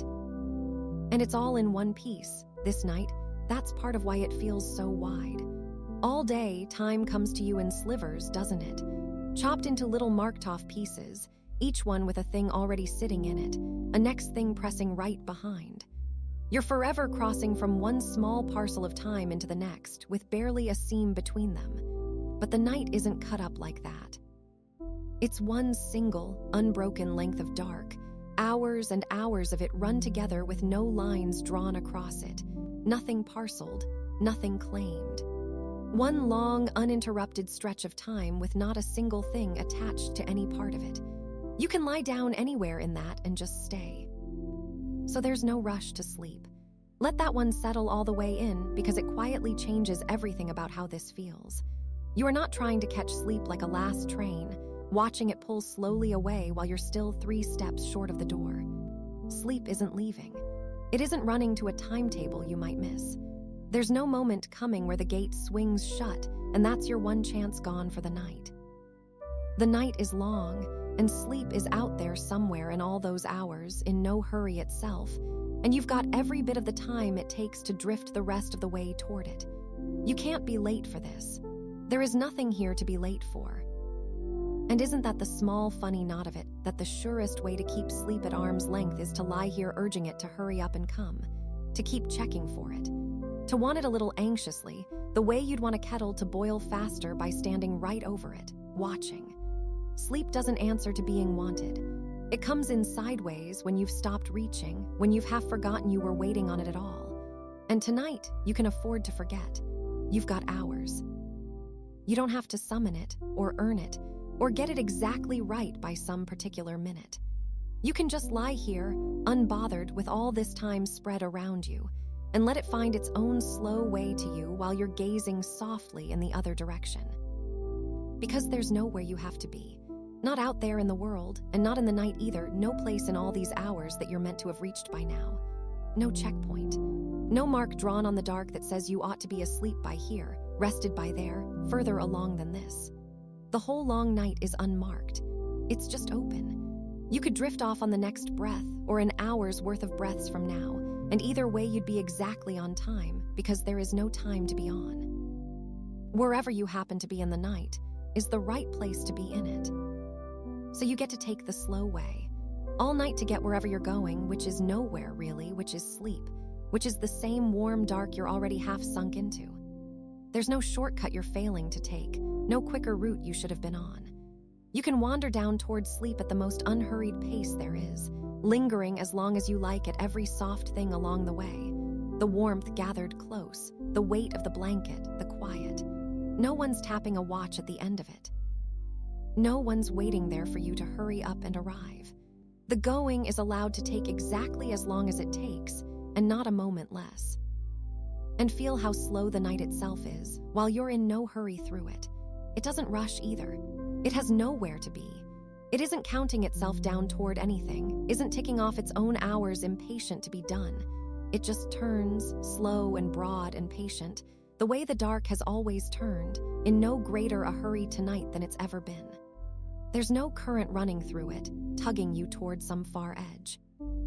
It's still water this night, wide and dark and barely moving, and you're set down gently somewhere near the middle of it, with the whole calm spread of it reaching away from you in every direction, much further than you'd ever need to go.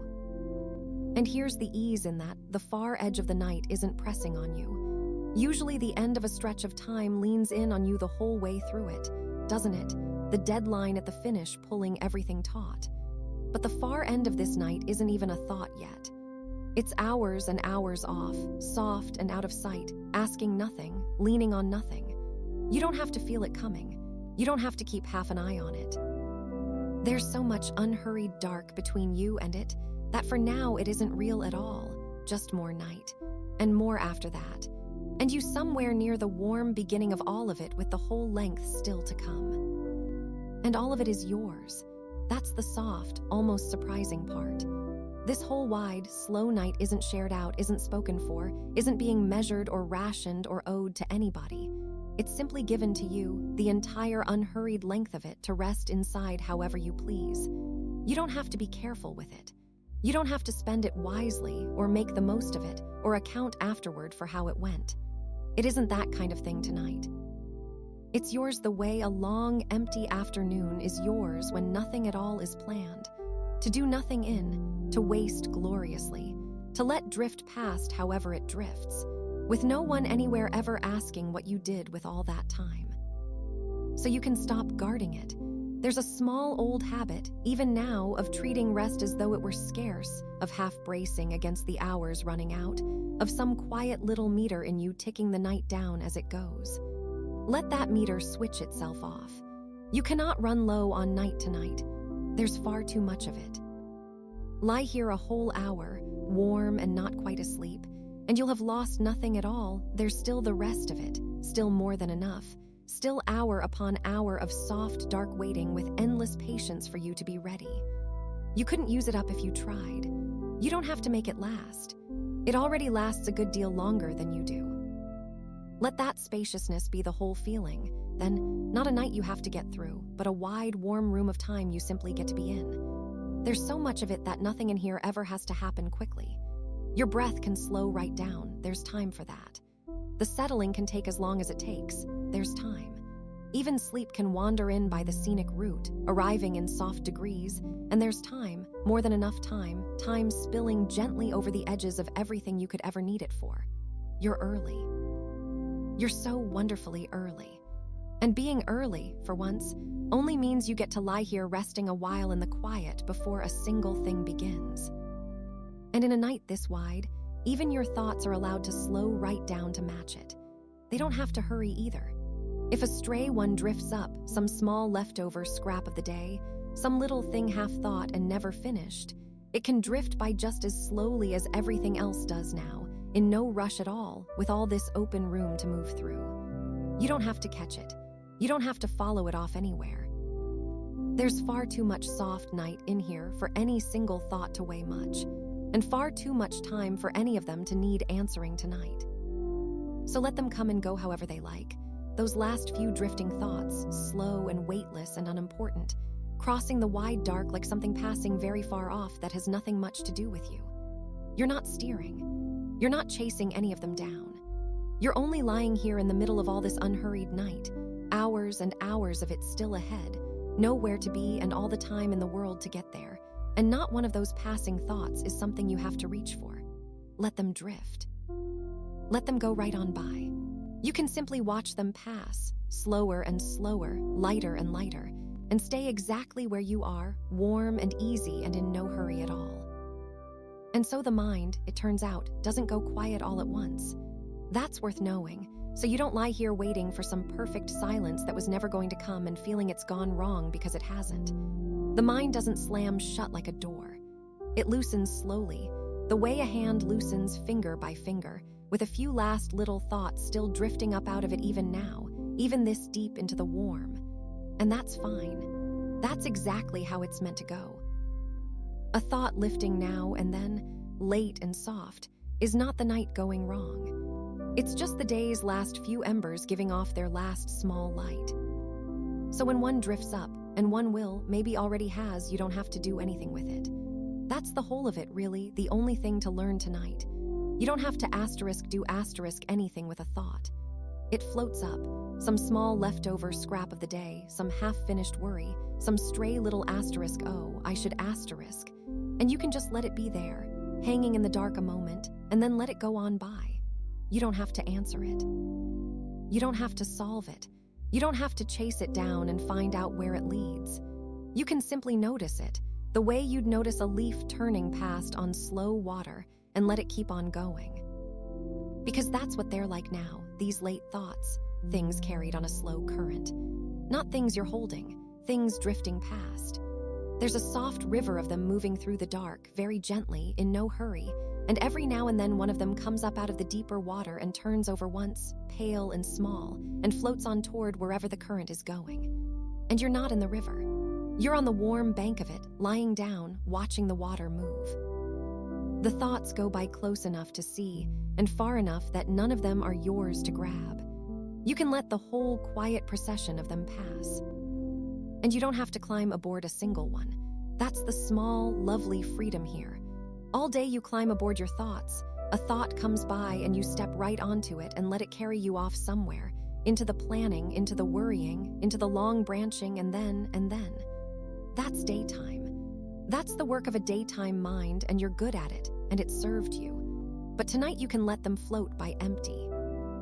You can stand on the bank and watch a thought drift past with a little open seat on it, an invitation to ride off into some hole worried elsewhere, and you can just gently not get on. Let it go by with the seat empty. There'll be another one along in a minute, and you don't have to get on that one either. It's a little funny when you watch it kindly, how the mind keeps offering, even now.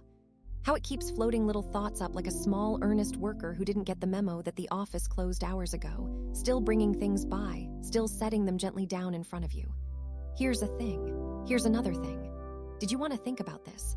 And you can almost smile at it, that tireless little part of you, still filing paperwork nobody asked for at this hour. You don't have to be cross with it. You don't have to make it stop. You can just let it keep floating its small offerings past and decline each one softly, and it'll get the idea eventually. It always does. So let your asterisk, no asterisk be a soft one. Not a asterisk, no asterisk that pushes the thought away, not a swatting at it, not a wrestling it back down under the water, because that's just climbing aboard from the other side. That's still grabbing hold. The soft asterisk, no asterisk is lighter than that. It's barely a asterisk, no asterisk at all. It's more of a that's all right, you can go on, said gently to each thought as it comes, the way you'd wave something past you that you didn't need. No effort in it, no fight, just a quiet letting by.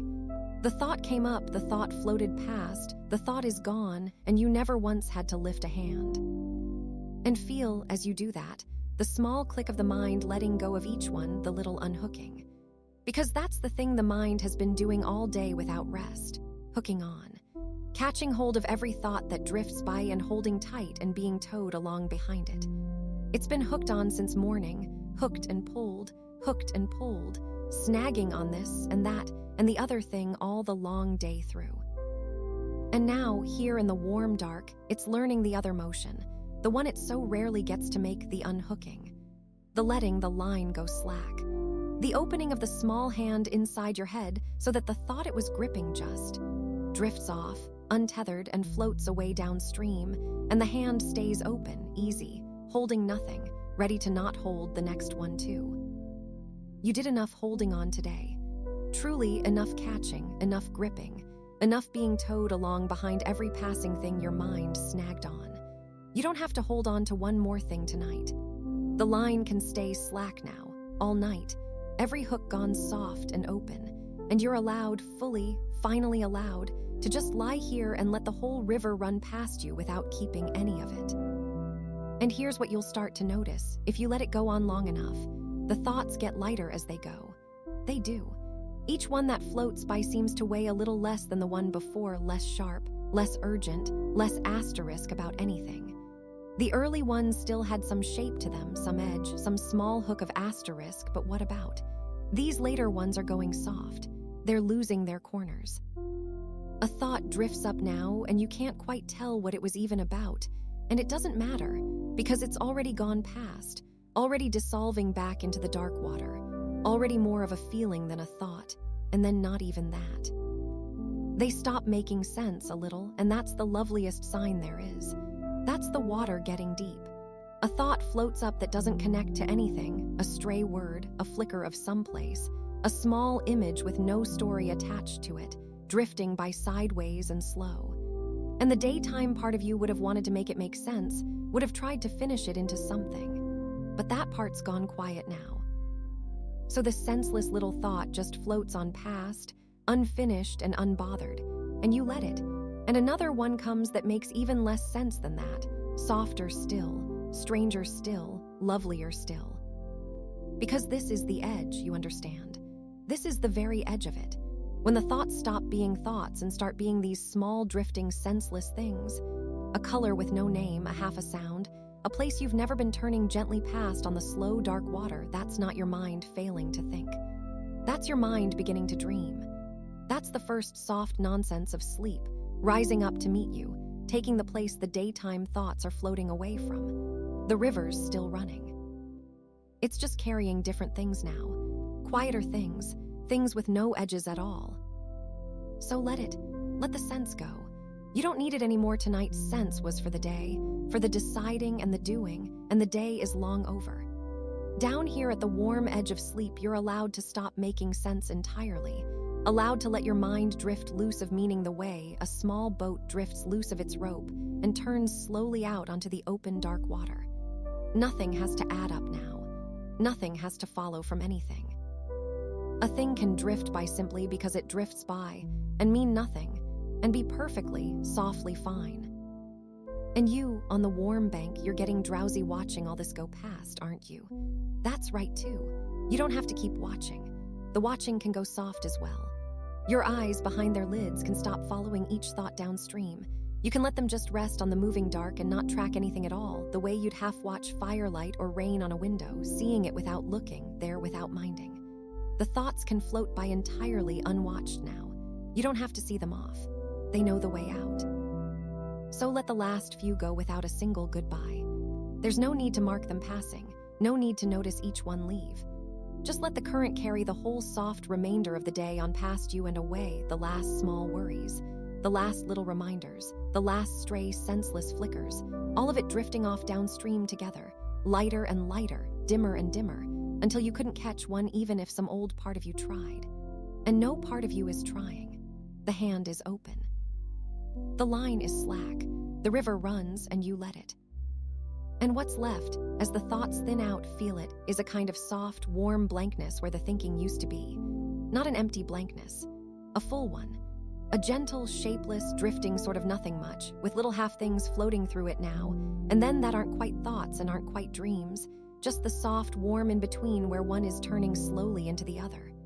The mind, unhooked from everything, drifting free on its own slow water. No thoughts to speak of. Head pleasantly, finally empty, or near enough to empty that what's left has begun to go strange and soft and lovely. This is the place just before the dream. You're in it now. That hazy warm shore where the last sensible thoughts have floated off and the first senseless ones are drifting up to take their place, and you can't quite tell anymore which is which, or whether you're thinking these soft drifting things or only watching them, or whether there's any difference left at all. There isn't much, not down here. Down here, the watcher and the watched are both going soft, both drifting, both letting go. So just drift. Let the last thought float by, whatever it is, half-formed and weightless, and don't reach after it, and don't replace it, and don't mind the quiet it leaves. Let your mind go loose on the slow, dark water and carry you, with no thought to hold and no thought to grab and know where the current's taking you that isn't soft. The thoughts are nearly gone now. And something gentler is rising up in their place, shapeless and warm and senseless and kind, the first faint nonsense of a dream beginning to gather you in. And now something is happening behind your eyes that you didn't set in motion. A small picture, rising up on its own out of the warm dark, faint and quick and gone again before you can name it. A doorway, maybe. A stretch of road you've never walked. A face that isn't anyone you know, turning gently away. You didn't reach for it. You didn't build it. It simply arrived, the way the first stars arrive in a darkening sky, without a sound, without your help, while you were looking the other way. That's the dream beginning. That's it starting to draw itself, faint line by faint line, in the soft dark behind your closed eyes. And the loveliest part is that you're not the one making them. All day long you had to make everything in your head, conjure the plan, picture the room before you got to it, build the little scene of how the conversation might go. Picturing things was work. It took effort. It took holding. It took you. But these aren't like that. These come already finished, already there, with nobody at the controls. The mind has quietly taken the making out of your hands, the way it does every single night, and it's begun to show you things instead of asking you to imagine them. You don't have to conjure anything now. You get to just watch. You get to be the one shown.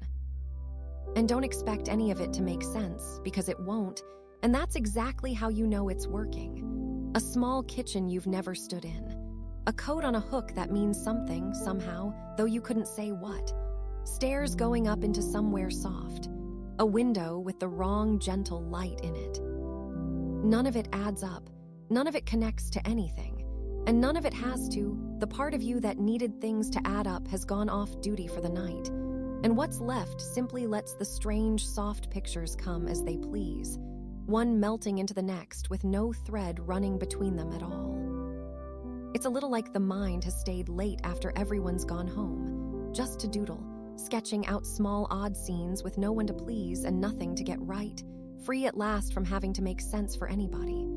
All day it had to be accurate. Now it just gets to be strange. And there's a real tenderness in that, in finally letting it off the leash of meaning, letting it draw whatever it likes in the dark with the lights off and no one looking over its shoulder. You can let it.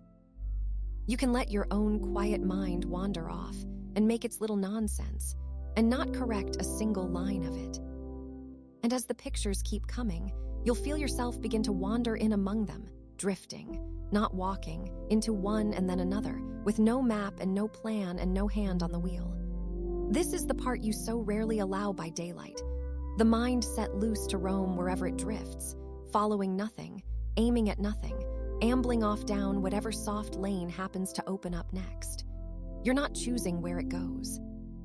You couldn't tell it where to go if you tried, and the trying is the very thing you don't have to do anymore. So let it wander.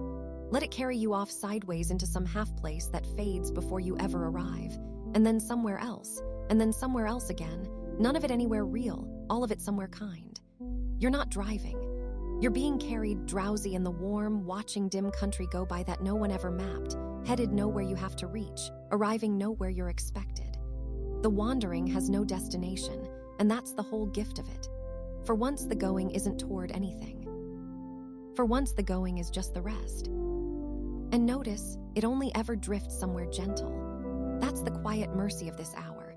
The mind, left to roam on its own this deep into the dark, doesn't go anywhere sharp. It goes soft, it goes blurred, it goes toward the warm and the dim and the half-remembered. The places it shows you now are kind ones, or near enough, small, low-lit, unhurried, all their hard edges already worn away. You're in safe hands, even though the hands are only your own, even though nobody's steering. Wherever this is taking you, it's somewhere you're allowed to rest. And you won't remember any of it in the morning, and that's part of the kindness too. These little drifting scenes aren't yours to keep. They're not being saved, not being recorded, not waiting to be recounted to anyone over breakfast. They form and they fade, and they leave nothing behind but the soft fact that you were resting while they came. So you don't have to hold on to them.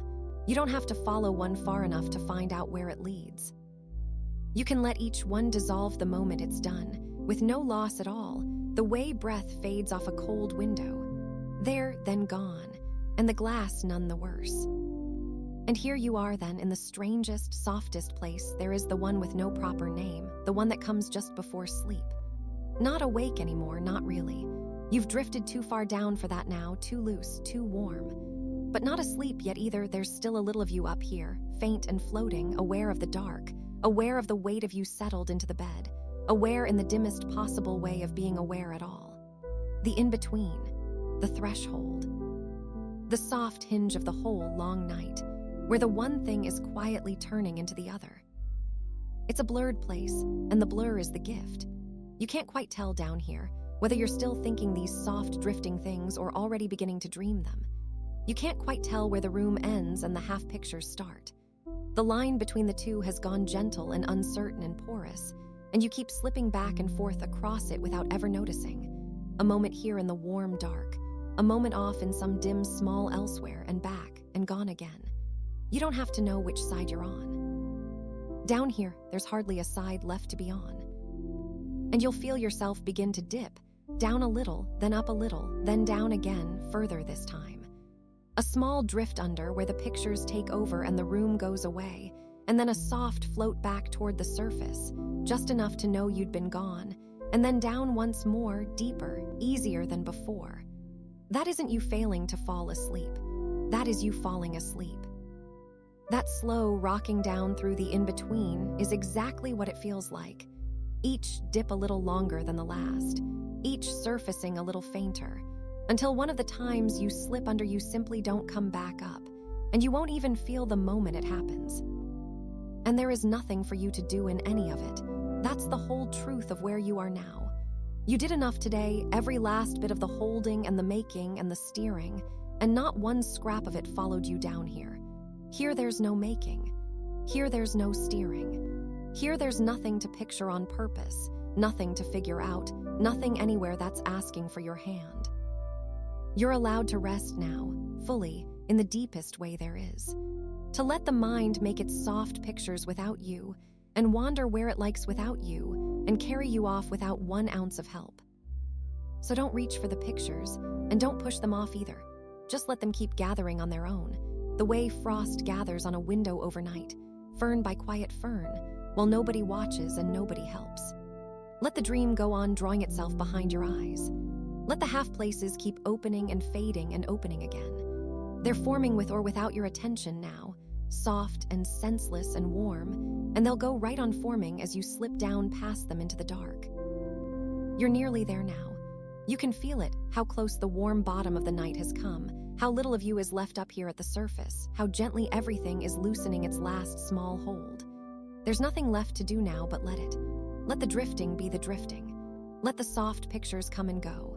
Let the warm in between rock you the rest of the way down, dip by dip, deeper and dimmer, toward the sleep already reaching up to meet you.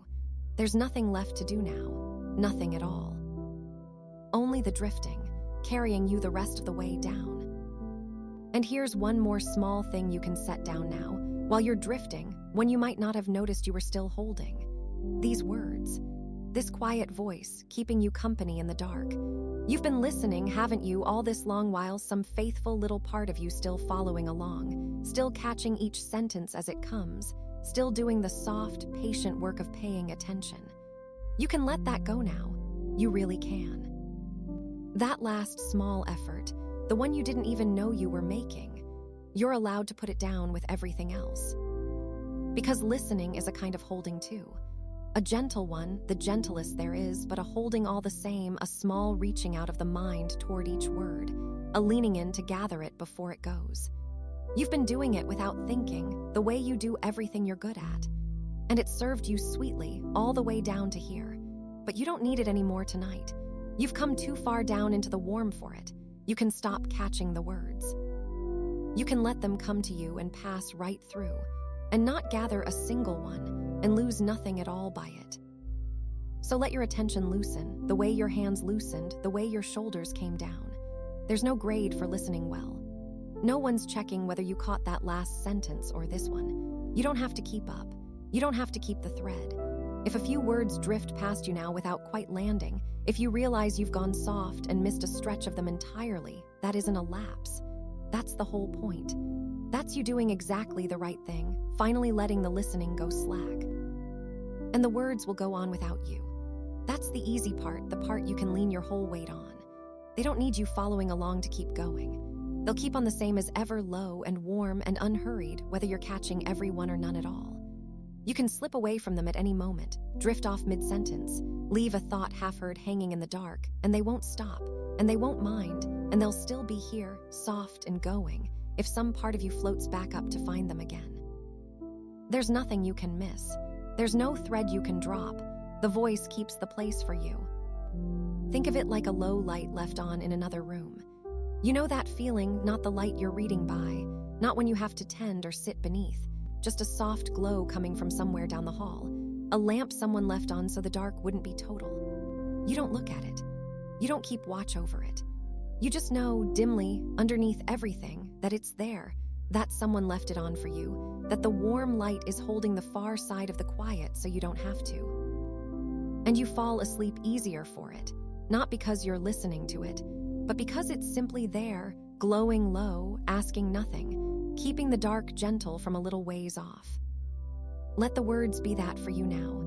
Not something to face, not something to follow, just a low, warm sound left on in the room, somewhere off to the side of you, glowing quietly while you drift.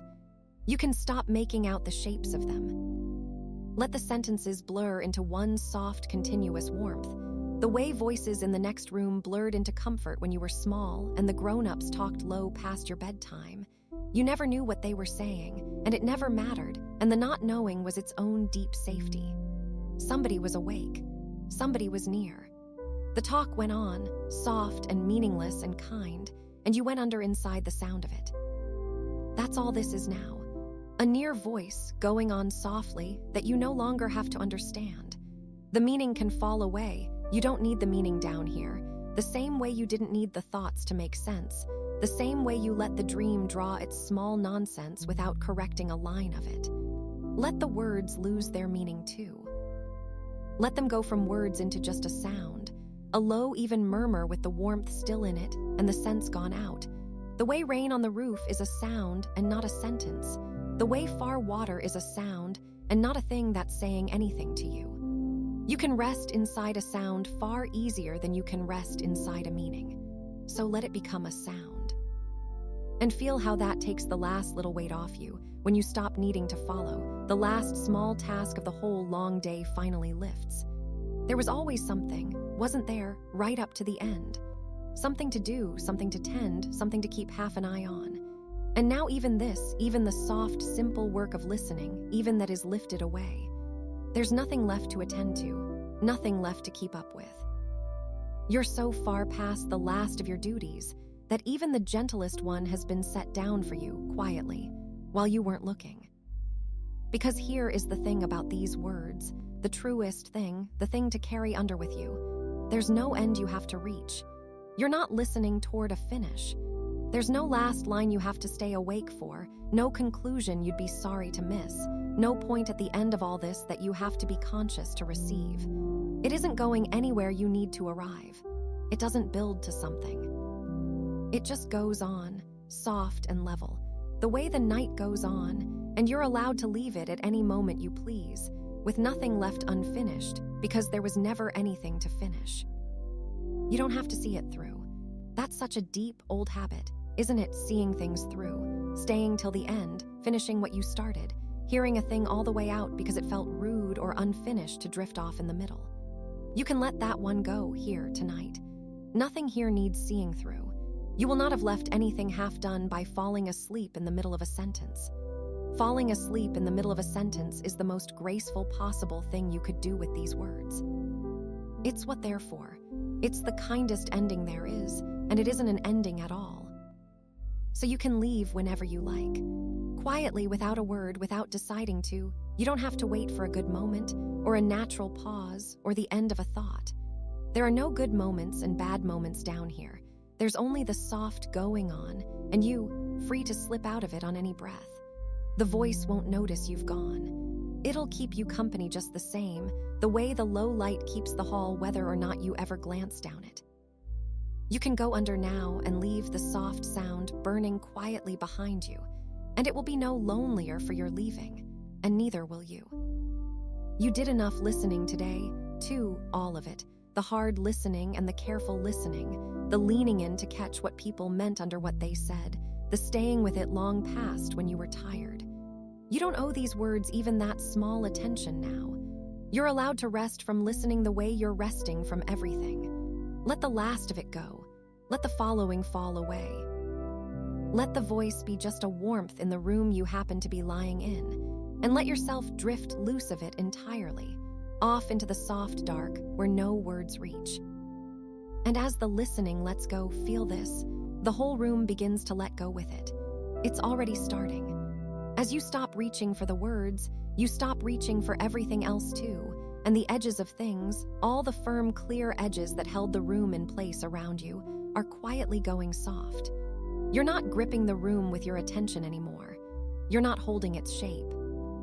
And so it's loosening, the way the words loosened, the corners going vague, the walls easing back, the near and the far melting gently into one another in the dark. You can feel it happening even with your eyes closed, maybe especially with your eyes closed. The room you knew so exactly, the one with its certain distances and its solid corners, is softening at every edge now, going dim and round and uncertain, more a warmth around you than a place with sides to it. The far wall isn't quite anywhere in particular. The ceiling has drifted up out of reach. The whole firm box of where you are is dissolving, slow and kind, into something with no real edges left at all, just soft dark. And you somewhere held in the middle of it, no longer quite sure where you stop and the warm room begins. And that's exactly right. Let it blur. Let it go shapeless and soft and boundless. You don't need the room to keep its edges while you sleep. The edges were only ever for moving around in, for finding the door and the wall and the floor, and you're not going anywhere now. So let them go.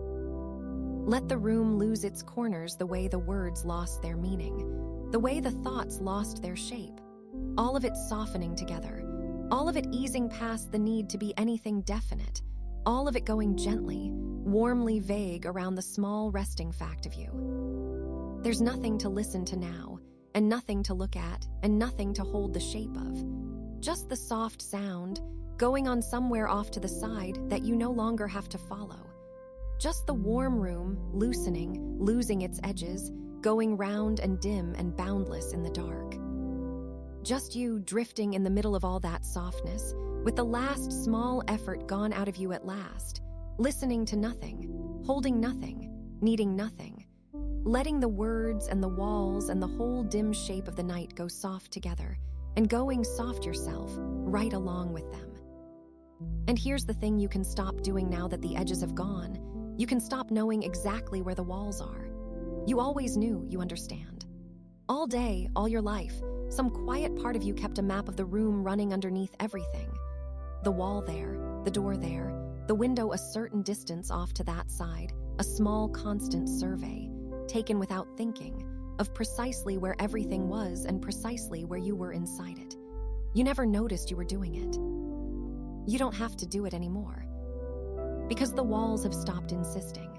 That's what's changed down here in the soft dark. By day, a wall is very sure of itself. It's exactly here and not a finger's width over. It holds its line. It presses its flat certainty against the room and says this far and no further. But a wall in the dark, with your eyes closed and the day let go of, stops being so sure. It eases. It stops insisting on its exact place. It becomes less a hard edge and more a warmth out there somewhere. A dim sense of asterisk something. Roughly that way asterisk, and even that goes vaguer the longer you drift, until you couldn't say within a few soft feet where any of it truly falls. And you don't need to. That's the quiet mercy of it. You needed the wall's exact places for moving, for crossing the room without barking your shin, for finding the door in the dark, for all the small navigations of being a body that goes places. But you're not going anywhere now. You've arrived at the one spot you'll keep all night, the warm hollow you've made in the bed, and from here there's nothing left to navigate toward. So the map can close, the survey can stop.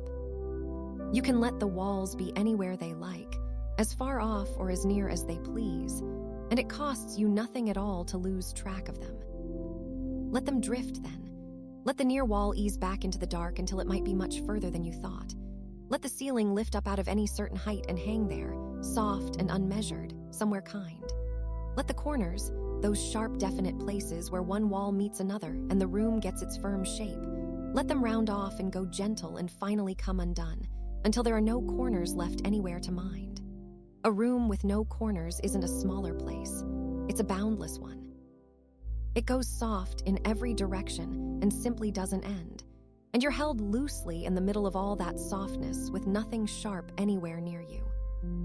And here is the deeper thing the dark is offering, the one underneath the walls. You don't have to locate yourself anymore either.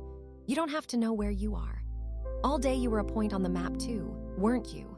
A small definite here that the whole survey was taken from. I am at this desk, in this room, this far from that, on this floor of this building on this street. A constant, quiet fixing of your own position in the great grid of places. It's such old work. It's so deep in you that you never once felt it as work, and it can stop now. Because there's no map to keep tonight. There's nowhere you have to be findable from. No one's going to ask where you are, and you don't have to be able to answer, and the small, tireless part of you that always knew the answer, that always held your own coordinates ready, just in case.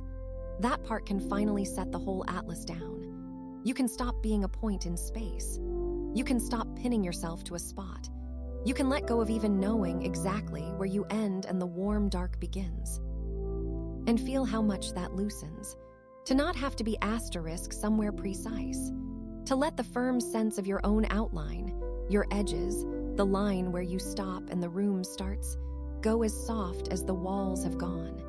You spend all your waking hours so sure of where you leave off. It's how you keep from bumping into the world.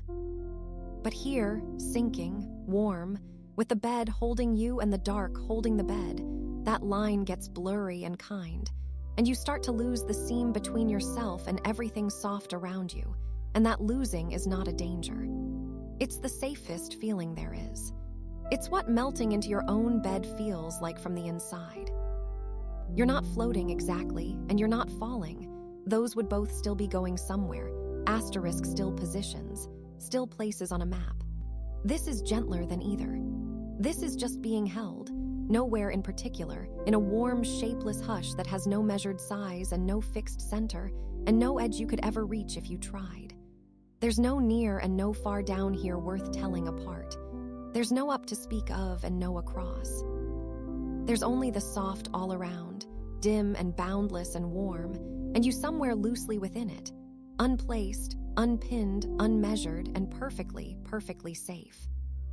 And isn't it a small relief, when you think of it kindly, how hard that quiet little surveyor inside you worked all day, all year, keeping the map current, always knowing where the walls were and where the door was and where you stood among it all, never once getting a moment off. It can rest now too. You can almost feel it set down its instruments, that faithful, tired part of you, and stop taking the measure of the room and just let the dark be unmeasured. It did enough today. It mapped enough. It can let the whole soft place go unsurveyed till morning and lose nothing by it.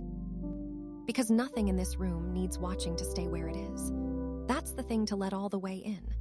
The walls don't need you to know their places in order to hold the night out. They'll hold it whether you're tracking them or not. The door doesn't need you keeping its position to stay shut. The floor will go on being under everything without your survey of it. The whole room keeps its own shape without 1 ounce of your attention, the way it has every night you ever slept and never once collapsed for want of you minding it. You can stop holding the room in place. The room was never being held up by your knowing where it was. So let perception itself go soft, even that, even the watching. You've already let the words blur into a warmth and the thoughts blur into a current. Let the room blur the same way now. Let the very sense of asterisk space around you go gentle and undefined. The way a window fogs over slow from the warmth inside until the sharp world beyond it turns into soft shapes and softer light and nothing you have to make out. You don't have to make anything out tonight. You don't have to resolve the dark into a room. You can let it stay a warm gray hush, unfocused, unmapped, with the edges all gone misty, and rest far easier in the blur than you ever could in the sharpness. There's nothing to mind now. Feel that nothing to mind. No corner to keep in its corner. No wall to hold to its line. No distance to measure, no position to fix, no map to keep current, no point on it that has to be you. All the small, definite things you were quietly tracking have come loose and gone soft together. The room and your place in it dissolving into one warm, undefined quiet, and there is not one edge left anywhere that's asking to be minded. You did enough minding today. You're allowed to stop minding now, and let the whole soft, shapeless dark just be, unwatched, around you. And see how the whole room has become one thing, not a box with you set down inside it, but a single soft warmth with no inside and no outside left to tell apart. You and the dark and the bed, and the dim unplaced walls all melting into the same gentle hush. You're not in the room anymore so much as asterisk of asterisk it. Part of the soft. Part of the warm, shapeless quiet, with no seam left between where you are and where the night is. Held, not by walls you can locate, but by a softness with no edges that doesn't need a shape to hold you. And resting inside that, inside the blur, the boundlessness, the warm, undefined all around, something in you starts at last, to let its last little grip come open. Because you have been holding something this whole time, haven't you? Not with your hands, those went loose hours ago. Not with your shoulders or your jaw, those came down long since. Something deeper than all of that, some small final clench right at the center of you, some last quiet bracing, the grip that holds you together the way the walls held the room together. The one that's been on, faintly, underneath everything, the whole long day, the whole long life. It could only ever let go once everything around it did. That's why it held on so long. It was the last one standing, keeping its small post while the room still had its edges and you still had your place in it, and there was still a shape to keep. But there's no shape left now. Nothing around you is holding its form anymore. It's all gone soft, all gone boundless, all let go. And so the last grip inside you, the deepest one, the one you could never quite find on purpose to loosen, it's allowed to ease now too. Now that nothing out there is clenched, it doesn't have to be either. So let it. Don't reach for it, you couldn't find it to reach for anyway, and the reaching would only be one more holding. Just let the softness everywhere around you reach asterisk in, the way warmth soaks slowly through to the middle of a cold thing, and let it find that last small clench at the center of you, and let it loosen there too, gently, on its own, without your help. The room is soft. The walls have let go. There's no shape left to keep, and no place left to be, and nothing anywhere that's asking you to hold. And so the last of you, the deepest held part of you, can finally, quietly, with nothing left to brace against, begin to open its hand. And there, that opening. Let it keep going. You don't have to finish it. It finishes itself. The way a hand that's been closed too long comes open of its own slow accord once you simply stop telling it to stay shut. There was a last small holding in you, down underneath all the others, and it's coming undone now, quietly, without any push from you at all. You're not prying it loose. You're just no longer keeping it closed. And it turns out that was all it ever needed, not to be opened, only to be let. It's such a deep, quiet thing, that last grip. Older than today. Older than this room. It's the one that was on before you can remember, the faint, steady clench of being someone who has to hold themselves together, who has to stay a little ready, who can never quite set the whole of themselves down because some small part has always had to mind the rest. You've carried it so long you stopped feeling it as holding at all. It just became the shape of being awake. And here, now, in the soft and the dark, with nothing left around you holding its shape either, it's allowed to be the last thing you put down. So let it be the last thing. Let that final clench at the center of you ease the rest of the way open and not catch on anything, not snag, not stop halfway and decide to keep a little back just in case. There's no case. There's nothing coming that you'd need to have kept yourself ready for. You can let go all the way down to the bottom of the letting go, past every place you usually stop, into the part of you that's never once been fully off duty, and you can let even that part finally rest. And feel this, because it's the whole of it, nothing is being kept back now. That's the thing you so rarely let yourself have. Always, even in your softest moments, some small reserve stayed held, a little of you kept in your own pocket, ready, withheld, saved against a need that might come. A portion you never quite handed over, to anyone, to anything, not even to sleep. You always slept with one small light still on inside. And tonight you don't have to. Tonight you can hand over the reserve too. There's nothing left to save it for. Nothing held in reserve. Say it slow and feel how strange and how lovely it is to keep nothing back. To not be saving any of yourself for later. To pour the whole of you, every last unspent ounce, down into the warm and the dark, and trust that there is no later tonight that needs you holding something ready. The night isn't going to ask you for the part you kept. The night doesn't want the part you kept. It wants all of you set down, spent, given over, nothing in the pocket, nothing on standby, nothing waiting in the wings for a cue that isn't coming. Because you don't have to be ready anymore. That's what the reserve always was, readiness. A small held charge in case the day had one more thing in it, one more turn, one more need that came at you out of nowhere. And there were days it did, and you were glad of the held part and it served you. But it's night now. The day is far behind you, given up hours ago. Nothing is going to come at you out of the dark. You can spend the readiness. You can let the last charge of it drain quietly out of you and not refill it, and wake tomorrow and find it filled itself back up on its own while you weren't guarding it. And here's the gentlest truth of the whole long night, the one to let all the way in now. This isn't something you do. You've been doing things all day, all your life, and even the letting go, even the releasing, you've half been treating like one more thing to accomplish, one more task to get right, as though you might somehow let go well or let go asterisk correctly and be graded on it. But there's nothing to do here. This isn't an action. This is the soft stopping of all action. This is what's left when the doing finally runs out. You don't asterisk make yourself let go. You couldn't if you tried. Trying is just holding, wearing a different coat. You only stop holding on. And stopping isn't a thing you do, it's a thing you cease. The grip doesn't open because you opened it. It opens because you finally, completely, stopped closing it, and a hand that's no longer being held shut simply falls open on its own, because open is what hands are when nothing's asking them to clench. That's all this is, not an effort. The end of effort. The quiet place, just past the last thing you'll ever have to try to do tonight. So stop trying to rest. Even that. Let go of the last faint reaching after sleep, the soft wanting it, the gentle leaning toward it, because the leaning is a holding too. The wanting is a small held thing, and you can set even that down now. You don't have to want it. You don't have to reach for it.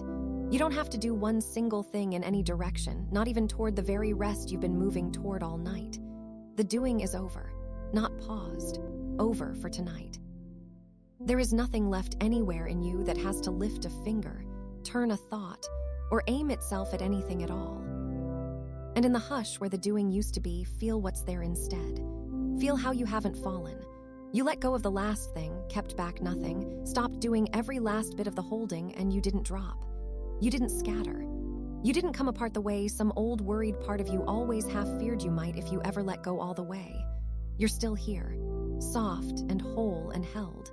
The letting go didn't drop you into anything. It only showed you the thing that was holding you the whole time, underneath your own holding. Because you were always being carried. That's what the holding hid from you. All those years of gripping yourself together, you couldn't quite feel it. The bed under you that needs no help to hold your weight. The dark drawn close that asks nothing back. The slow, faithful breath moving through you with no hand on it. The whole quiet night carrying you along the way deep water carries a thing that's finally stopped trying to swim. It was all there the entire time. You were just holding too tight to feel it. And now that you've let the last grip go, there's nothing left in the way of feeling it at last. You are carried. Completely. You always were. You don't have to hold yourself up to anything anymore, not even to the night. It has you. It had you before you let go, and it has you more plainly now. The way the bed had your weight from the first moment you lay down, and only really got to hold it once you stopped bracing your own frame. The carrying was never something you had to earn by gripping, or keep going by minding. It just goes on, under you, around you, steady and warm and asking for nothing, whether you're holding on or whether's like now. You've finally let every last bit of holding fall away. So let it carry you. There's nothing else to do because there's nothing to do at all, only this, only being carried, only resting in the plain soft fact that something larger and gentler than your own effort has you, and has had you all along and will go right on having you all the way through the dark to the far side of the night. You did enough today. You held enough and tried enough and kept enough back for long enough. You're allowed to stop now, all the way. Nothing held, nothing reserved, nothing left to try. Let the last of you go soft against the carrying. Let the grip stay open. Let the reserve stay spent. Let the doing stay finished. There's no piece of you that has to keep watch, no part that has to stay a little awake to mind the rest, no small light that has to stay on inside. You can let them all go dark and gentle together, and be held fully by the warm dark and the quiet bed and the long, unhurried night, carried easily now, the way you were always being carried, the whole way down, the whole way through, all the way home. And here is the part you can rest your whole weight on now, the part that lets you go the rest of the way down. The carrying doesn't stop when you do. That's the thing some old, careful corner of you has never quite believed, that you could go all the way under, all the way out, lose yourself completely to the dark, and the holding would simply go on without you. As if the carrying ran on your staying awake to feel it. As if the very moment you slipped under, something at the other end would quietly let go. It won't. It can't. The carrying was never something you were keeping up. It's something being done for you, and a thing being done for you doesn't end the moment you stop watching it happen. So you can go, all the way. You don't have to stay even a little bit awake to keep the carrying going, because you are not the one carrying you, and you never were. Your going under changes nothing about how steadily you're held. You can lose the thread completely, drop past the last of your own awareness, become for a while a person who isn't keeping track of a single thing, and the night will hold you through that exactly as gently as it holds you right now, while you can still feel it. The hold doesn't need your knowing about it to go on holding. It will mind you in the dark long after you've stopped being able to tell that it's there. And the carrying goes all the way. Settle into that one slowly. It doesn't carry you just to the edge of sleep and then set you down to find your own way across the dark. It carries you the whole distance, every hour of it. The deep middle of the night, the hours with no name on them, the long blank stretch where you won't be there to feel yourself being held at all. through every bit of that, you are carried steadily, without a seam, without one moment where you're set down and left to manage alone. You don't cross the night on foot. You're carried across it, asleep, the whole dark width of it, and laid down softly on the far side. You know how that goes, somewhere deep beneath the words. You were carried like that once. Small and worn all the way out and fast asleep in the back of a car on the long road home in the dark, too far gone to wake even when the engine went quiet. You didn't walk in. You didn't have to surface or find your feet or fumble for the door. Someone gathered you up, still sleeping, and carried you in through the cold night air and laid you down somewhere warm, and you slept clean through the whole crossing. You woke much later, already arrived, already home, already in the soft with no memory of the trip and no need of one. The night will do exactly that for you now. You don't have to stay awake for the crossing. You don't have to know how you get from here to morning or feel each hour pass or do any of the carrying yourself. You can sleep clean through it, the whole long quiet trip, and be set down gently on the other side. You're allowed to wake already there, already arrived in the morning, with the dark behind you and no memory of how you crossed it. That isn't you failing to keep watch. That's you being carried the way the deeply tired and the deeply safe are always carried, asleep and trusting, and let down soft at the end. So you don't have to reach the morning by yourself. Let that go all the way down to the floor of you. You don't have to hold on through the hours to get to the light. You don't have to ration out your rest or keep some small part of you steering toward the dawn or do a single thing to bring the day back around again. The morning comes on its own. It's already on its way, unhurried, certain, needing nothing from you. And the night's whole gentle task between here and there is simply to carry you safely to it, hour by dark hour, with no thinning of the care. Because there's a watch in you, isn't there? There has been for as long as you can remember a small, faithful sentry that has never quite learned how to go off duty. Even down into sleep, it tries to leave one lamp burning, one ear half open, one thin part of you propped at the window, minding the dark, just in case. It means so well, that watchman. It believes it has kept you safe through 1,000 nights by never fully closing its eyes. And it is so tired. And the kindest truth it has never once been told is this: the watch is already kept. You don't have to stand at yourself tonight. So let the watchman come down off the wall. Let that last propped-up part of you stand down and lie down and close the eye it kept half open all these years. There is nothing out in the dark that needs your guarding, and even if there were, it would not be yours to guard tonight, and even if it were yours, you've been relieved of the post. Gently, completely. Someone steadier than your own vigilance has the night now, and you can sleep straight through your whole shift and wake to find that nothing came, and nothing was needed, and every single thing you'd have stayed up watching over was kept perfectly safe without 1 hour of your watching. And it does keep its own, the night.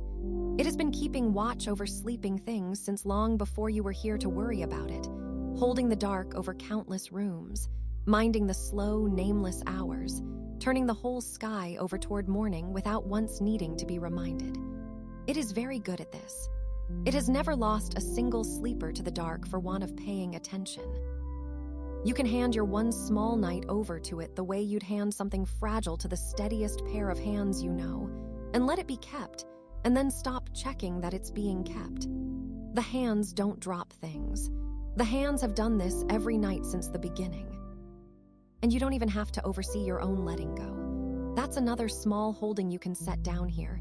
The idea that sleep is something you must be present for, manage, get right, stay awake just enough to make sure it happens. It isn't. It comes best when no one's minding it, when you've stopped standing watch over the very rest you're waiting for and simply gone soft and let it arrive on its own. You don't have to witness the moment you go under. You don't have to be there for it. You can miss your own falling asleep entirely. That's how you'll know it worked. And every one of those hours ahead is safe. Not safe because you're holding it safe because it simply is. Because the dark is kind. Because the room is closed and warm around you, and you are small and held inside it, and nothing in the whole long night is coming for the quiet resting thing you've become. You can be defenseless tonight. That may be the deepest permission underneath all the others. That you can lay down even the readiness to keep yourself safe. Set down the very last of the guarding, because you already are safe, and being safe was never something you had to stay awake to do. You'll be held through the late hours the same as through this soft early one. Through the ones that used to feel longest, the small flat hours when the world is most asleep, and a tired mind once felt most alone in the dark. You'll be carried across those exactly as steadily, with the same unbroken care, never once asked to feel them. There's no hour tonight you have to brace for, no stretch of the dark you'll be left to get through on your own. The holding doesn't lapse in the deep part of the night. If anything, it goes deepest there, in the hours you'll never even know past. And like that sleeping child carried in from the car, you won't have to do anything at the far end either. You won't have to wake at the right moment, or help, or even know that you've arrived. Morning will gather you up as gently as the dark set you down, light easing in at the soft edges of the room, the world coming quietly back, you surfacing slow and warm into a day that started over without you. You'll simply be there. Already home in the new morning, the long dark crossing behind you, carried the whole way and never once dropped. You did enough today. You kept watch enough, for long enough, over the day, over the list, over the people, over yourself, over 100 small things you carried without anyone asking you to. You're allowed to be the carried one now, instead of the one who carries. You're allowed to rest fully with no part of you left standing guard, no thin light left burning down the hall of you, no eye left half open against the dark. It's all kept. It's all handled. There is nothing left anywhere in you that has to stay up and mind it. You spent so much of your life being the one who holds on, the one who stays a little awake so the others can sleep, the one who makes sure. Tonight you get to be the one who is held, the one who is made sure of, the one who gets carried, finally, by something that asked for none of your help and won't set you down until the light. Let yourself be that tonight. Let yourself be the carried one, all the way through. So let the last of your watching close. Let the sentry sleep. Let yourself be carried, all the dark way across, with nothing to do and nowhere to be, and not 1 hour you have to stay awake to meet.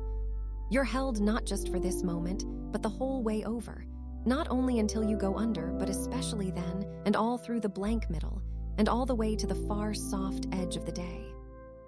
Held like that, with nothing left in you that has to stay, with the night keeping its own quiet watch and the morning already coming. Held like that, you can begin at last to go, softly, without deciding to. The way you were always going to, once you finally let yourself believe you were safe enough to. And so there's nothing left to say to you now.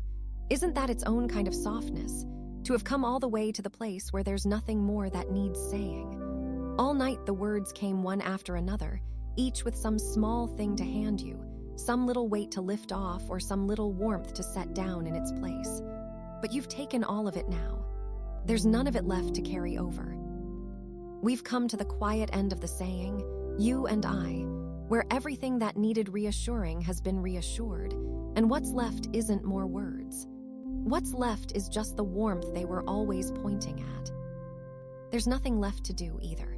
There hasn't been for a while now, but here, at the very end, even the not doing goes still. No more letting go to manage, no more grip to ease, no more part of you to set down. It's all set down. You did it. Or rather, you let it happen, which was always the truer way through. And now there's only this, the warm dark and the quiet, and you, soft inside both of them, with nothing on the other side of this moment that wants a single thing from you. So let the words start to go now. You don't need them anymore. They've done what they came to do, and they can begin to thin out, to space themselves further apart, to lose their edges the way everything else has lost its edges tonight. You don't have to hold on to them. You don't have to follow where they go. Let them get quieter and slower and softer, and let the silences between them grow longer and warmer, until the quiet is the thing you're resting in, and the words are just something passing through it now and then, gentle and already half gone. Let them blur. Let them become less like things being said to you and more like a warmth being kept near you, a low sound at the edge of the dark, no sharper than the breath in your own chest, no more asking of you than the soft weight of the blanket. You stopped needing to make out what they mean a while ago. You can stop needing to hear them at all now. They'll go on a little longer, getting fainter, and then they'll go where the day went, and the room's edges went, and your own outline went soft and far and finally still. There's nothing you'll miss by letting them go. That's the gentlest part. Nothing important is coming that you'd need to stay for. There's no last thing being saved for the end, no small instruction tucked in the final breath of it that you have to catch. It was only ever this, all night in 100 soft ways. You're safe, you did enough, you're allowed to rest. You've heard it now. You can let the words that carried it dissolve, because the thing they carried has already settled into you, down where words don't reach, and it'll stay there long after the last of them has gone quiet. So let it get quiet. Let it get as quiet as it wants to be. The hush isn't an emptiness, you know that now. It's the warmth with the words finally taken out of it. It's the room holding you without having to say so. It's the night keeping its watch without a sound. You can rest in the plain, quiet the way you rested in the words, and find it just as kind, and just as full, and just as much on your side. And somewhere out past all of it, past the quiet, past the dark, past the long, soft hours still ahead, a morning is already on its way to you. You don't have to do anything about that. That's the whole of it. The last soft truth to drift off holding. It's coming on its own. It's coming the way it always has, with no help from you, certain and unhurried, in no rush at all, but never once not arriving. While you lie here with nothing left to do, the light is already, slowly, gently turning back toward your window from very far away, and it will get here exactly when it gets here, and it does not need you awake to find its way. You don't have to reach for it. You couldn't hurry it if you tried, and you don't have to try. It isn't a thing you have to stay up to earn or hold a place in line for. It's just coming soft and ordinary and sure to a window it already knows, to a room it has found 1,000 mornings before this one, to you. All you have to do is be here when it comes. And being here is the one thing you can't fail at. You'll be here. You'll be exactly here, warm and held, and it will come and find you. So let it come on its own. Let the morning be the morning's to bring. It's far off yet and gentle, and it's bringing nothing sharp with it, just light, easing in slow at the soft edges of the room, just the quiet beginning of an unhurried day that asks nothing of you yet, and won't, for a long, kind while. You can rest the whole way to it. You can sleep clean through the dark between here and there, and let the light do the arriving for both of you. There's nothing between you and that morning but rest. Just hours and hours of warm, dark, easy rest, and you carried softly through every one of them and the light at the far end of it. That's all. That's the whole of what's left of tonight.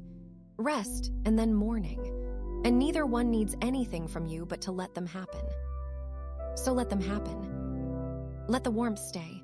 Let the words go. You're safe now. You're safe and you're held all the way through, and the morning is already coming, soft and certain and far away, and it will get here on its own. There's nothing left to do but sleep. So sleep now. Sleep. The dark is kind, and it has you. The morning is coming, and it will find you.